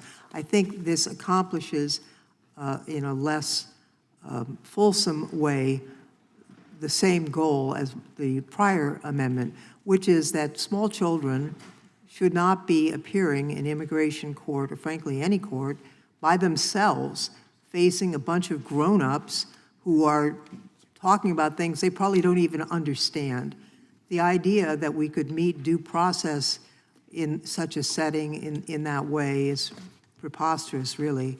And there is no other circumstance in American jurisprudence where we would allow this. I mean, if a child is, in court, in state court, they have representation. And that's only, that makes sense, because we all know we have children, we have grandchildren. You know, when you're a little guy, you don't necessarily understand all of this. And these are important issues. And many of these children, as we recognized when the committee did the trafficking bill, my recollection is it was unanimous, but it was certainly bipartisan. Many of these children are victims. They've been traumatized, and to have them appear in court by themselves and to try and cope with that is just unreasonable. So I recommend this amendment number 2 to solve that problem. And with that, Mr. Chairman. The gentleman to yield. I would be happy to yield, Mr. Well, thank you for pressing the point, Ms. Lofgren. It strikes me that this is a really essential question for the United States House of Representatives Judiciary Committee. Not all of us, but the vast majority of us are lawyers, and we understand, all of us, the difference between somebody going to court alone, by himself or by herself, or going with a lawyer. And if you can't put yourself in the shoes of a 10-year-old kid who's probably terrified and shamed and embarrassed and anxious about the situation, put yourself in the shoes of our president, who has had hundreds of lawyers. He's got 34 felony convictions. He's an adjudicated sexual felon. He's been involved in thousands of cases, and he always had a lawyer. His right to counsel was always vindicated. But now we want to turn around and say a kid can appear before a federal judge or magistrate without a lawyer? Someone whose entire life is maybe flashing before their eyes at that moment? I mean, I just don't know how we do that as the House Judiciary Committee. I really hope that we haven't sunk to that point, and I thank you, Ms. Lofgren, for the time. Thank you, Mr. Chairman, and I yield back. Gentleman yields back. Gentleman from Texas recognized. I thank the chairman. I oppose the amendment, and there's a number of reasons why. I want to rewind the clock for a second and go back some 20 years or 18 years or whatever. The gentlelady from California will remember better than I the exact year. But, you know, when we did all this, I'm not even sure I remember the nature of the markup of the UAC provision.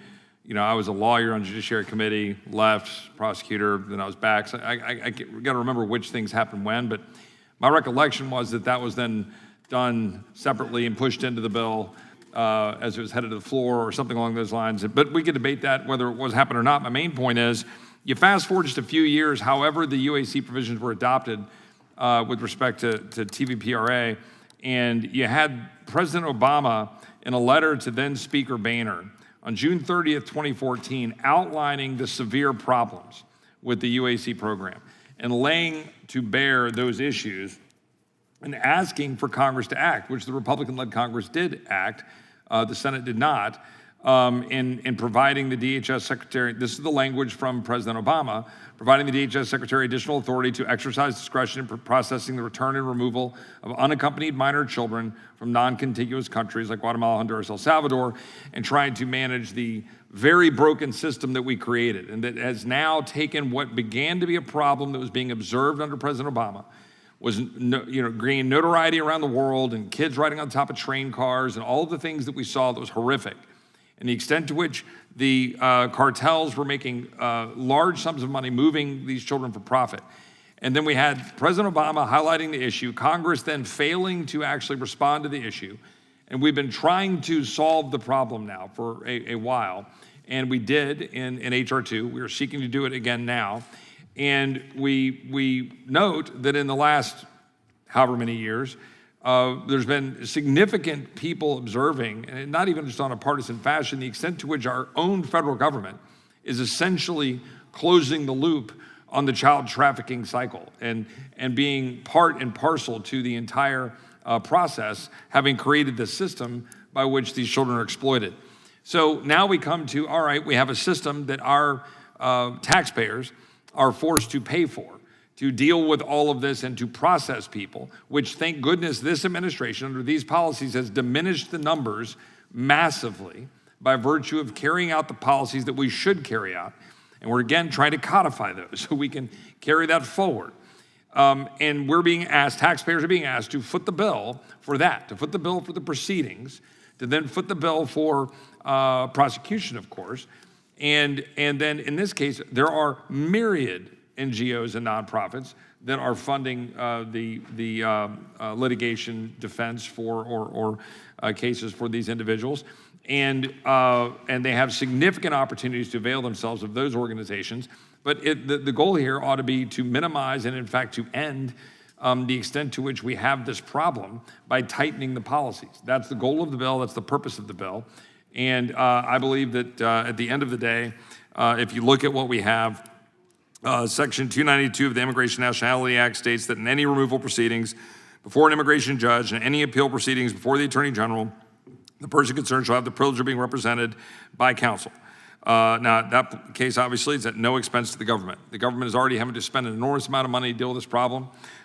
We believe that it's certainly possible for the NGOs and pro bono counsel, pro bono lawyers do, as the lawyers here in this room know, myriad hours, in fact, by requirement, typical of their law firms and their often engagement in the bar, they're engaged in tons of pro bono hours and can carry out that work to do this.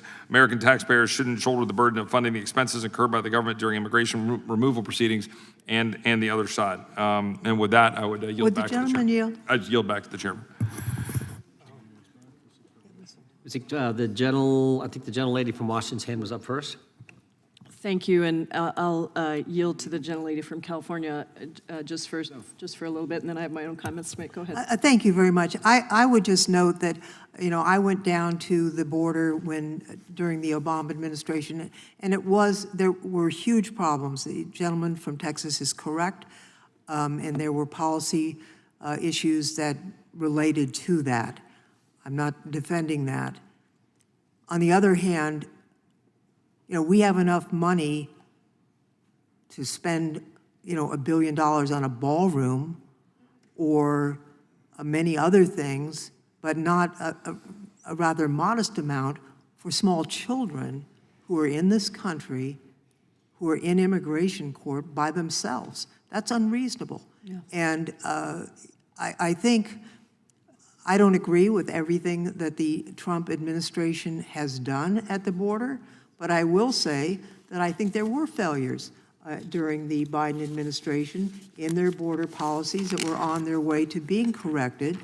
I don't think we should conflate those two as a reason to deny a little kid the chance to be represented in an adversarial proceeding in a court. To me, that's just unconscionable.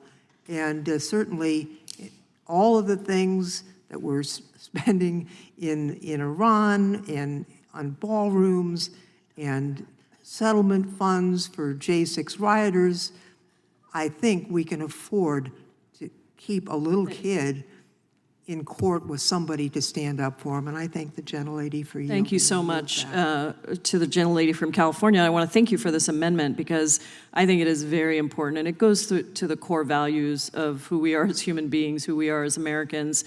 I have been to the court to witness a kid's docket, and I can tell you if you haven't been to one, you should go.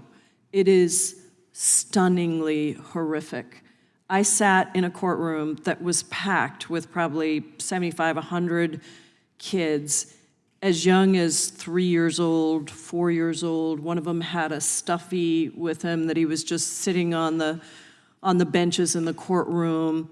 And basically the judges give an 18-minute crash course in immigration law. And they say, you have the right to be represented by an attorney. You have the right to question the witnesses before you. They're talking to 3-year-olds and 4-year-olds. And these kids are sitting through hours-long proceedings without any counsel.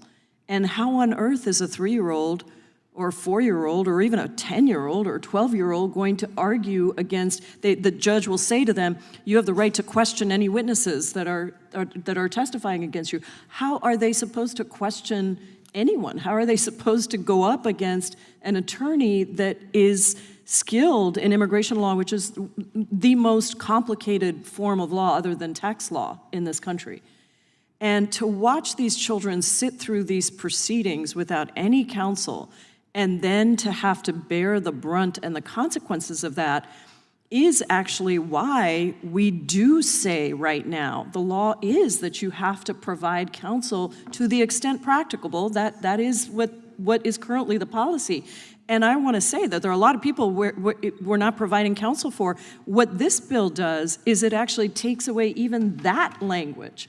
And I think that if there's, you're asking about how we can ask taxpayers to pay for this. I actually think if we were to put a poll out there and ask the American public if they would rather spend money on this, or if they would rather spend money on the illegal war in Iran, or Trump's ballroom, or the reflecting pool that was done so badly because it was a no-contract bid, they would say this. I actually think the American people would want to make sure that children, young children, minors, are provided with counsel in these immigration proceedings. I think that is very much what people would want to spend money on, not on all of the things that we're spending money on. And just remember that this is in the context of giving, the Republicans giving $210 billion, billion with a B, billion dollars to ICE and CBP, and now saying we are going to not only not provide attorneys, we're going to cancel the contracts. I mean, ORR has refused to pay legal services providers for their essential services, even though that money was approved. So I think that this is something where if we put this question out to the American public, they would all say, yes, we should pay for children, unaccompanied children, to have counsel. And that is exactly what Ms. Lofgren's amendment does. It's why I think it is so important that we stand up for our values as Americans and that we approve this amendment. The gentleman from Tennessee is recognized. Thank you, Mr. Chair. It's hard to imagine we're sitting here and having discussions about giving children legal representation when they're subject to deportation. They have, a hearing is supposed to be confrontational between two sides or adversarial. And have a child without representation against an attorney is not a fair process. And they do have a right to a hearing. You all understand that. And at the hearing, there needs to be fairness. And the fact that we're discussing that is just hard to fathom. And that Mr. Raskin and Ms. Lofgren's first proposals were ruled out of order.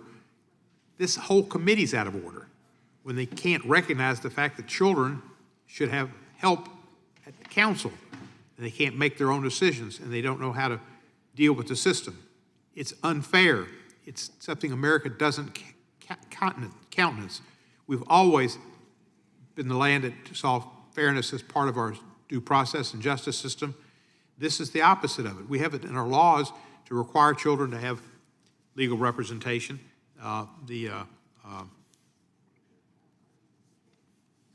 What's the name of this law? Anyway, there's several laws that do give representation to states who should try to get it. The Trafficking Victims Protection Reauthorization Act of 2008, requirement that the ORR ensure counsel for unaccompanied children to the greatest extent practicable. Trump administration has appealed that ruling. They want nothing, the Trump administration. And you got to realize where this is coming from. Donald Trump. This is what he wants. He wants to deport as many people as possible. That's the message he gave to the Department of Homeland Security, is deport. And Stephen Miller gave them a head count. They wanted, I think, 3,000 people a month or something like that. And they have to meet their head count. And they go out and they do it. And they get people, and they do it sometimes illegally. And they do it. Sometimes they kill people because they make mistakes and they don't really understand what they're doing in the law.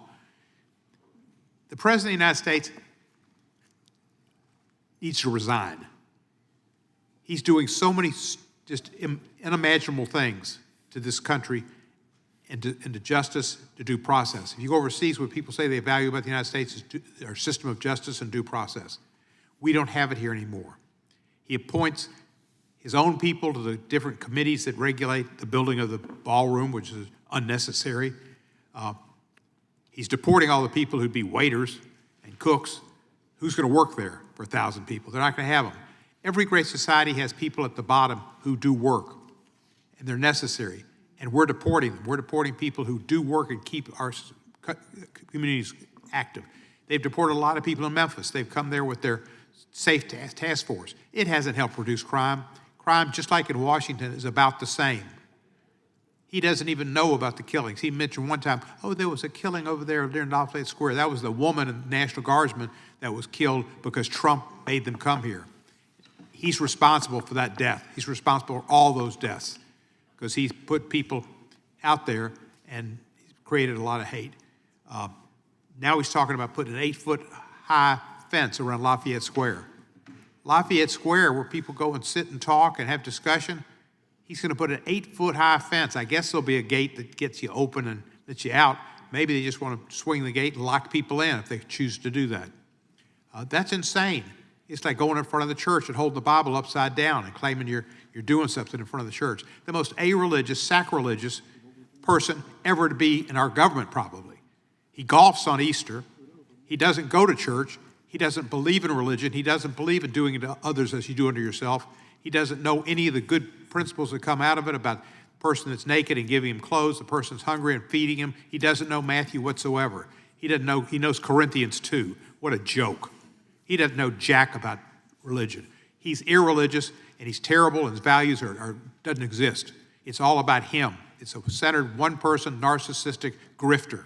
And that's who's guarding this country, and that's who's put these laws in effect. He doesn't want anybody to have counsel except himself. He wants Roy Cohn and Roy Cohn-spirited people to give him counsel. And he's got one with Stephen Miller. He's got one with the new guy he's got in to be head of the Department of Justice, quote unquote, a small J. Roy Cohn taught him, never admit you're wrong. Never back down. Never admit you're wrong. Roy Cohn was evil and one of the worst people ever on this earth, and he's the mentor of the President of the United States. You get it? I yield back. Gentleman yields back. Gentleman from Georgia is recognized. Thank you. I rise in support of the Lofgren Amendment. You know, a few weeks ago it was Donald Trump's birthday, and to commemorate his birthday, he had a cage match on the grounds of the White House. And a lot of my friends on the other side of the aisle were there to witness a number of contestants trying to beat the pulp out of their opponent and then stand up and talk about former First Lady Michelle Obama after that. But I mentioned the cage match because I wonder if my friends on the other side of the aisle would go to the White House for a cage match that featured a full-grown male lion versus a newborn kitten. You know, I wonder if you would find enjoyment in that kind of a match. But that is exactly what happens in immigration court for minors and for little babies and little children, preschoolers. So I rise in support of this amendment because the underlying bill strips all legal counsel programs for children and declares that the government should never pay for lawyers for children, even if by some miracle these children can find and pay for lawyers on their own. The underlying bill gives them at most 2 weeks before their immigration hearing, which is not nearly enough time. I strongly support Representative Lofgren's amendment for the same reasons that I was an original co-sponsor on her Fair Day in Court for Kids Act. Like little toddlers are showing up in court unable to speak English, often traumatized, and perhaps clutching their doll or stuffed animal. Their feet may barely touch the floor when they sit down, as they stare silently at a judge in a black robe speaking a language they do not understand. They are scared and overwhelmed and cannot possibly navigate complex legal proceedings by themselves. They are just like that little newborn kitten. Yet, we have set them up to be alone against a government-trained, full-grown lion, a lawyer, to decide if they should be deported back to countries where they face persecution, trafficking, or death. Do we really think that a toddler should be able to learn immigration law? The numbers show how dire the consequences are for children who cannot obtain counsel. Immigration judges are nearly 100 times more likely to grant relief to unaccompanied children who have a lawyer. And that makes sense. We provide counsel to adults who are charged with federal crimes because we want to ensure their fundamental right to a fair trial. If a grown adult needs a lawyer for a fair trial, it's obvious that a toddler does as well. Children lack the capacity, emotional maturity, and legal knowledge to understand their rights, gather necessary evidence, and formulate legal claims. Yet we just pretend that they do. It's heartbreaking, it's unjust, it's unfair, it's cruel. It's not for the children. If not for the children, at least vote for Ms. Lofgren's amendment for the immigration courts and the immigration judges. A courtroom cannot function when one side is represented by a literal baby. Judges cannot oversee cases efficiently, and the court system becomes destabilized, clunky, time suck. Having unrepresented children in court hearings is bad for everyone, and I strongly urge my colleagues to support this amendment as well, because we cannot expect babies to serve as their own lawyers. I mean, if you get satisfaction from watching a cage match with a kitten and a full-grown male lion, then vote no on this amendment. If you think that there's no utility or usefulness in watching such a display, then vote yes for this amendment, and I yield back. Gentleman yields back. Gentleman from Maryland is recognized. Thank you, Mr. Chairman. First of all, I've got to say that I'm concerned that so many of our members, I think more on your side of the aisle, Mr. Chairman, are not present here. In fact, I want to commend the Democrats for staying here for this important legislation. I'm just concerned that some people are going to come back and then just vote in a way they don't even really understand what we're talking about.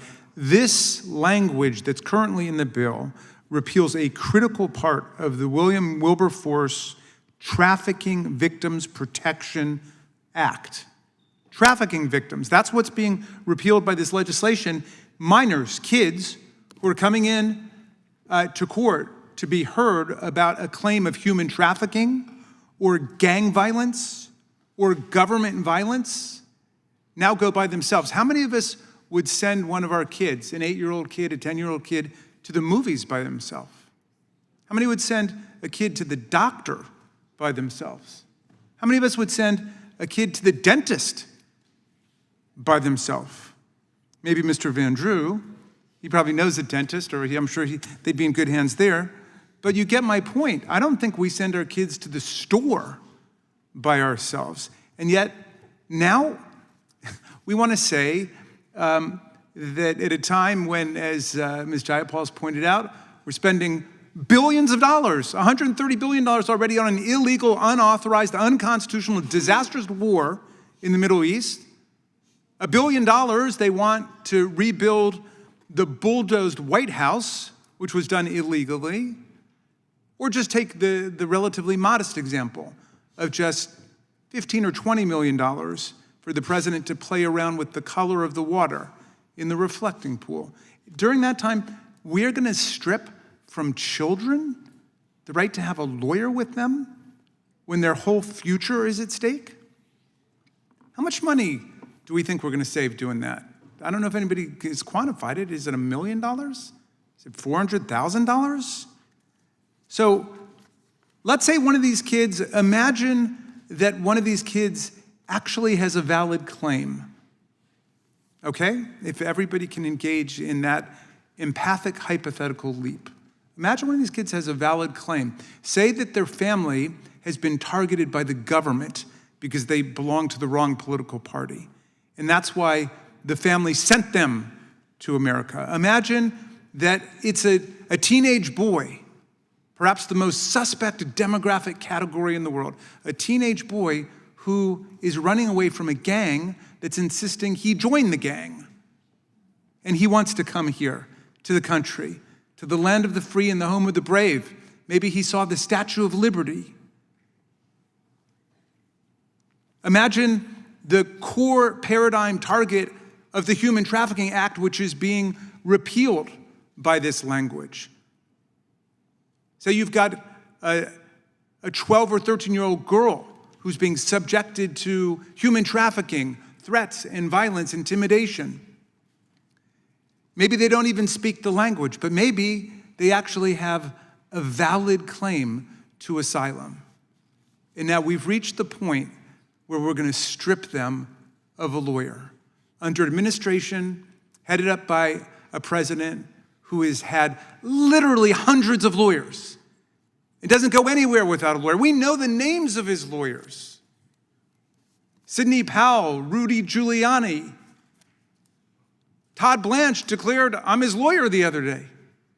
That's why he shouldn't be attorney general. He should just go back to being in one of Donald Trump's battalion of lawyers. How about we show the tiniest bit of compassion? What America was made for. That's what our country is. For the tired and the poor, the huddled masses yearning to breathe free. Have we forgotten all of that?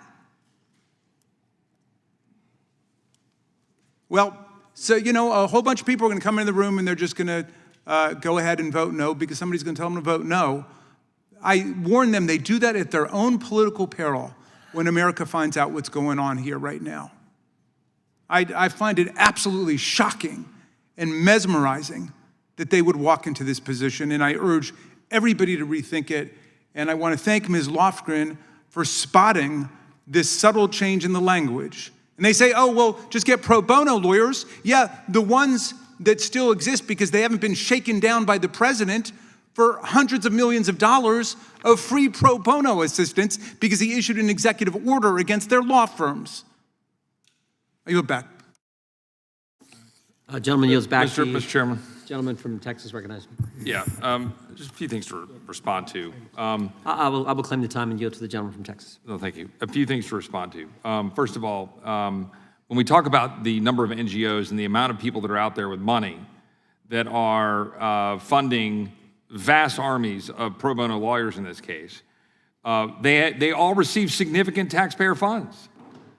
All of them, bucket loads. Catholic Charities alone responsible for resettling 600,000 aliens in 2021. Catholic Charities usually receives $1.4 to $3.7 million from the federal government each year. In 2023, it received $18.8 million. The Hebrew Immigrant Aid Society in 2024 received $113 million from the federal government in part to support the resettlement of aliens in the American interior. The Lutheran Immigration Refugee Service, 95% of its funding comes from the government. And all of these organizations are funding enormous armies of lawyers on a pro bono basis. There are literally billions of dollars going out in taxpayer funds for this very purpose. And it's going out through NGOs. And it's literally documented out there. And when we talk about the actual numbers, I have the numbers from 2026 in terms of what we're dealing with in terms of relief granted for the children in question. And I said, well, I don't want to look at 2026 because it might be said, well, the Trump administration is being too harsh. So I asked for the information from 2024 to go back to the Biden information. and I look at the data from second quarter 2024, the last year of the Biden administration, of the 40,000 pending UAC cases, 9,100 decisions at the time, 118 had relief granted. 118 out of the 9,186. The rest were dismissals, terminations, removals, voluntary departures. And my point of all that is not to say that there's not a case that shouldn't have a good, competent lawyer adjudicating the case. I believe that pro bono lawyers are doing that, and I believe that they're getting that. It is to say that we have created the problem. We, Congress, have created the problem with the legislation, and then the administration, the previous administration in particular, but with all due respect, President Obama at least recognized the problem and asked for it to be fixed. Literally sent us a letter begging us to fix the problem that is causing these children to be put in. We talk about we wouldn't put our children out to go to the store by themselves. Well, we sure as hell will put them out to be trafficked by cartels by themselves, to be sent across the border, to be abused by themselves, because we create the very climate that makes it occur. This is what is so galling about this. These children will get representation. I assure you, if you look at the money that is flowing to these NGOs, literally billions of dollars of taxpayer money. They are getting the taxpayer funds. And what we're saying here is that we should be right now minimizing these cases. That is the purpose of this bill. That is the purpose of moving forward, to codify what the president is doing, because this administration finally is trying to bring some sanity to the border.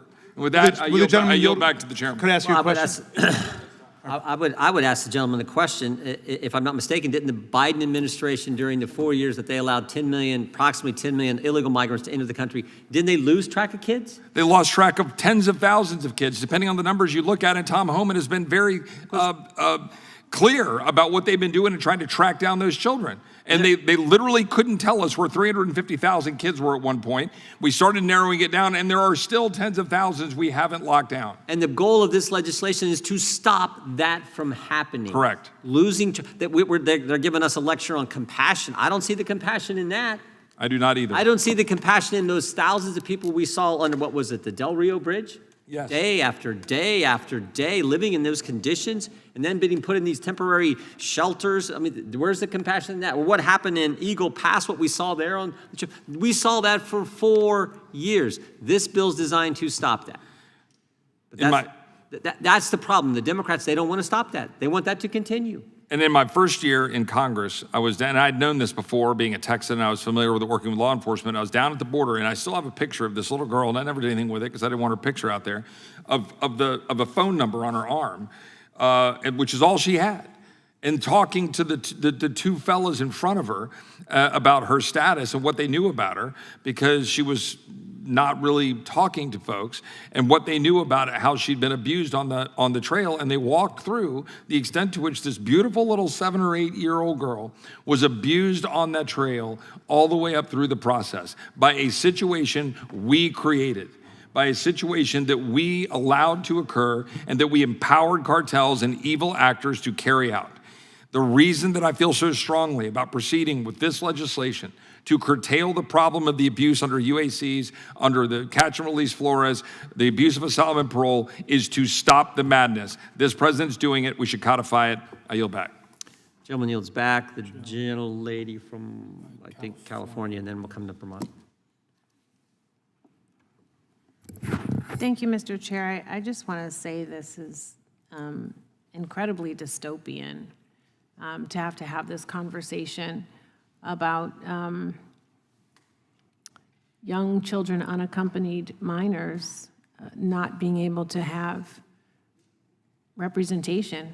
I mean, we've had a conversation about money, all this money, what the taxpayers are, I don't know. But, you know, this president has contributed $11 trillion to the debt. And I don't see anybody up in arms talking about that. This president asked us to cut $1 trillion in health care. I'm sure all of us have constituents in our districts that are going to be hurt because of that. I don't see anybody from the other side up in arms about that. And as it relates to these children, you know, I have been to the courts, and going into these courtrooms for these hearings, It is a daunting, scary process if you're an adult. If you're an adult with an attorney. It's even worse if you're an adult and you're pro per representing yourself. And now you're saying children to represent themselves? It actually boggles the mind.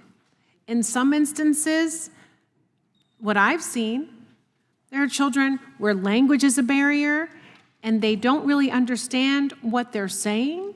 They're hearing words where they don't understand. In some instances, you have children that have developmental disabilities. They're on the spectrum. They're not getting additional help or support for that. And now you have courtrooms that are so overwhelmed that the judges are restricting continuances, and sometimes they are noticing hearings with less than 24 hours advance. So that's even hard for an adult with an attorney to manage, because an attorney probably has more than just that one client, and just all of the machinations to get it together to go before a judge. And you're asking for all of that to be managed by a minor. A minor who might be on the spectrum, a minor who might not understand everything, a minor who might have English as a second language, and a minor who is just scared out of their wits. And there's no context about the backstory for that child, how that child got here, what that child is running from, what that child may face if they're deported. And all of those things must be taken into consideration. The courtrooms that I've been in for proceedings, an attorney would bring all of those things up so that the judge could make a coherent decision based on all of the information provided. See, the attorney is the advocate, and you're essentially saying you want a child to go in there without an advocate. And last year, actually, Trump partially terminated the program that would allow children to be represented. So then folks had to file an injunction. And so all of these legal service providers that you all are talking about, you know, they had waiting lists upon waiting lists of kids that they couldn't help because of all of these shenanigans with this administration that you all are trying to co-sign. You're double downing on the co-signing with this bill.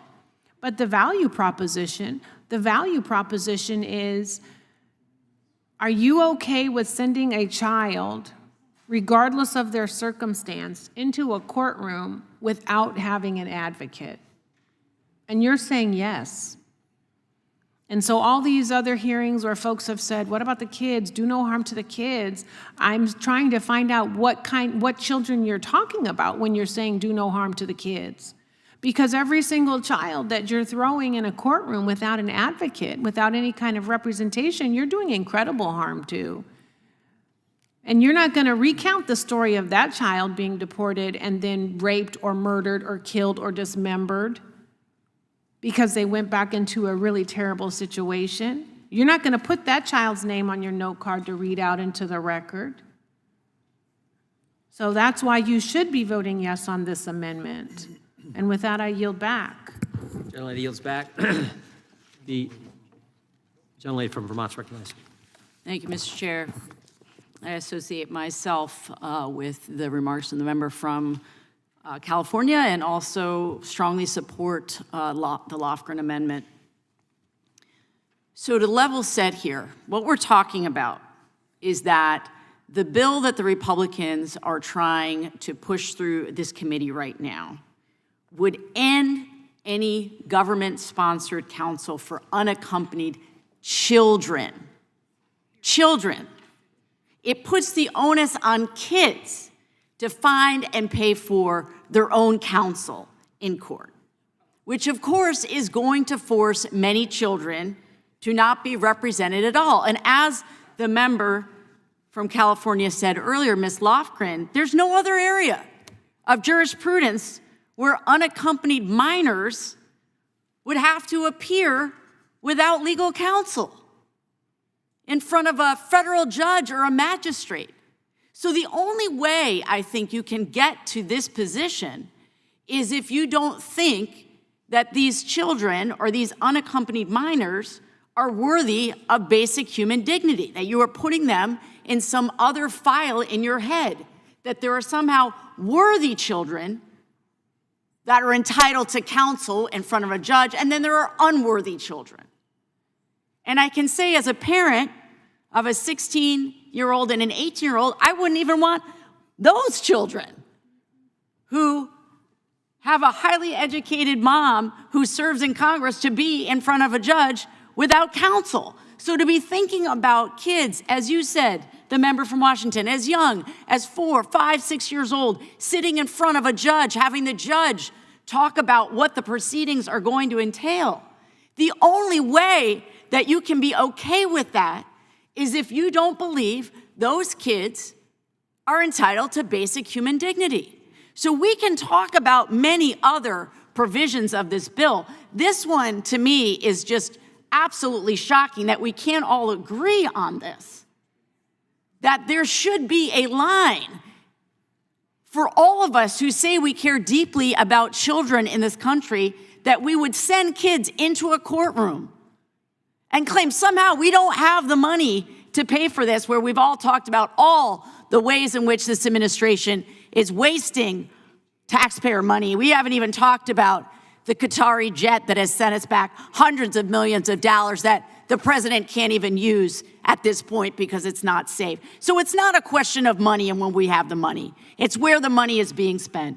And I can tell you, I agree with what a member on my side said earlier. If it were between spending money on those things or actually spending money to make sure that children have representation in court, I think I know where most Americans would come down. And I yield back. Gentleman yields back. The gentleman from Illinois is recognized. Thank you, Mr. Chairman. I move to strike the last word. I rise in support of this amendment for reasons that my colleagues have clearly and unequivocally laid out.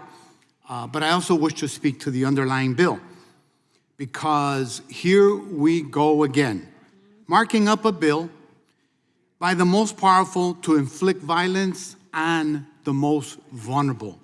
And once again, this markup is just a show, because this disgraceful piece of legislation is so extreme that it doesn't even have the votes in the anti-immigrant Republican Party. And that's why we didn't mark up this bill until now. The Speaker and the Chairman know it doesn't have the votes. So the folding caucus threw a longer tantrum on the rule this time, and now we all have to listen to the Republicans pretend that they're going to pass this garbage. But even if this markup is a joke, the policies in this bill are not. They reflect the shameless cruelty of the Trump, Miller, and their mass death squads, and what they're inflicting on our communities. It's real, and it's paid for by our tax dollars. They're executing innocent people on our streets. They're racially profiling people. It happened just 3 days ago in my district on a U.S. citizen. They're breaking up into people's homes without a warrant, and the Republicans gave them $240 billion to do it. Think about that. Working people in this country struggle to put food on the table, buy a house, and pay for health care. Many don't even make a living wage. And the people elected to represent them spend $240 billion of their tax dollars to pay a bunch of racist thugs to terrorize random people on the street the way they do in my district every day. Not on health care, not on housing, not on nutrition assistance, not on public schools, not on child or elder care.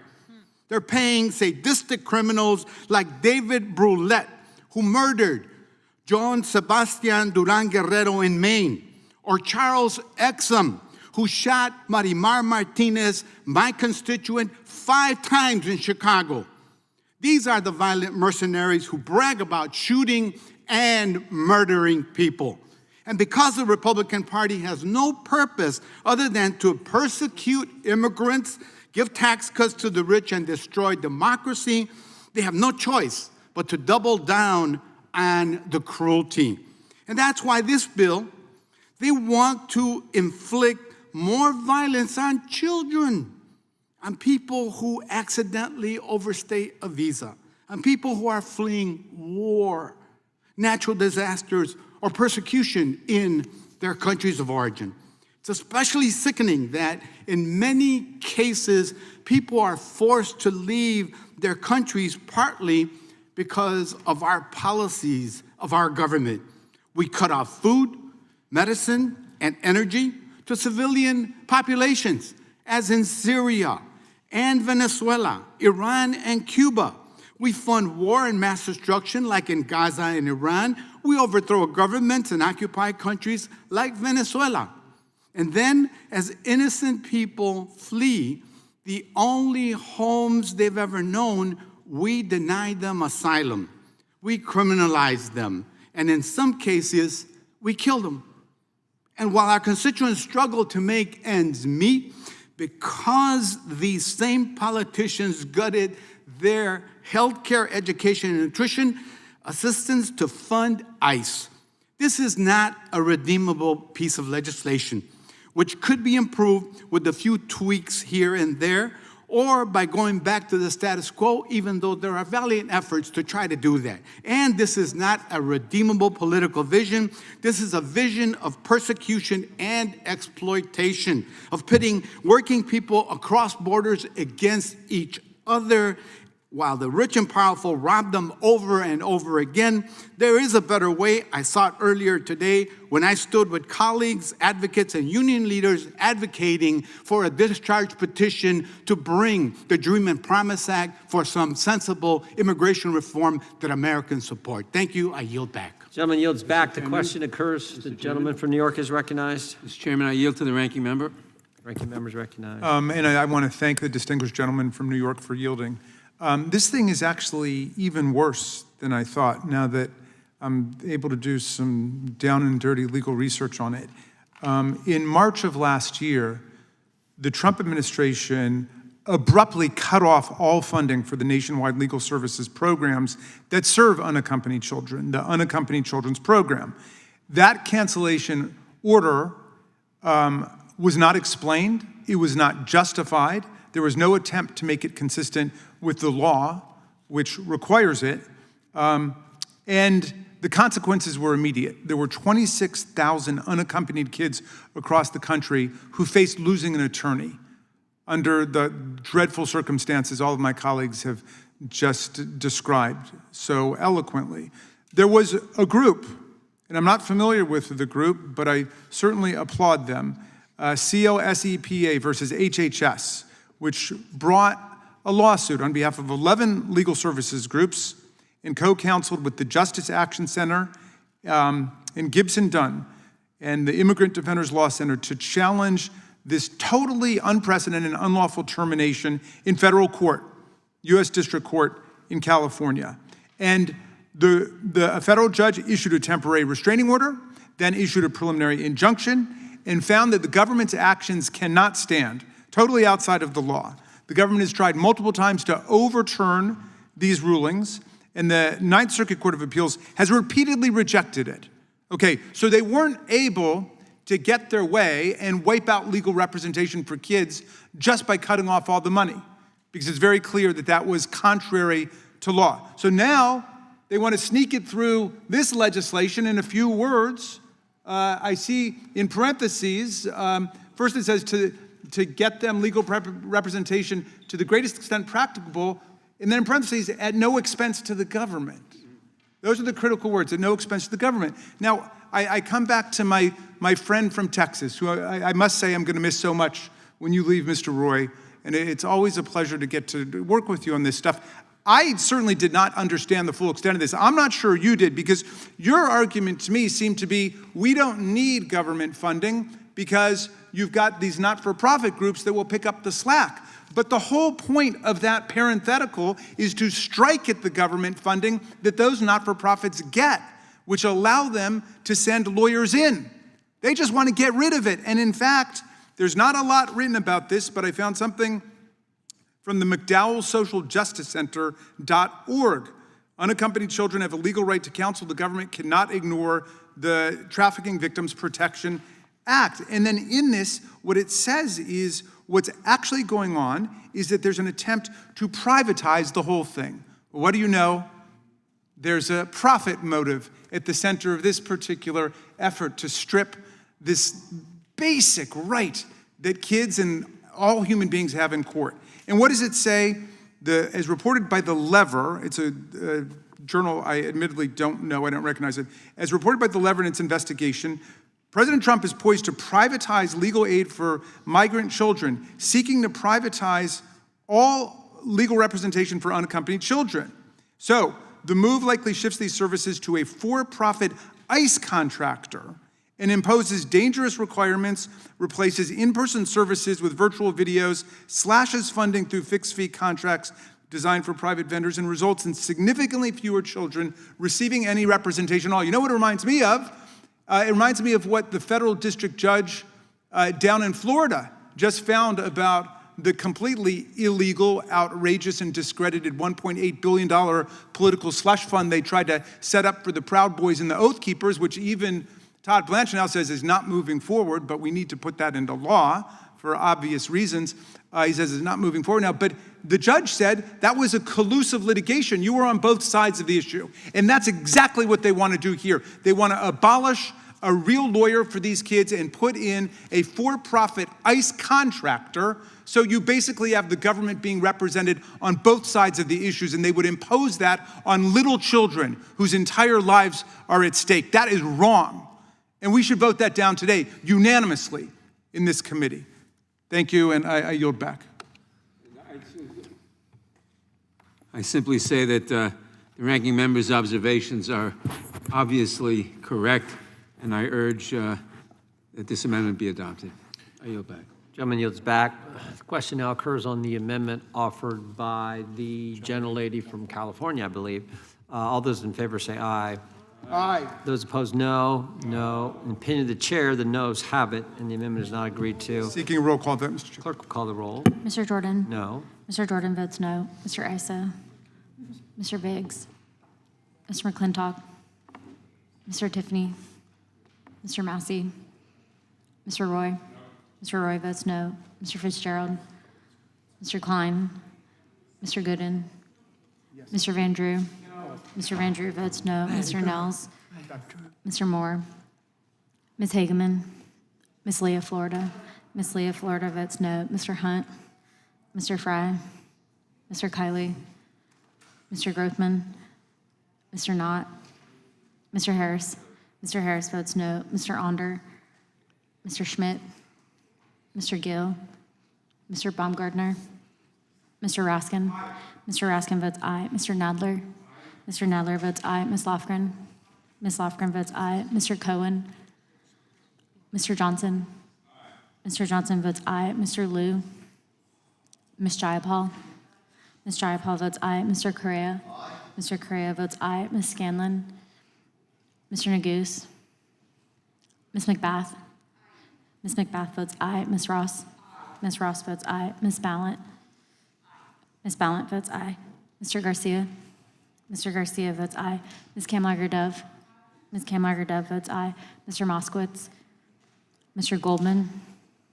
Ms. Crockett? Ms. Lee of Pennsylvania? Mr. Onder? Mr. Onder votes no. Mr. Moore? Mr. Moore votes no. Mr. Klein? Mr. Klein votes no. Ms. Lee of Pennsylvania? Ms. Lee of Pennsylvania votes yes.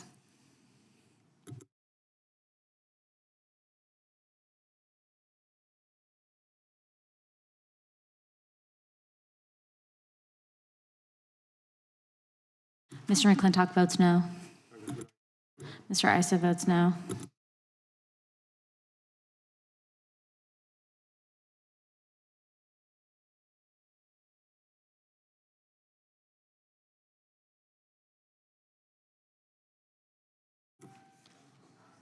Mr. Grothman?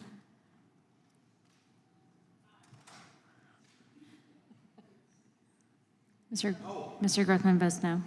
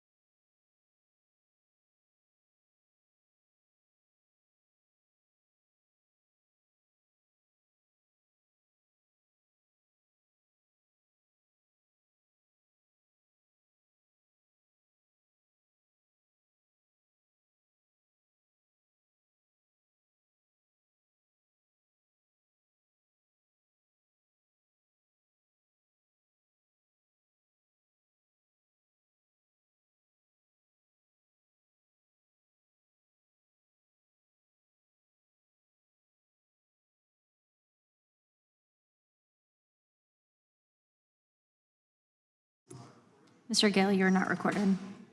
Mr. Gale votes no.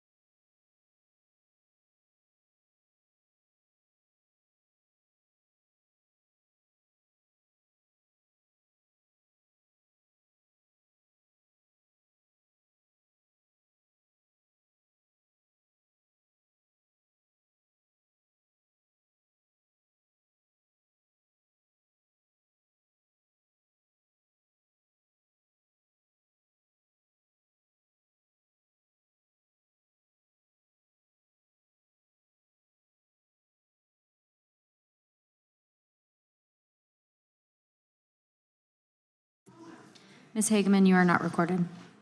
Ms. Hageman votes no. Mr. Chairman, there are 12 ayes and 13 noes. The amendment is not agreed to. Gentlelady from Washington. Mr. Chairman, I have an amendment at the desk. Clerk will report. Point of order reserved by the gentleman from Texas. Amendment to the amendment in the nature of a substitute to H.R. 9773, offered by Ms. Jayapal of Washington.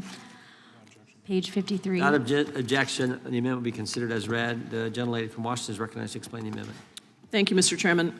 In a normal world, I would say this would be a simple bipartisan amendment.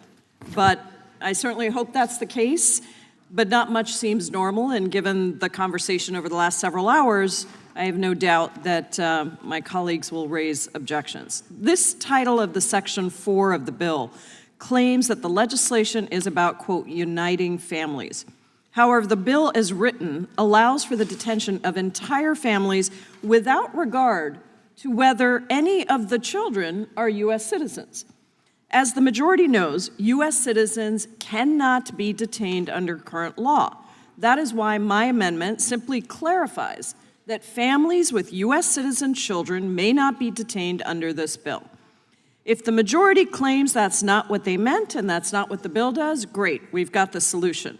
The bill language is poorly drafted, and a plain reading of it explicitly allows for families with U.S. citizen children to be detained and/or for immigrants to be indefinitely in family detention facilities separated from their U.S. citizen children. 5.5 million U.S. citizen children live in households with at least one undocumented person. Just under 2 million U.S. citizen children live with 2 undocumented parents. This bill would authorize the Secretary of Homeland Security to throw millions of children into immigration detention if ICE puts their parents into removal proceedings. Remember, this title is also retroactive, throwing families into limbo even if they lived here for years. The Supreme Court recently reaffirmed the plain meaning of the 14th Amendment that those born in the United States are U.S. citizens, despite Trump's obsession with trying to change it. Now, I want to be very clear. Family detention is barbaric, and it is a traumatizing process to which no child, regardless of citizenship, should be subjected. The harm of detaining children is clear. According to the American Academy of Pediatrics, there is no evidence that any amount of time in detention is, quote, safe for children, even In fact, even short periods of detention can cause psychological trauma and long-term mental health risks for children, end quote. According to a physician and psychiatrist who investigated the family detention facilities for the Department of Homeland Security's Office of Civil Rights and Civil Liberties, quote, shorter lengths of detention did not sufficiently mitigate the harmful conditions that we observed and their deleterious consequences. Most of the harms we documented were in families detained less than 20 days, end quote.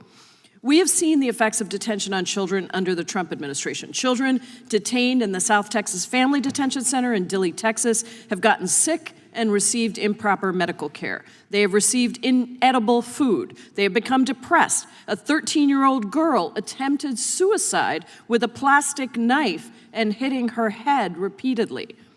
The idea that my Republican colleagues would not only endorse these horrors, but actively seek to impose them on more children, including U.S. citizens, is grotesque. But sadly, unless there is a drafting error, that is exactly what this bill does.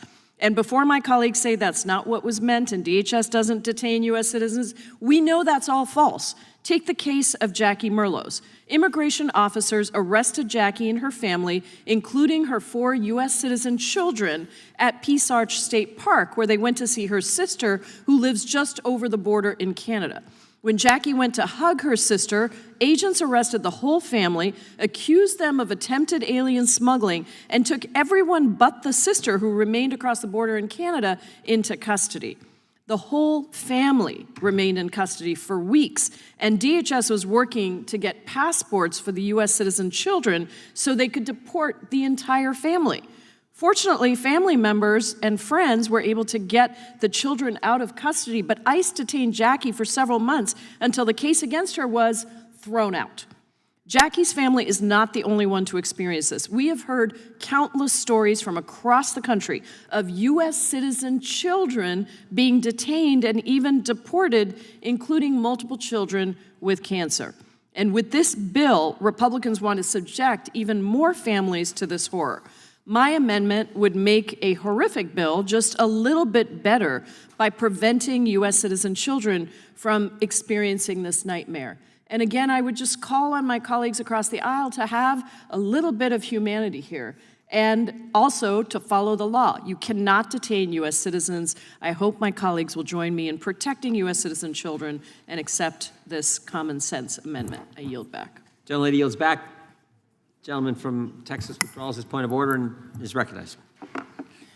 Thank the chairman. I guess my colleagues on the other side of the aisle are for family separation now, because that's effectively what they're calling for. The purpose here is to make sure that we keep families together. That's the point. When you have someone who came here illegally, you have illegal alien parents, and they have a child, for the vast majority of cases would be an illegal alien child. To the extent that it is not an illegal alien child and it is a alleged or actual citizen child, it is almost certainly often going to be the case that it is the product of so-called birthright citizenship, notwithstanding the Supreme Court's erroneous ruling. The reality is that's going to be almost certainly the case in a number of these situations of the hypothetical put forward. My point is just this. We have already, by the way, in the funding mechanism in the OBBB, we have this exact language in place, very specifically, and this would be in alignment with that, and it is purposeful to hold families together. That's the point. We are trying to make assessments, and by the way, if we embrace the policies we're talking about, we're decreasing the pressure at the border, we're taking power away from the cartels, we are trying to make it to where you can manage cases, which the evidence is now bearing out. We're putting more immigration judges in place. We're processing these claims and cases faster. We're making decisions where in the limited cases, as the data also is evidenced under both presidents, under Biden and President Trump, in the cases of asylum, when there's a tiny fraction that are granted asylum or a tiny fraction that are on the unaccompanied alien children who can stay, et cetera. We're processing them quicker so the backload is reduced. That is the point.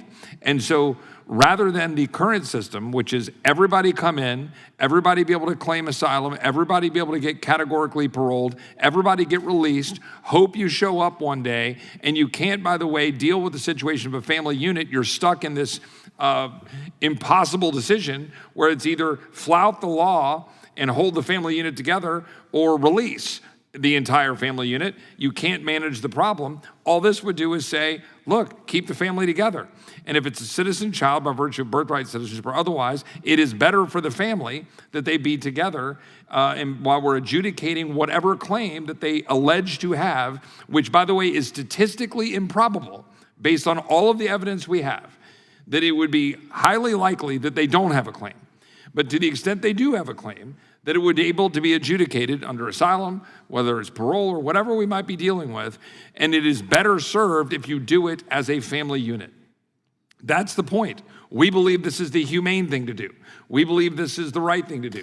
Keep people together, adjudicate the claim, and then make the case going forward as a family. When you separate them, when you empower cartels to intervene, when you create perverse incentives to make false claims about citizenship or not, when you make incentives to be able to claim children and be able to use them for fake family units and so forth, we think that is harming children, harming aliens, empowering cartels, undermining our security, and so forth.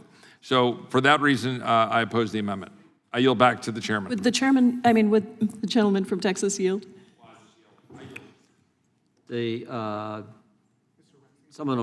recognize Mr. Raskin to yield to you. Thank you. I yield to the gentlelady from Washington, but save me some time because I got some Okay, stuff. you got it. I just wanted to respond to the gentleman from Texas's comments because we are explicitly fixing an error in your bill that says that either you have to detain U.S. citizen children with their families or you have to separate them. We are saying, no, let's exempt the families who have U.S. citizen children so that you can keep families together. This is all about keeping families together, uniting families, which is in the title of your bill. And so I want to clarify that if you support not separating families, you should support this amendment because it fixes the language in your bill that essentially says you can detain entire family units or with U.S. citizen children, or you separate them. That's what your bill does, and I'll yield back to the ranking member. Now, I'm glad you clarified that. It's an essential point. But, you know, we've now reached a moment, I think, that really the whole country's got to pay attention to, because Thomas Jefferson was someone who warned that if the government was to be allowed to violate the rights of non-citizens, it would inevitably come to violate the rights of citizens as well. And this particular language is a very vivid demonstration of that principle. Why is that? Because in the United States of America, U.S. citizens cannot be held unless they are convicted of a crime or unless they're charged with a crime. That's what habeas corpus is all about. If you're being held by the government and you're a U.S. citizen, you've got the right to get out. The government can't hold you. The only two exceptions to that I'm aware of, I think, are enemy combatants in war, if they constitute a threat to society. And in certain cases, I remember, and somebody maybe can look this up, there were certain cases where U.S. citizens who were material witnesses to a crime could be held even without charges until they testified or until they gave a report. But in any event, none of that has anything to do with what's going on here.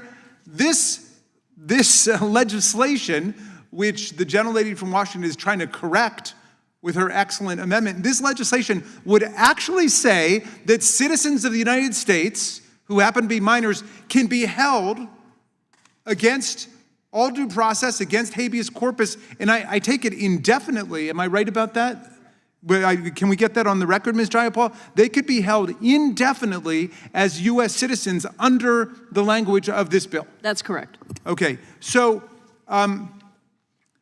It's an old story. Thomas Jefferson warned about this during the Alien and Sedition Acts. He said, if we are willing to sacrifice and surrender the rights of non-citizens who are being rounded up and arrested and deported without any due process at all, it is going to come back to haunt us. And we know that they're U.S. citizens, and one of them was in my district who've been held for many days in ICE deportation or detention facilities. That's happened to lots of U.S. citizens. Somebody please find me the numbers on that. We know there's lots of citizens, but this is an attempt to codify it and to say that U.S. citizen children can be held indefinitely by Homeland Security and ICE because one of their parents is being held, and we'll just sweep in the whole family. And they rejected, I believe it was Ms. Ballant's amendment to deny the right of family detention. I can't remember if that one was yours. That was Ms. Jayapal's amendment. They rejected that, so now they want to sweep the whole family in, whether you're a non-citizen or a citizen. Look how far we have come. And this is an old story. It's an old story, not with democracies. Democracies like to respect everybody's rights, but it's an old story with empires. Empires would extend their reach over lots and lots of land. And so you had to be a citizen and not a subject in order to exercise rights. But inevitably, because of imperial practices, the rights of citizens would be sacrificed and denigrated and diluted, just like the rights of the non-citizens. Let's get back on the path towards being a democratic republic and not acting like an empire with paramilitary forces that kill U.S. citizens without warrant, that kill immigrants without any reason. I yield back. Gentleman yields back. The question occurs on the amendment offered by gentlelady from Washington. All those in favor say aye. Aye. Those opposed, no. No. Opinion of the chair, the noes have it. All right, I'm going to have to ask for a recorded vote on that call. Being requested, the clerk will now call the roll. Mr. Jordan? No. Mr. Jordan votes no. Mr. Issa? Mr. Biggs? Mr. McClintock? Mr. Tiffany? Mr. Tiffany votes no. Mr. Massey? Mr. Roy? Mr. Roy votes no. Mr. Fitzgerald? Mr. Klein? Mr. Klein votes no. Mr. Gooden? Mr. Van Drew? Mr. Nels? Mr. Moore? Ms. Hageman? Ms. Leah Florida? Ms. Leah Florida votes no. Mr. Hunt? Mr. Fry? Mr. Kiley? Mr. Grothman? Mr. Knott? Mr. Harris? Mr. Onder? Mr. Schmidt? Mr. Gill? Mr. Baumgartner? Mr. Raskin? Aye. Mr. Raskin votes aye. Mr. Nadler? Mr. Nadler votes aye. Ms. Lofgren? Ms. Lofgren votes yes. Mr. Cohen? Mr. Cohen votes aye. Mr. Johnson? Mr. Johnson votes aye. Mr. Liu? Ms. Jayapal? Ms. Jayapal votes aye. Mr. Correa? Mr. Correa votes aye. Ms. Scanlon? Mr. Neguse? Ms. McBath? Ms. McBath votes aye. Ms. Ross? Ms. Ross votes aye. Ms. Ballant? Ms. Ballant votes aye. Mr. Garcia? Mr. Garcia votes aye. Ms. Kamlager-Dove? Mr. Moskowitz? Mr. Goldman?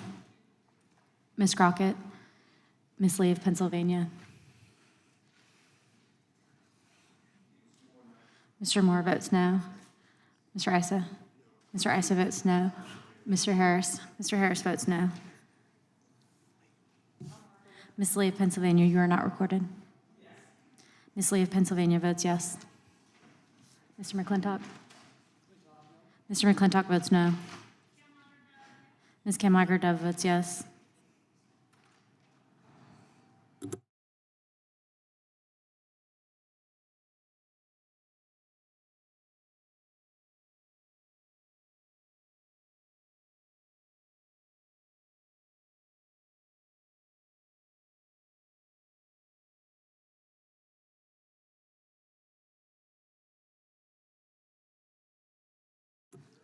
Mr. Onder? Mr. Onder votes no.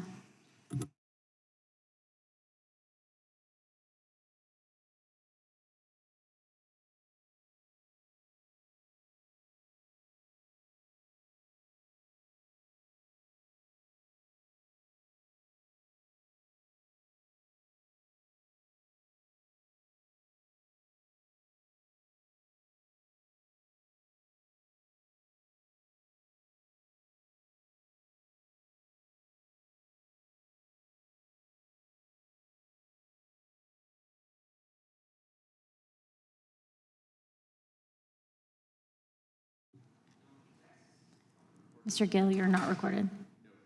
Mr. Gill votes no.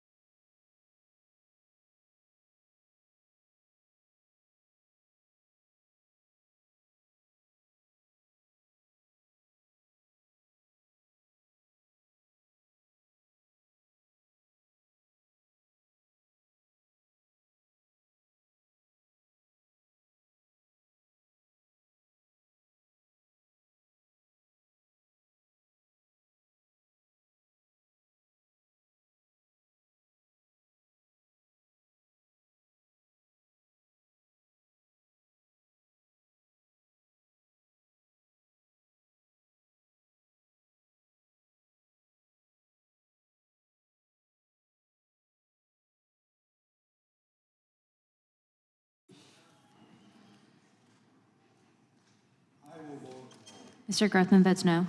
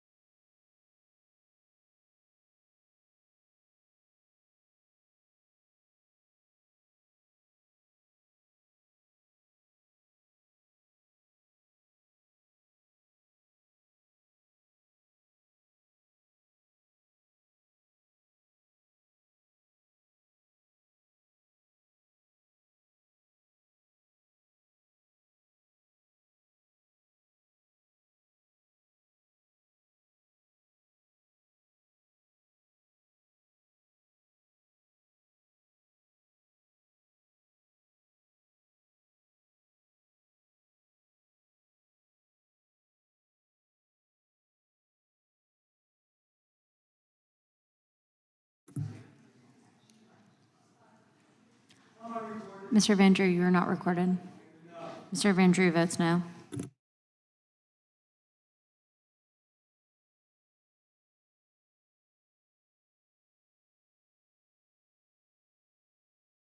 Clerk report. Mr. Chairman, there are 13 ayes and 13 noes. The amendment is not agreed to. The chair now recognizes the gentleman from Wisconsin, Mr. Grothman. I'm sorry, I've had other committee hearings today, but I hear some things I want to clarify. Go right ahead. First of all, there are people who say that we're only going to remove the people from this country who are the worst people. If we're going to have an immigration law in this country, and we're very, very generous with people from other countries, every year about 800,000 people come here and are naturalized. 800,000. We're at a point where 1 out of 6 people in America was born in another country. That's more than even was in the late 1800s. So we're very generous, but I don't know who thought up this idea that if you come here and you shouldn't be here, the only people we're going to remove are people who are like committing murders. We'll remove them too, but if we're going to have an immigration law, we can't just say anybody comes here.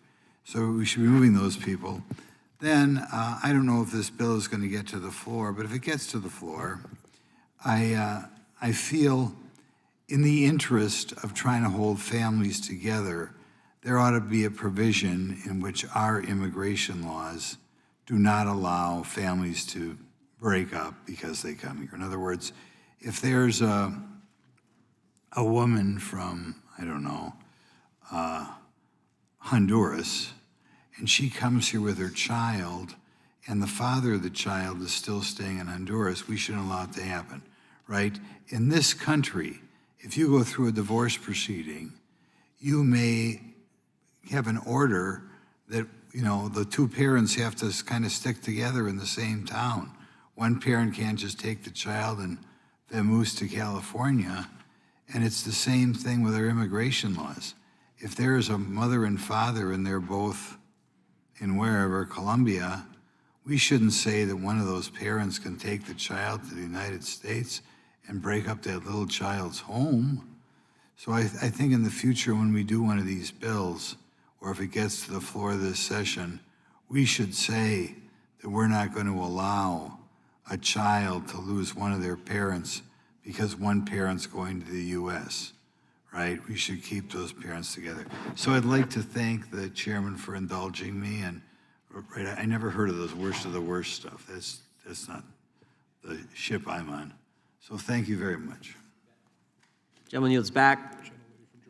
Gentleman from Georgia is recognized. Thank you, Mr. Chair. I have an amendment at the desk. Clerk will report.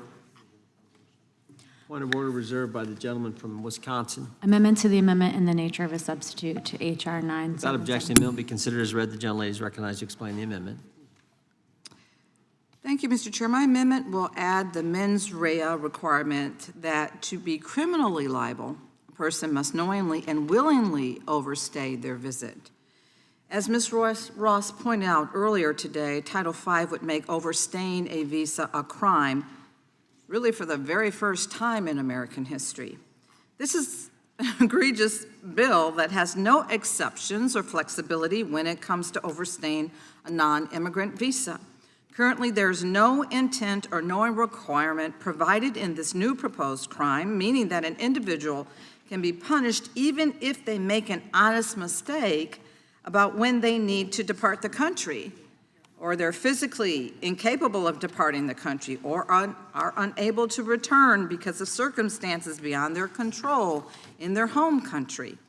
That is why my amendment adds a common sense requirement that the person only be guilty of this crime if they knowingly and willingly overstay their visa. For example, a person who has a medical emergency in the United States cannot leave within 10 days of their visa expiring. You know, that would violate this new law, and they'd face up to 6 months in prison and a fine of up to $1,000, even if they're under medical care in a hospital or they're recuperating. So take into consideration that maybe a natural disaster prevents an individual from returning home for more than 10 days past the expiration of their status. They would be guilty of this crime and face 6 months in federal prison. My Republican colleagues have repeatedly called for mens rea reform, citing existing criminal statutes that fail to explicitly require a mens rea standard. But it appears Republicans' commitment to due process simply does not extend to immigrants, even those that are here legally. Last summer, we marked up H.R. 59, the Mens Rea Reform Act, which would insert a knowledge requirement in every existing criminal or regulatory statute that lacks an explicit mens rea standard. Republicans passed that bill out of this committee over Democrats' objections to an imprecise, one-size-fits-all approach that could lead to unnecessary, unintentional mistakes.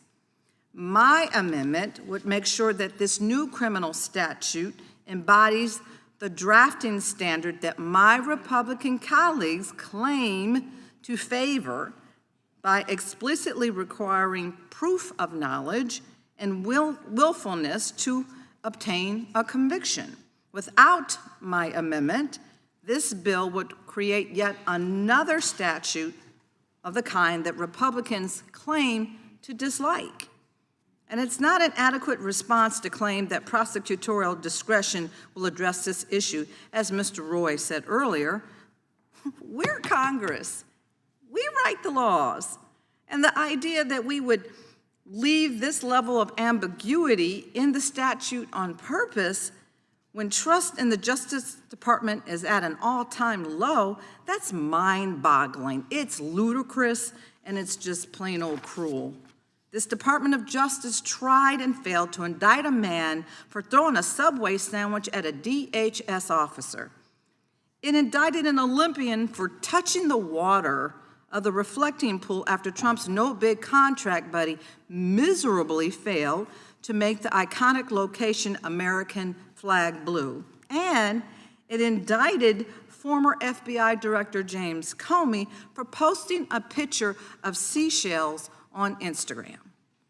So let's not pretend that federal prosecutors under this administration are not bringing absurd and frivolous, unfounded cases.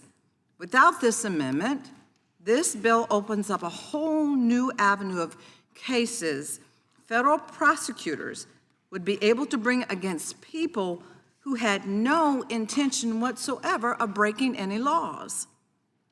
Our immigration system so badly needs reform. We have all said that over and over again. We're absolutely interested in bold new ideas to fix it, but this isn't one of them. If this amendment is not adopted, this bill would just imprison people for falling to circumstances beyond their control. This is not the kind of policy that I will support, and I vote yes on my amendment. I yield. Gentlelady yields back. The gentleman from Wisconsin withdraws his point of order. The gentleman from Texas is recognized. Thank the chairman. I oppose this amendment. You know, we debated this amendment in the last markup, in the last Congress. My friend from Texas, I believe, was the one who offered this particular provision in dealing with visa overstays, Mr. Moran. And, you know, he gave the example of probation, I think was the example that he gave, that we put people on probation and they're given terms or conditions to comply with the probation, and, you know, they do or they don't. And this happens all the time in state and federal courts. You know, you can't go to, if you're on probation, into certain places that serve alcohol, or there are other issues where you might violate it. And in many cases, maybe they didn't intend to be in a place, but yet they did. And so then it's a violation. And then that does yield back to the gentlelady referenced, which is something I referenced before, which is prosecutorial discretion in making determinations of whether somebody was, breaking the limit on their visa, with some sort of malice, or whether it was a good faith effort. But the point here is to put real teeth when someone is offered the ability to be a guest in the United States. And this is one of those things where I think we've culturally gone amiss, and certainly legally, where we've now got a situation where 40% of the people who are illegally here, at least historically, some of these numbers have shifted a bit in the last few years, but 40% are visa overstays. That's just unconscionably wrong. We've created a system where people are rewarded from ignoring the law. And again, it's just hard for me to believe that we have much sympathy here when it was the 19 hijackers were all visa overstays.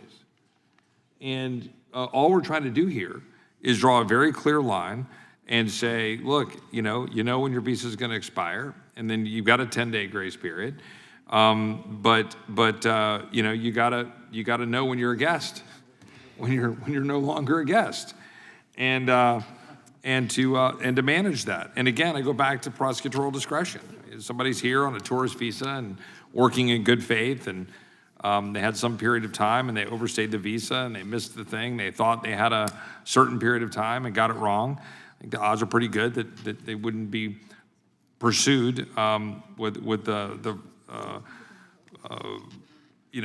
force with respect to the criminal statute. But it's important to have that as a backstop to be able to let the world know that if you come here and abuse our goodwill to allow you to be a guest in our country and you overstay it, that there will be consequences. That's the point. And I applauded my friend from Texas at the time for making that case and certainly supported it and certainly disagreed and voted against this same amendment then. And we'll urge that we oppose it now because it is, I think, the right policy to set the policy cleanly and clearly, that there'll be consequences, and again, leave it to prosecutorial discretion to manage. I yield back.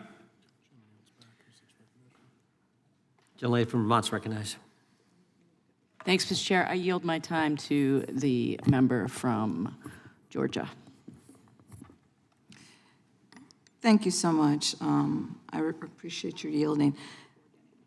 Mr. Roy, I understand what you're saying, but there again, you're making blanket assumptions that everyone, these 40% or what have you, you're making blanket assumptions that everyone is deliberately trying to be here and overstay their welcome. It's just a blanket assumption that you're making, and that's simply not the case.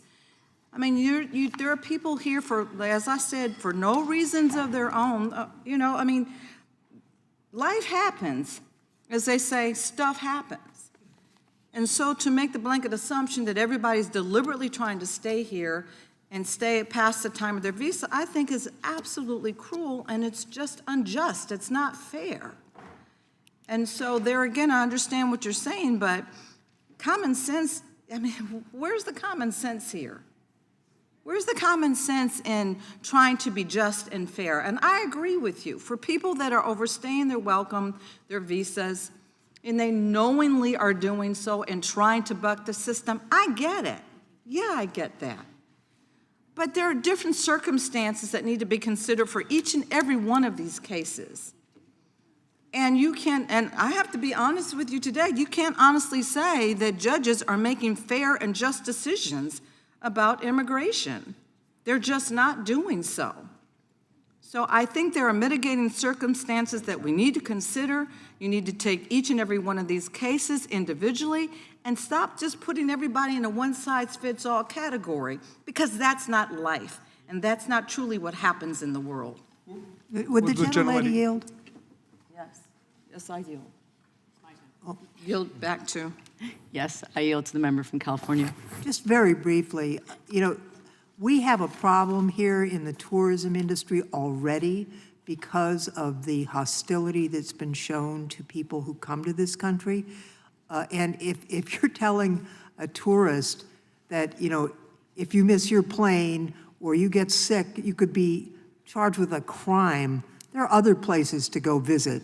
And I do think the economic damage from this is something that needs to be considered. I'm not for people flagrantly violating the law, but the way this is crafted is inelegant, and I think the gentlelady's amendment resolves some of that problems, and I thank the gentlelady for yielding, and yield back to Ms. Ballant.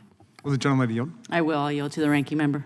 First, let me start by thanking you, Ms. Ballant, but also I want to salute Ms. Lofgren on making that excellent point. You know, I had a group of business leaders from my district in my office not so long ago talking about the horrific effect that this violent immigration clampdown is having on people's desire to come visit the United States. People are literally afraid to come to the United States of America right now, and it is killing the hospitality industry.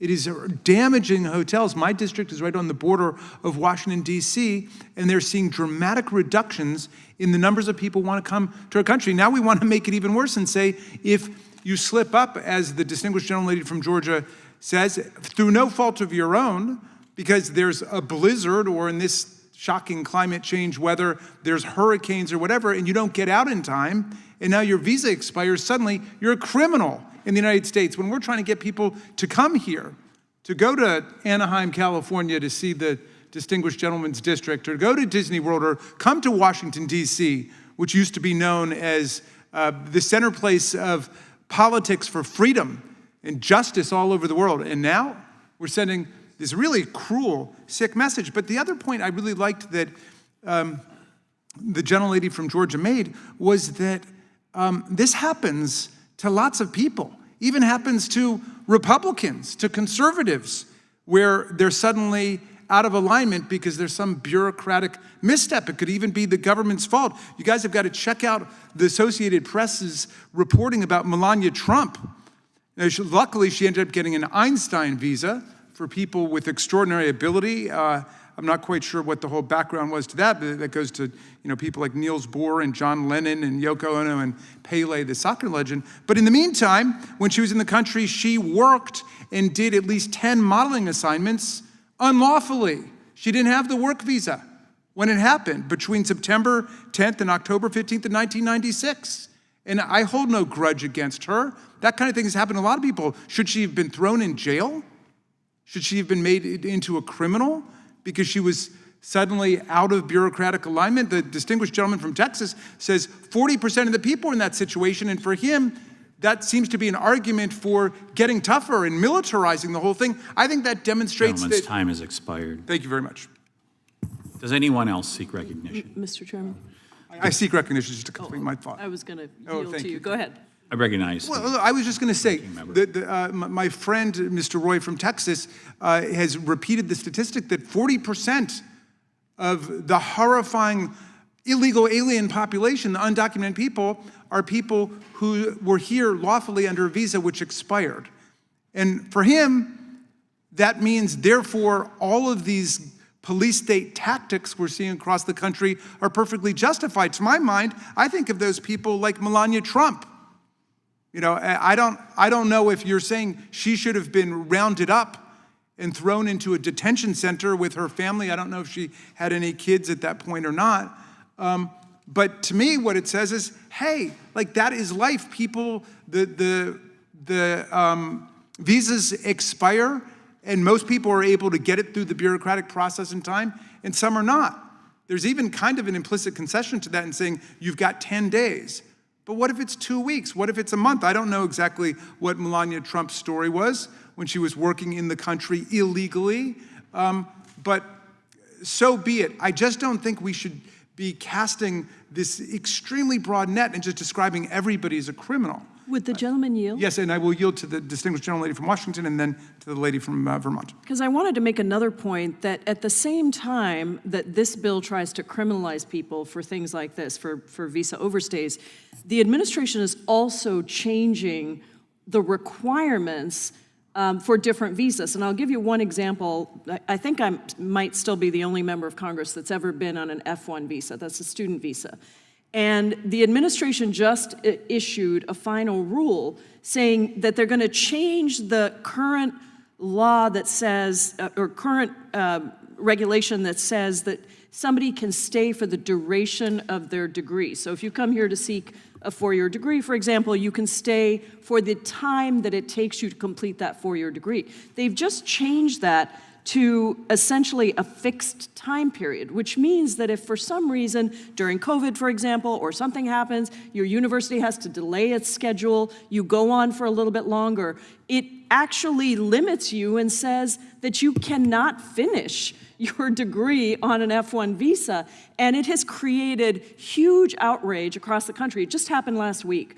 And I was asked about it at a news conference, and luckily I'd been following it, because our universities, you talked about the hospitality industry, and what this does to people not wanting to come to the United States. This is happening now in the universities too, because universities actually across the country in red and blue districts, red and blue states, are getting people, foreign students are coming and they're paying full freight. But now, because of all of the immigration stuff that's been happening under this administration, people don't want to come here. They're choosing to go somewhere else. With this F1 rule, that's going to be even more the case, because there's no guarantee that you can actually finish your degree if you come here to stay on your degree. And now they want to criminalize people if you then end up having to stay a day or a week or a month longer on your F1 visa because of this rule change. I yield back to you. Thank you for that great point. It is undermining the universities and the colleges as well as the hotels and motels and everybody else. I just want to make one more point before I yield to my friend from Vermont. According to the U.S. Customs and Border Protection Service, nearly 99% of the non-immigrant visitors left the United States on time. In other words, this program is not being abused. People get a visa, and they're generally here for the right amount of time, and then they leave. And then in a tiny percentage of the cases, you've got things like hurricanes, tornadoes, COVID-19, whatever. Life happens. And we want to turn those people into criminals? I mean, that strikes me as outrageous. Ms. Ballin, I yield to you.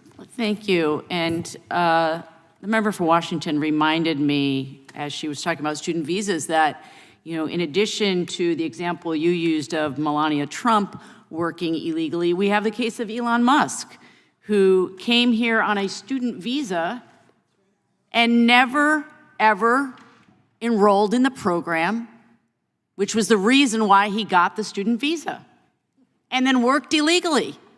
He literally launched his career in the United States working illegally.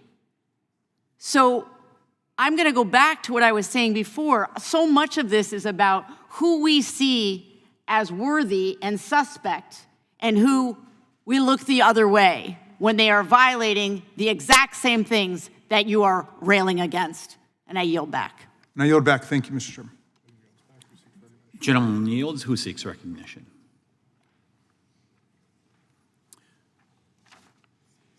Question occurs on the amendment offered by the gentlelady from Georgia. Those in favor say yes. Aye. Those opposed say no. No. Opinion of the chair, the noes have it. The amendment is not agreed to. I'd like to seek a recorded vote, please. Gentleman asks for a recorded vote.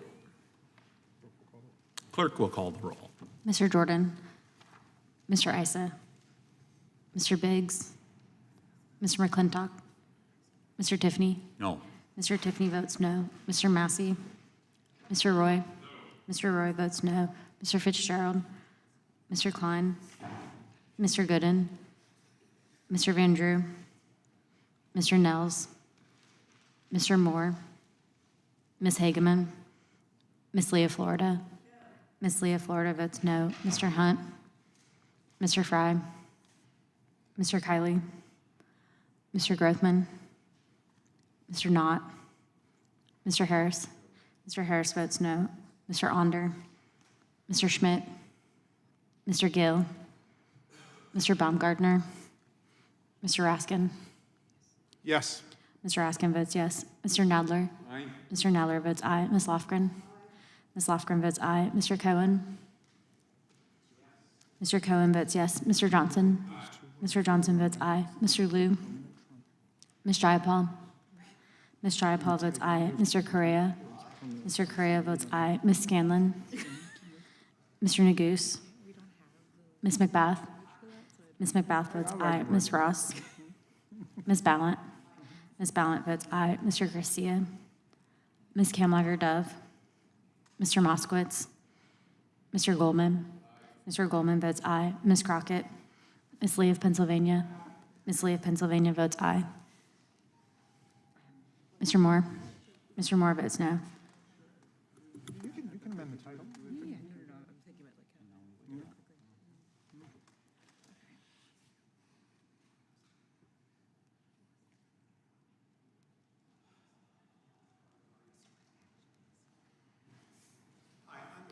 Mr. Issa votes no.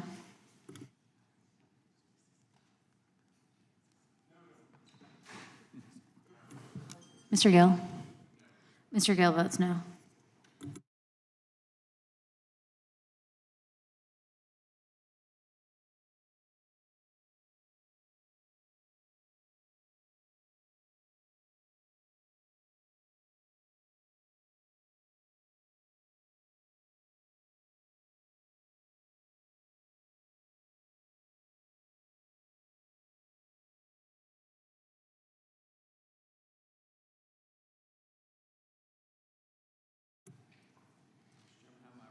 Mr. Klein, you're not recorded. Mr. Klein votes no.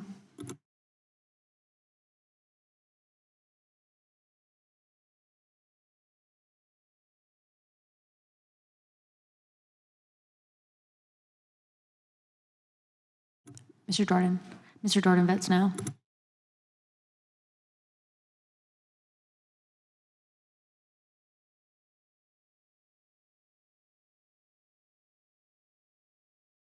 Mr. Onder? Mr. Onder votes no.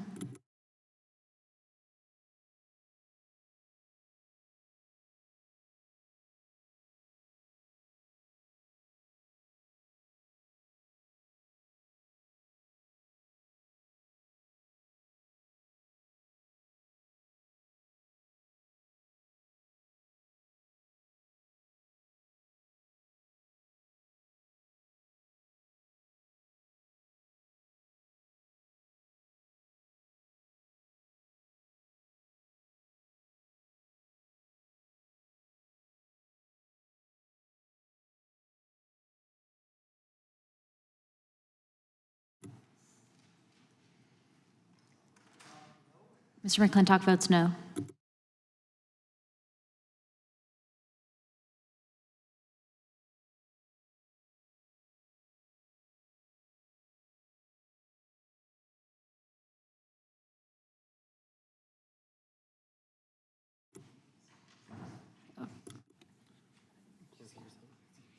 Clerk will report. Mr. Chairman, there are 11 ayes and 11 noes.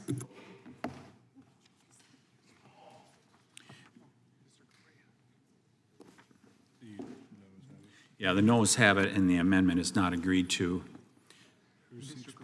Who seeks recognition? Gentleman from California. Chairman, I have an amendment at the desk. Clerk will report.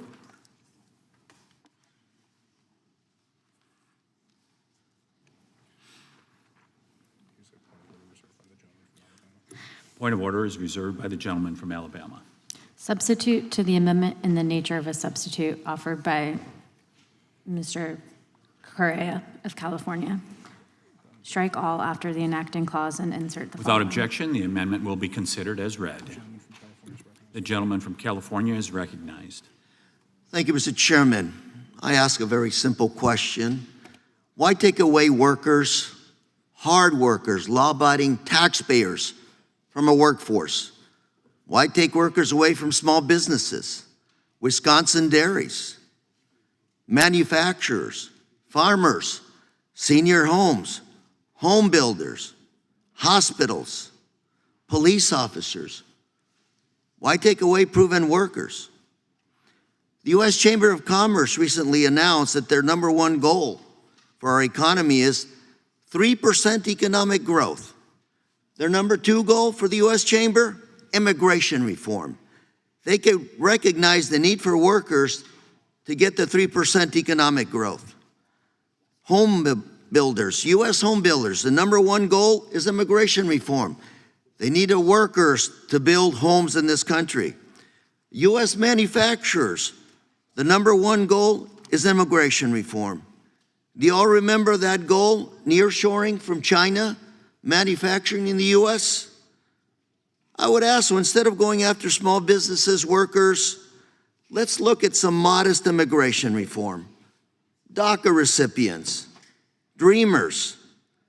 These are the immigrants we really need in this country. They know our culture because they've lived here all their lives. They either work or they're going to school, and they follow the law. Believe me, DACA recipients have to pass a very, very detailed background check before they're actually accepted into the DACA program. And today, dreamers or DACA recipients, they poll at about 70% with Republicans and about 85% positive with American voters in general. They're part of our workforce, and again, they have to pass a very extensive background check. My amendment, the American Dream and Promise Act, would essentially protect and grant eligible dreamers conditional permanent residence for 10 years and cancel removal proceedings. Provide a pathway to citizenship for eligible dreamers by granting full lawful permanent residence or LPR status. Provide individual temporary protective status or deferred enforcement departure with lawful permanent residence. They would protect our dreamers and individuals with TPS during your application for relief under American Dream and Promise Act. This is the legislation we lead, ladies and gentlemen. For most of the day, we've talked about criminals. We talked about people that are unwelcome, that are not welcome in this country. Dreamers today have to follow the law, have to be no criminal record, and be gainfully employed. This is what we need today in the United States. Legal workers to relieve our need for workers in this country. Mr. Chairman, I yield.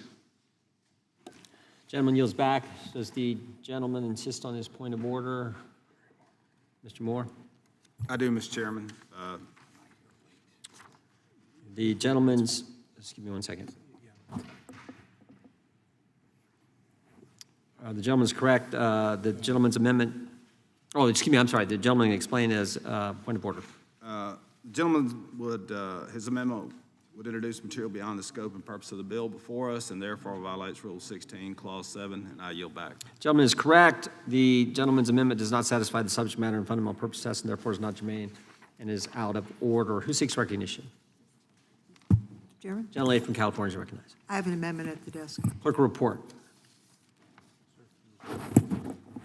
Point of order reserved by the gentleman from Wisconsin.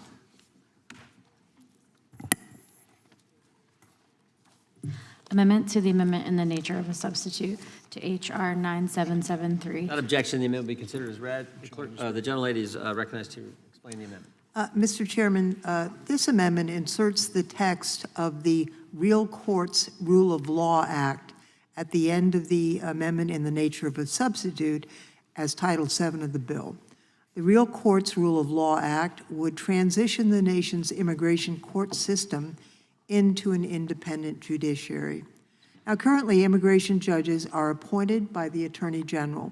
They are employees of the Department of Justice, and immigration judges may be directed to adjudicate cases based on policies and priorities of the governing administration instead of the facts and the law that are before them in the courtroom. That's exactly what's happened, actually, over the last year and a half. In 2025, the Trump administration fired almost 100 out of the 700 immigration judges nationwide, with an spokesperson targeting some as, quote, activist judges. Now, this has caused chaos and dysfunction, with the Board of Immigration Appeals backlog reaching an all-time high of nearly 220,000 cases at the end of last year. You know, it's interesting, the Department of Justice advertised positions for immigration judges as deportation judges, which really emphasize that they just want the judge to deport rather than to apply the law to the facts that are presented to them in their courts. I think this is a dark and dangerous path for our court system to continue down. Such influence and pressure from any administration, Republican or Democratic, is not the right way to deal with justice. We need a new immigration court system that's separate from the Department of Justice, that is defined by independence and integrity. I'm glad to have our esteemed ranking member Raskin on this bill, as well as Mr. Johnson and Mr. Goldman.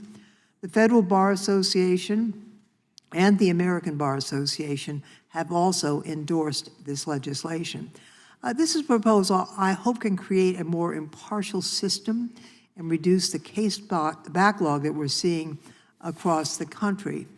I also wanted to say just one more word about the underlying bill, which I think doubles down on some of the most harmful policies we've seen from this administration. They're policies that can be harmful and mean, that can be bad for our economy, and really, they're not popular with the American people. It should be noted that the latest Pew Research poll showed that 58% of Americans do not trust Trump on immigration. That's up 12% when he was elected. Yet my colleagues on the other side of the aisle seem to be saying to the American people, too bad, we're going to codify this bad agenda into law anyway. You know, much has been said about the need for border control, and I agree. We had a situation that was disorderly and needed attention at the border.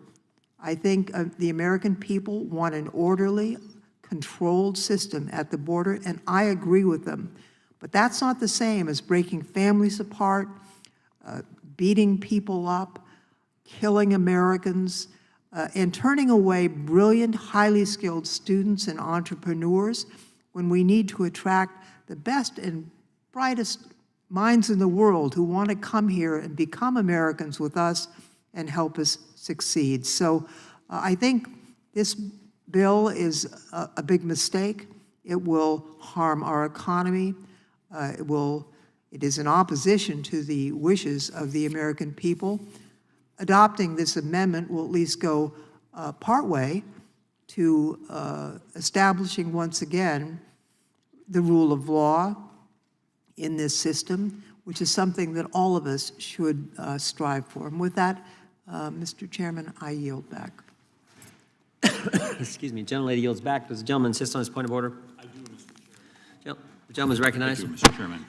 The gentlewoman's amendment would introduce material beyond the scope and purpose of the bill before us and therefore violates House Rule 16, Clause 7. I yield back. Gentleman yields back. The gentlelady's amendment does not satisfy the subject matter fundamental purpose test, therefore is not germane and is out of order. Who seeks recognition? Gentlelady from Washington is recognized. Mr. Chairman, I have an amendment at the desk. The clerk will report. Point of order reserved by the gentleman from Wisconsin. Amendment to the Without amendment. objection, the amendment will be considered as read. The gentlelady from Washington is recognized to explain the amendment. Thank you, Mr. Chairman. My amendment recognizes that family detention is just wrong and family separation is unacceptable. This amendment addresses both issues. It gets rid of the bill's mandatory indefinite family detention section, and it replaces it with language to prevent Immigration and Customs Enforcement from detaining parents and primary caregivers unless it can show that the individual poses a specific risk to public safety that cannot be mitigated through a supervised release program. This would go a long way to addressing the harms of this section of the bill and ensure family unity. Trump campaigned on deporting the, quote, worst of the worst, but that is absolutely not what he's doing. Instead, he's cruelly ripping apart families and detaining people of all statuses. On day one, President Trump brought back family detention. Let me be clear again, there is no humane way to detain children. The American Academy of Pediatrics has made it clear no amount of detention for children is safe. According to a recent analysis, since family detention was restarted last year, at least 500 babies and toddlers have spent time in ICE custody. The analysis also showed that ICE has dramatically increased detentions of children aged 3 and under. Between January 2025 and March of this year, ICE has been holding 25 children aged 3 and under in custody on average every single day. When ICE is not detaining families, they are separating them. Since Trump was sworn into office, ICE has detained and deported thousands of parents, leaving many children, including U.S. citizens, separated from their caregivers. In just the first 7 months of President Trump's second term, at least 11,000 U.S. citizen children had a parent detained.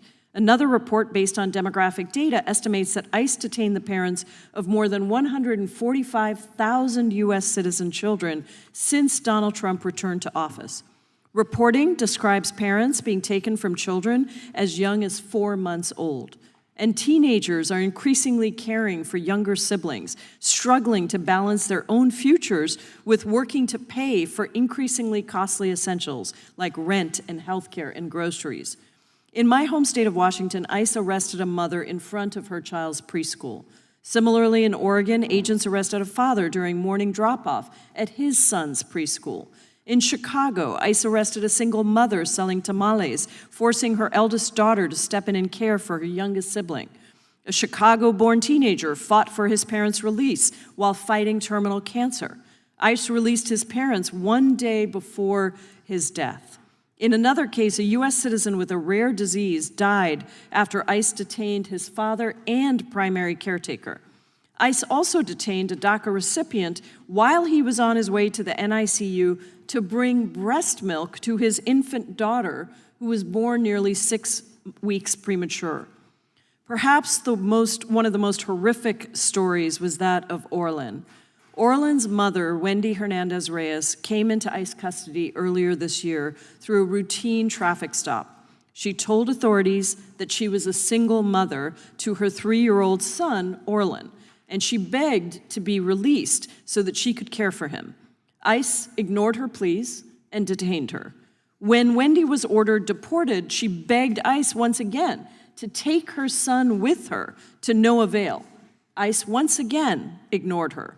As a result of ICE's cruelty, Orlin was left in the custody of an abusive uncle who abused him and eventually murdered him.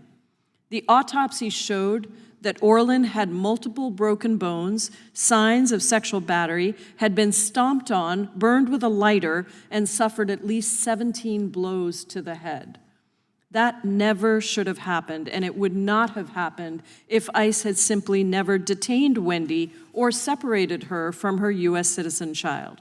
Last week, I introduced a bill, Orlin's Law, to make sure no family ever experiences this cruelty. Consistent with my bill, my amendment would prevent ICE from detaining a parent unless it can show through clear and convincing evidence that detention is necessary to mitigate a public safety risk. In the event that a parent is detained, it actually requires ICE to restore and expand protections to ensure that parents can make arrangements for their child's care. If a parent is deported, it requires ICE to let the parent decide whether or not they leave with their child. Orlin should be alive today. Supporting this amendment would prevent another tragedy like Orlin's death from happening.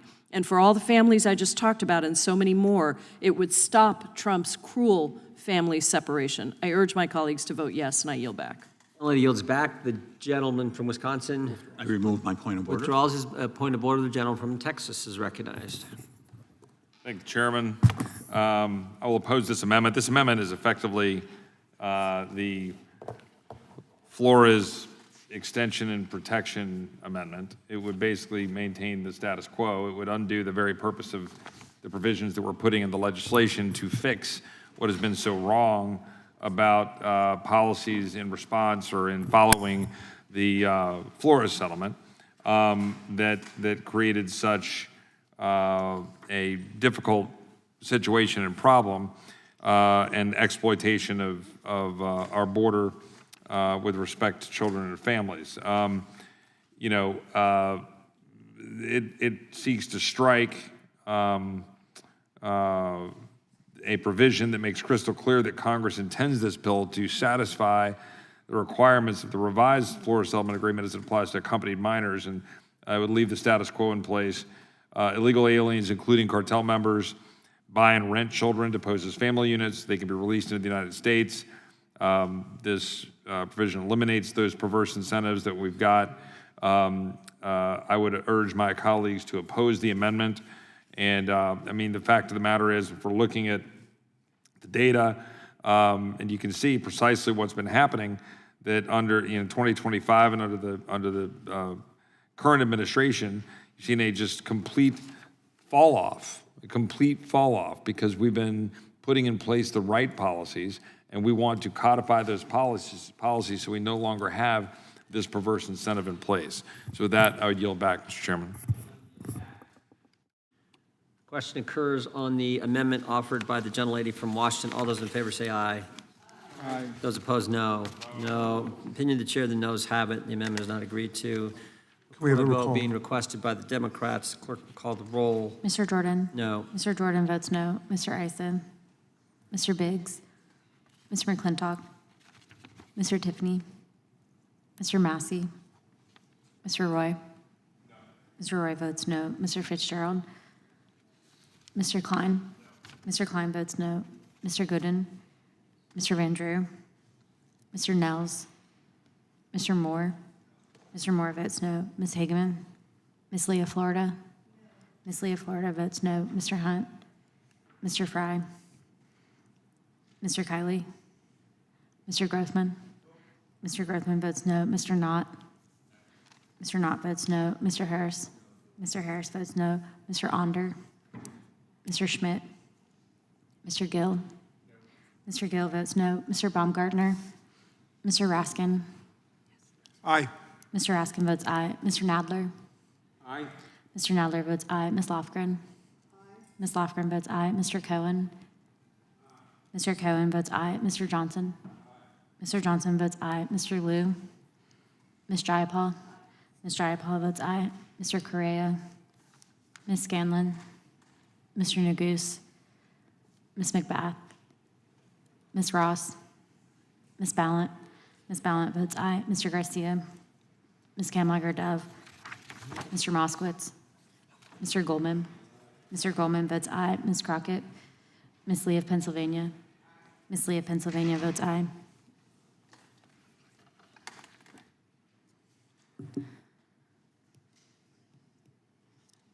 Mr. Tiffany? Mr. Tiffany votes no.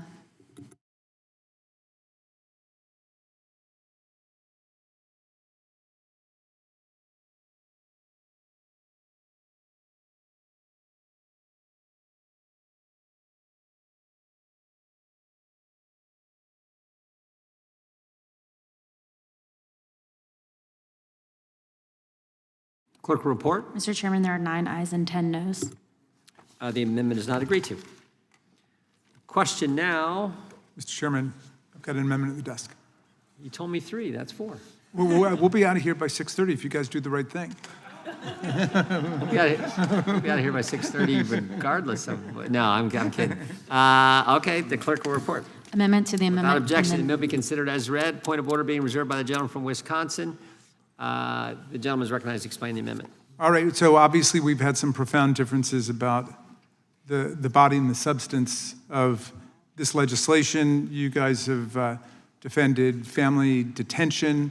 You have rejected a mens rea knowing willfulness requirement, which was something that I always admired the gentleman from Texas for supporting before, but we think a lot of constitutional principles have been absolutely discarded and abandoned in the process. I would hope, at least when it comes to the question of the title of the legislation, we could all be together in defending the 22nd Amendment to the Constitution, which of course holds that no person can be elected more than twice to office. This was added in, I think it was 1951 when it finally got added. And I don't think that we should send out any kind of confusing signal to the public by adding the words permanent Trump to a federal law. And a lot of the president's hardcore MAGA allies and supporters have been advancing the cause of Trump serving beyond the 2-term constitutional limit. We've heard stuff like that from Andy Ogles. I think we've heard it from Miriam Adelson. Even Steve Bannon said that there was a plan, a strategic plan in place on this.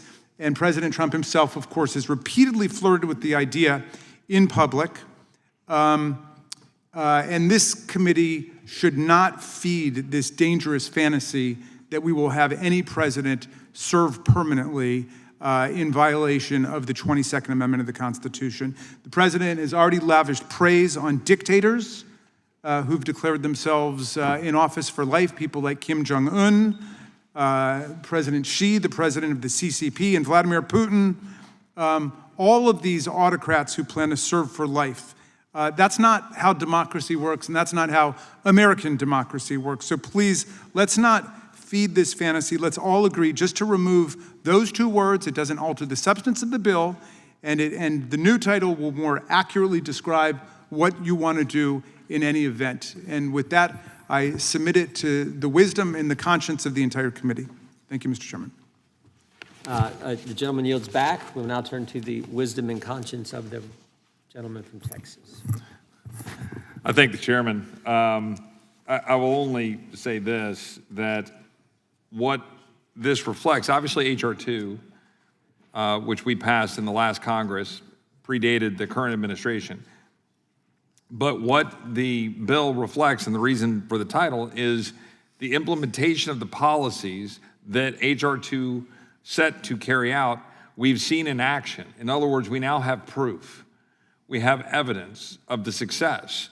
Despite my colleagues on the other side of the aisle suggesting at the time that we were passing H.R. 2 that, the sky would fall and so forth, and then saying that, well, Congress had to act.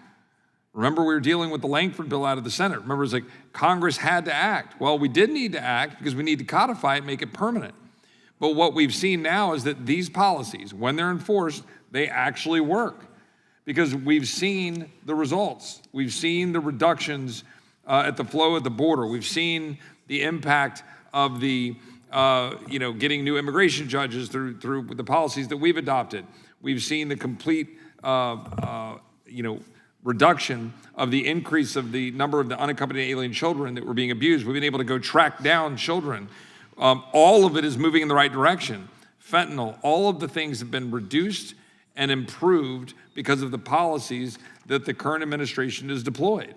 And I think credit where credit is due, the administration, Tom Homan, the much maligned Stephen Miller, the people that are making decisions about what we should do with respect to the border, they have resulted in a much better situation for migrants, for Texans, for Americans, for the people that were being negatively impacted. So with that, I would urge opposition to the amendment, and I would yield back. Will the gentleman yield?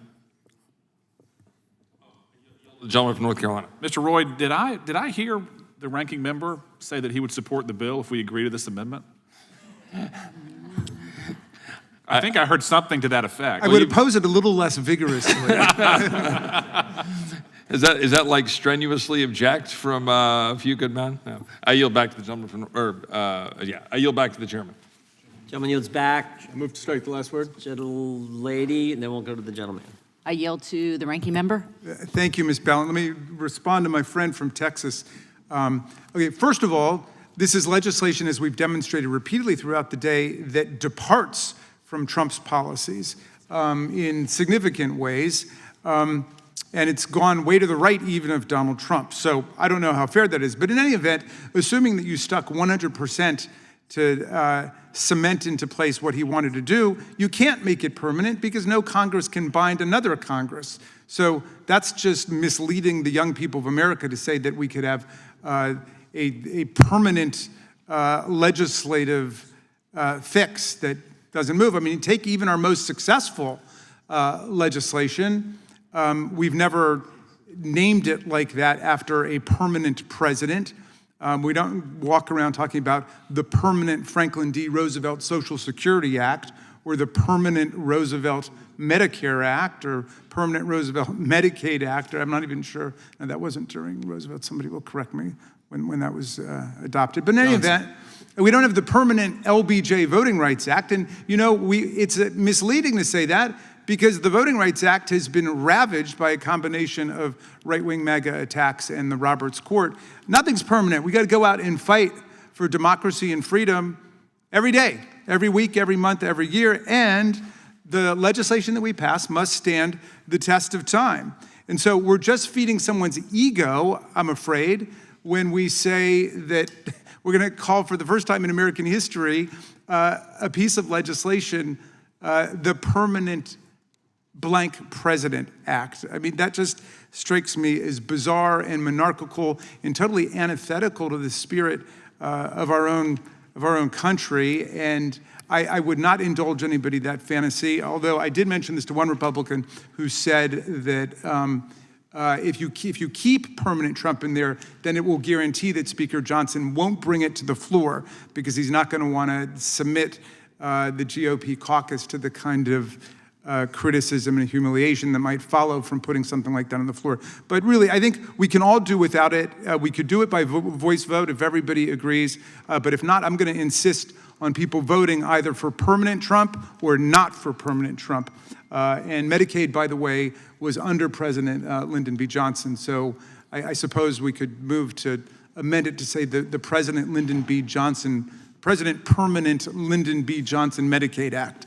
But I'm going to yield to the gentlelady from Vermont. I really appreciate the comments from the ranking member. And one of the themes that we've struggled with now for the last year and a half plus is that we have constant examples of the Republicans in Congress willingly giving up their Article I powers to the president, continuing to bow to the executive instead of protecting the rights that we hold dear in Congress because we are the ones closest to the people. I think this is yet another example of my colleagues on the other side being willing to defer, to bow down, to give up their authority and their power to the executive. And it makes me very uncomfortable.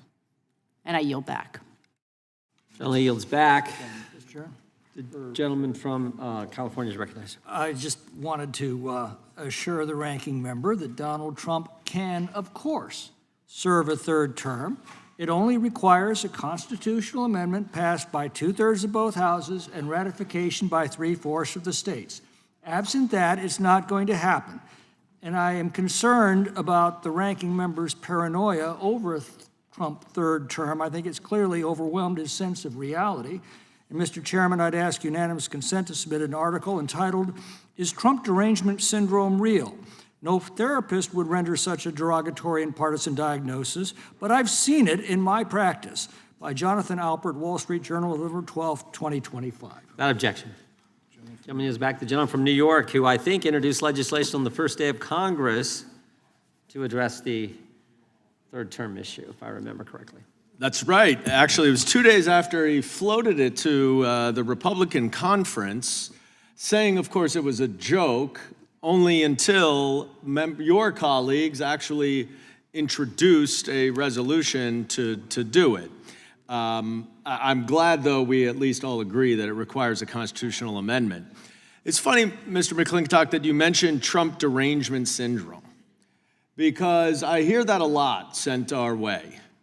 But imagine a scenario where, let's say someone has a very successful career in outside of this body, that perhaps they were, let's see, a federal prosecutor, successful lawyer, a judge. I don't know all of the backgrounds of my colleagues, but really proven themselves. And they run for office, and they win a seat into Congress. And then they come to Congress, and somehow, some way, they are convinced to bow down, to worship the President of the United States. Let's just say, forget about the President, just another person. And that when the President says he wants to create something called Trump accounts, you all think that's a great idea. Or the Trump gold card. Fantastic. You know what? Let's support the Arc de Trump. That is Trump derangement syndrome. This narcissist who insists on naming absolutely everything after himself. He's now even signing currency. And none of you will stand up and say the obvious, which is it's absurd. It's absurd that someone is so insecure that he needs to have his name put on everything. But what's even more deranged is that you all go along with it. Why do you need Trump's name on this bill? Mr. Roy, you're the sponsor of it. You're not even going to be here. You and I, we're going to go out and we're going to start a law practice together or something. But you don't need to kiss his ass anymore. What is the point of putting permanent Trump on this bill? I could have used that clip in my primary.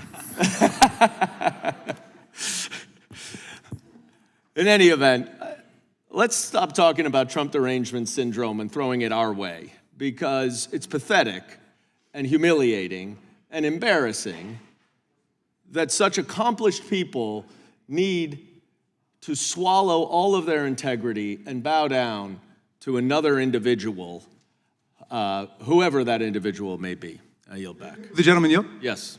I want to thank the very distinguished gentleman from New York for his characteristically eloquent and cogent remarks. And we're another person in this committee we're going to be missing a lot next year, Mr. Goldman. And I thank you for having the foresight to introduce legislation about this on the second day of Congress. I had forgotten that you had done that. But of course, everybody knows it's not Trump derangement syndrome that's a real thing. It's deranged Trump syndrome, which is a real thing, which is a president who wants Dulles Airport named after him, and one of our Republican colleagues advanced that. Another, am I over? No. Oh, okay. We should. Oh, you just want me to be nicer to the president. Okay, No, I don't think he's watching right now. All right. The gentleman knows he's the president of our great country, and there's ways that the president should not be spoken about. Look, you guys know that, but never some people stops want him us. on the $20 bill. Some people want him on the $100 bill. I want him on the $11 trillion bill because that's how much he's added to the national debt. And I think we should make him his own deal. We've got legislation today to add him to Mount Rushmore, rename Palm Beach Airport, give him the Nobel Prize, Congressional Gold Medal, make his birthday a federal holiday, $250 bill, and so on. Look, let's not play into that. We're the House Judiciary Committee. Come on, we don't have to name our legislation after President Trump. If it stands on its own 2 feet, it stands on its own 2 feet. And I agree with the gentlelady from Vermont who says that it's an insult and affront. It's almost a demonstration of a lack of self-respect to say that we've got to hinge this to Donald Trump. If you believe in the stuff that's in there, then stand by the stuff that's in there. But we are the lawmaking branch. The president's job is only to take care that the laws are faithfully executed, and that's what the president should be spending his time on. And if he's watching, nothing personal, Mr. President. And I would just add, before we end this and vote on it, that the president could have enough confidence to actually allow other people to call this bill or other bills something named after him, just like Barack Obama did with Obamacare, which was not the official name, but that's the kind of leadership we're looking for. Gentleman yields back. The question occurs. Gentleman from California for a UC request. Mr. Chairman, yes, unanimous consent to enter the following into the record. First article, Republican farmer relies on immigrant work, sees his party erasing it. New York Times, March 27, 2026. Objection. Second, in red states, anti-immigrant bills are failing as businesses push back. Washington Post, April 19th of this year. Without objection. Third article, Trump immigration officials seek to amend frayed ties with businesses as arrests spike. Washington Post, July 19th of this year. Without objection. Immigration reform is key to building a skilled workforce. National Association of Home Builders, November of 2025. And then business groups quietly push back on Trump's immigration raids. Axios, March 2nd, 2025. Objection. Thank you. Question occurs on the amendment offered by the gentleman from Maryland. All those in favor say aye. Aye. Those opposed, no. No. Opinion of the chair, the noes have it, and the amendment is not agreed to. Recorded vote, please, Mr. Chairman. Recorded vote has been asked for. The clerk will call the roll. Mr. Jordan? No. Mr. Jordan votes no. Mr. Issa? Mr. Biggs? Mr. McClintock? Mr. McClintock votes no. Mr. Tiffany? Mr. Tiffany votes no. Mr. Massey? Mr. Roy? Mr. Roy votes no. Mr. Fitzgerald? Mr. Klein? Mr. Klein votes no. Mr. Gooden? Mr. Van Drew? Mr. Van Drew votes no. Mr. Nels? Mr. Moore? Mr. Moore votes no. Ms. Hageman? Ms. Leah Florida? Ms. Leah Florida votes no. Mr. Hunt? Mr. Fry? Mr. Kiley? Mr. Kiley votes aye. Mr. Grothman? Mr. Knott? Mr. Knott votes no. Mr. Harris? Mr. Harris votes no. Mr. Onder? Mr. Schmidt? Mr. Schmidt votes no. Mr. Gill? Mr. Baumgartner? Mr. Raskin? Aye. Mr. Raskin votes aye. Mr. Nadler? Aye. Mr. Nadler votes aye. Ms. Lofgren? Ms. Lofgren? Ms. Lofgren votes yes. Mr. Cohen?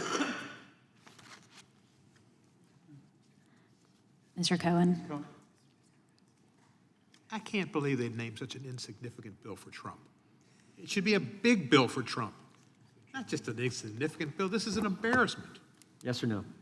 Yes or no? That's a difficult question, too. I'll say yes. Mr. Cohen votes yes. Mr. Johnson? Mr. Johnson votes yes. Mr. Liu? Ms. Jayapal? Ms. Jayapal votes aye. Mr. Correa? Mr. Correa votes aye. Ms. Scanlon? Ms. Scanlon votes aye. Mr. Neguse? Ms. McBath? Ms. McBath votes aye. Ms. Ross? Ms. Ballant? Ms. Ballant votes aye. Mr. Garcia? Ms. Kamlager-Dove? Mr. Moskowitz? Mr. Goldman? Mr. Goldman votes aye. Ms. Crockett? Ms. Lee of Pennsylvania? Ms. Lee of Pennsylvania votes aye. Mr. Gill, you are not recorded. Mr. Gill votes no. Mr. Gooden votes no.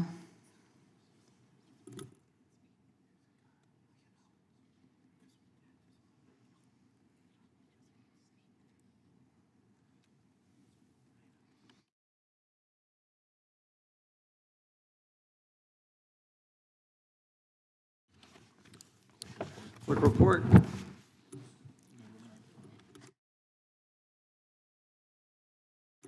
Mr. Garcia, you are not recorded. Mr. Garcia votes aye.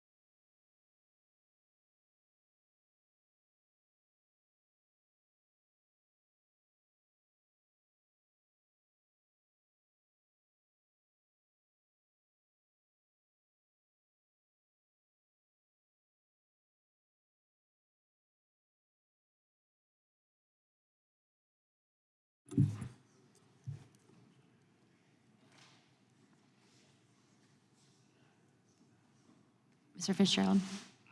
Mr. Fitzgerald votes no. Demand a recount, Mr. Chairman. Clerk will report. Mr. Chairman, there are 14 ayes and 14 noes. The amendment is not agreed to. Question now occurs on the adoption of the amendment. No, we got to go here. Question for the bill's amended, right? The question is on the adoption of the amendment in the nature of a substitute. This will be followed immediately by a vote on favor of reporting the bill. All those in favor say aye. Those opposed, no. No. Opinion of the chair, the ayes have it. And the amendment nature of substitute is adopted. Question is on favor of reporting the bill. Roll call vote. Oh. Let me see. I thought Kyle was going to say something. Oh. All those in favor say aye. Aye. Those opposed, no. No. Opinion of the chair, the ayes have it, and the amendment. We'd like to request a roll call vote, Mr. Chairman. Roll call being requested. The clerk will call the roll. Mr. Jordan? Yes. Mr. Jordan votes yes. Mr. Issa? Mr. Biggs? Mr. McClintock? Mr. McClintock votes aye. Mr. Tiffany? Mr. Tiffany votes aye. Mr. Massey? Mr. Roy? Mr. Roy votes aye. Mr. Fitzgerald? Mr. Fitzgerald votes aye. Mr. Klein? Mr. Klein votes aye. Mr. Gooden? Mr. Gooden votes aye. Mr. Van Drew? Mr. Van Drew votes yes. Mr. Nels? Mr. Moore? Mr. Moore votes aye. Ms. Hageman? Ms. Leah Florida? Ms. Leah Florida votes aye. Mr. Hunt? Mr. Fry? Mr. Kiley? Mr. Kiley votes aye. Mr. Grothman? Mr. Grothman votes aye. Mr. Knott? Mr. Knott votes aye. Mr. Harris? Mr. Harris votes aye. Mr. Onder? Mr. Schmidt? Mr. Schmidt votes aye. Mr. Gill? Mr. Gill votes yes. Mr. Baumgartner? Mr. Raskin? Nope. Mr. Raskin votes no. Mr. Nadler? No. Mr. Nadler votes no. Ms. Lofgren? Ms. Lofgren votes no. Mr. Cohen? Mr. Cohen votes no. Mr. Johnson? Mr. Johnson votes no. Mr. Liu? Ms. Jayapal? Ms. Jayapal votes no. Mr. Correa? Mr. Correa votes no. Ms. Scanlon? Ms. Scanlon votes no. Mr. Neguse? Ms. McBath? Ms. McBath votes no. Ms. Ross? Ms. Ballant? Ms. Ballant votes no. Mr. Garcia? Mr. Garcia votes no. Ms. Kamlager-Dove? Mr. Moskowitz? Mr. Goldman? Mr. Goldman votes no. Ms. Crockett? Ms. Crockett votes no. Ms. Lee of Pennsylvania? Ms. Lee of Pennsylvania votes no.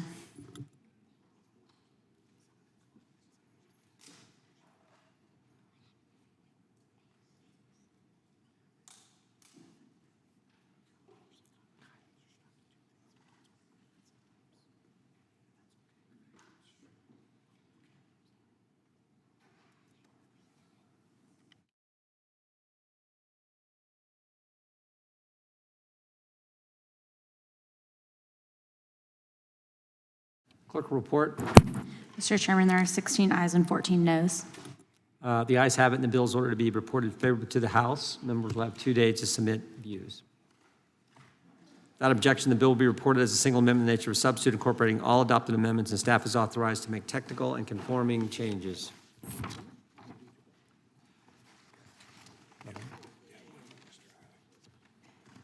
Gentleman from California, wish to be recognized?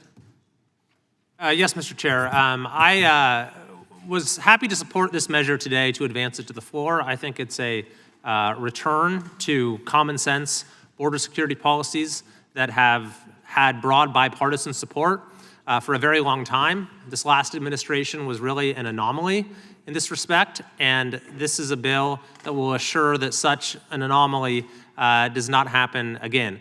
That being said, I am very concerned about the impact it might have on a particular community, and that is Ukrainian Americans, many of whom live in the Sacramento area, which I represent. And so before this bill comes to the floor, I'm going to want to make sure that that issue is addressed, that we assure that this legislation will not negatively impact their status, their ability to work, and that these are folks who are contributing to our communities, to our economy in countless ways, who came here legally, whether you agree or disagree with how that was done in the past. And so I want to see that we do everything we can to end the legal state of limbo that they're in right now, and that we certainly don't make it worse with this legislation. So with that, I yield back.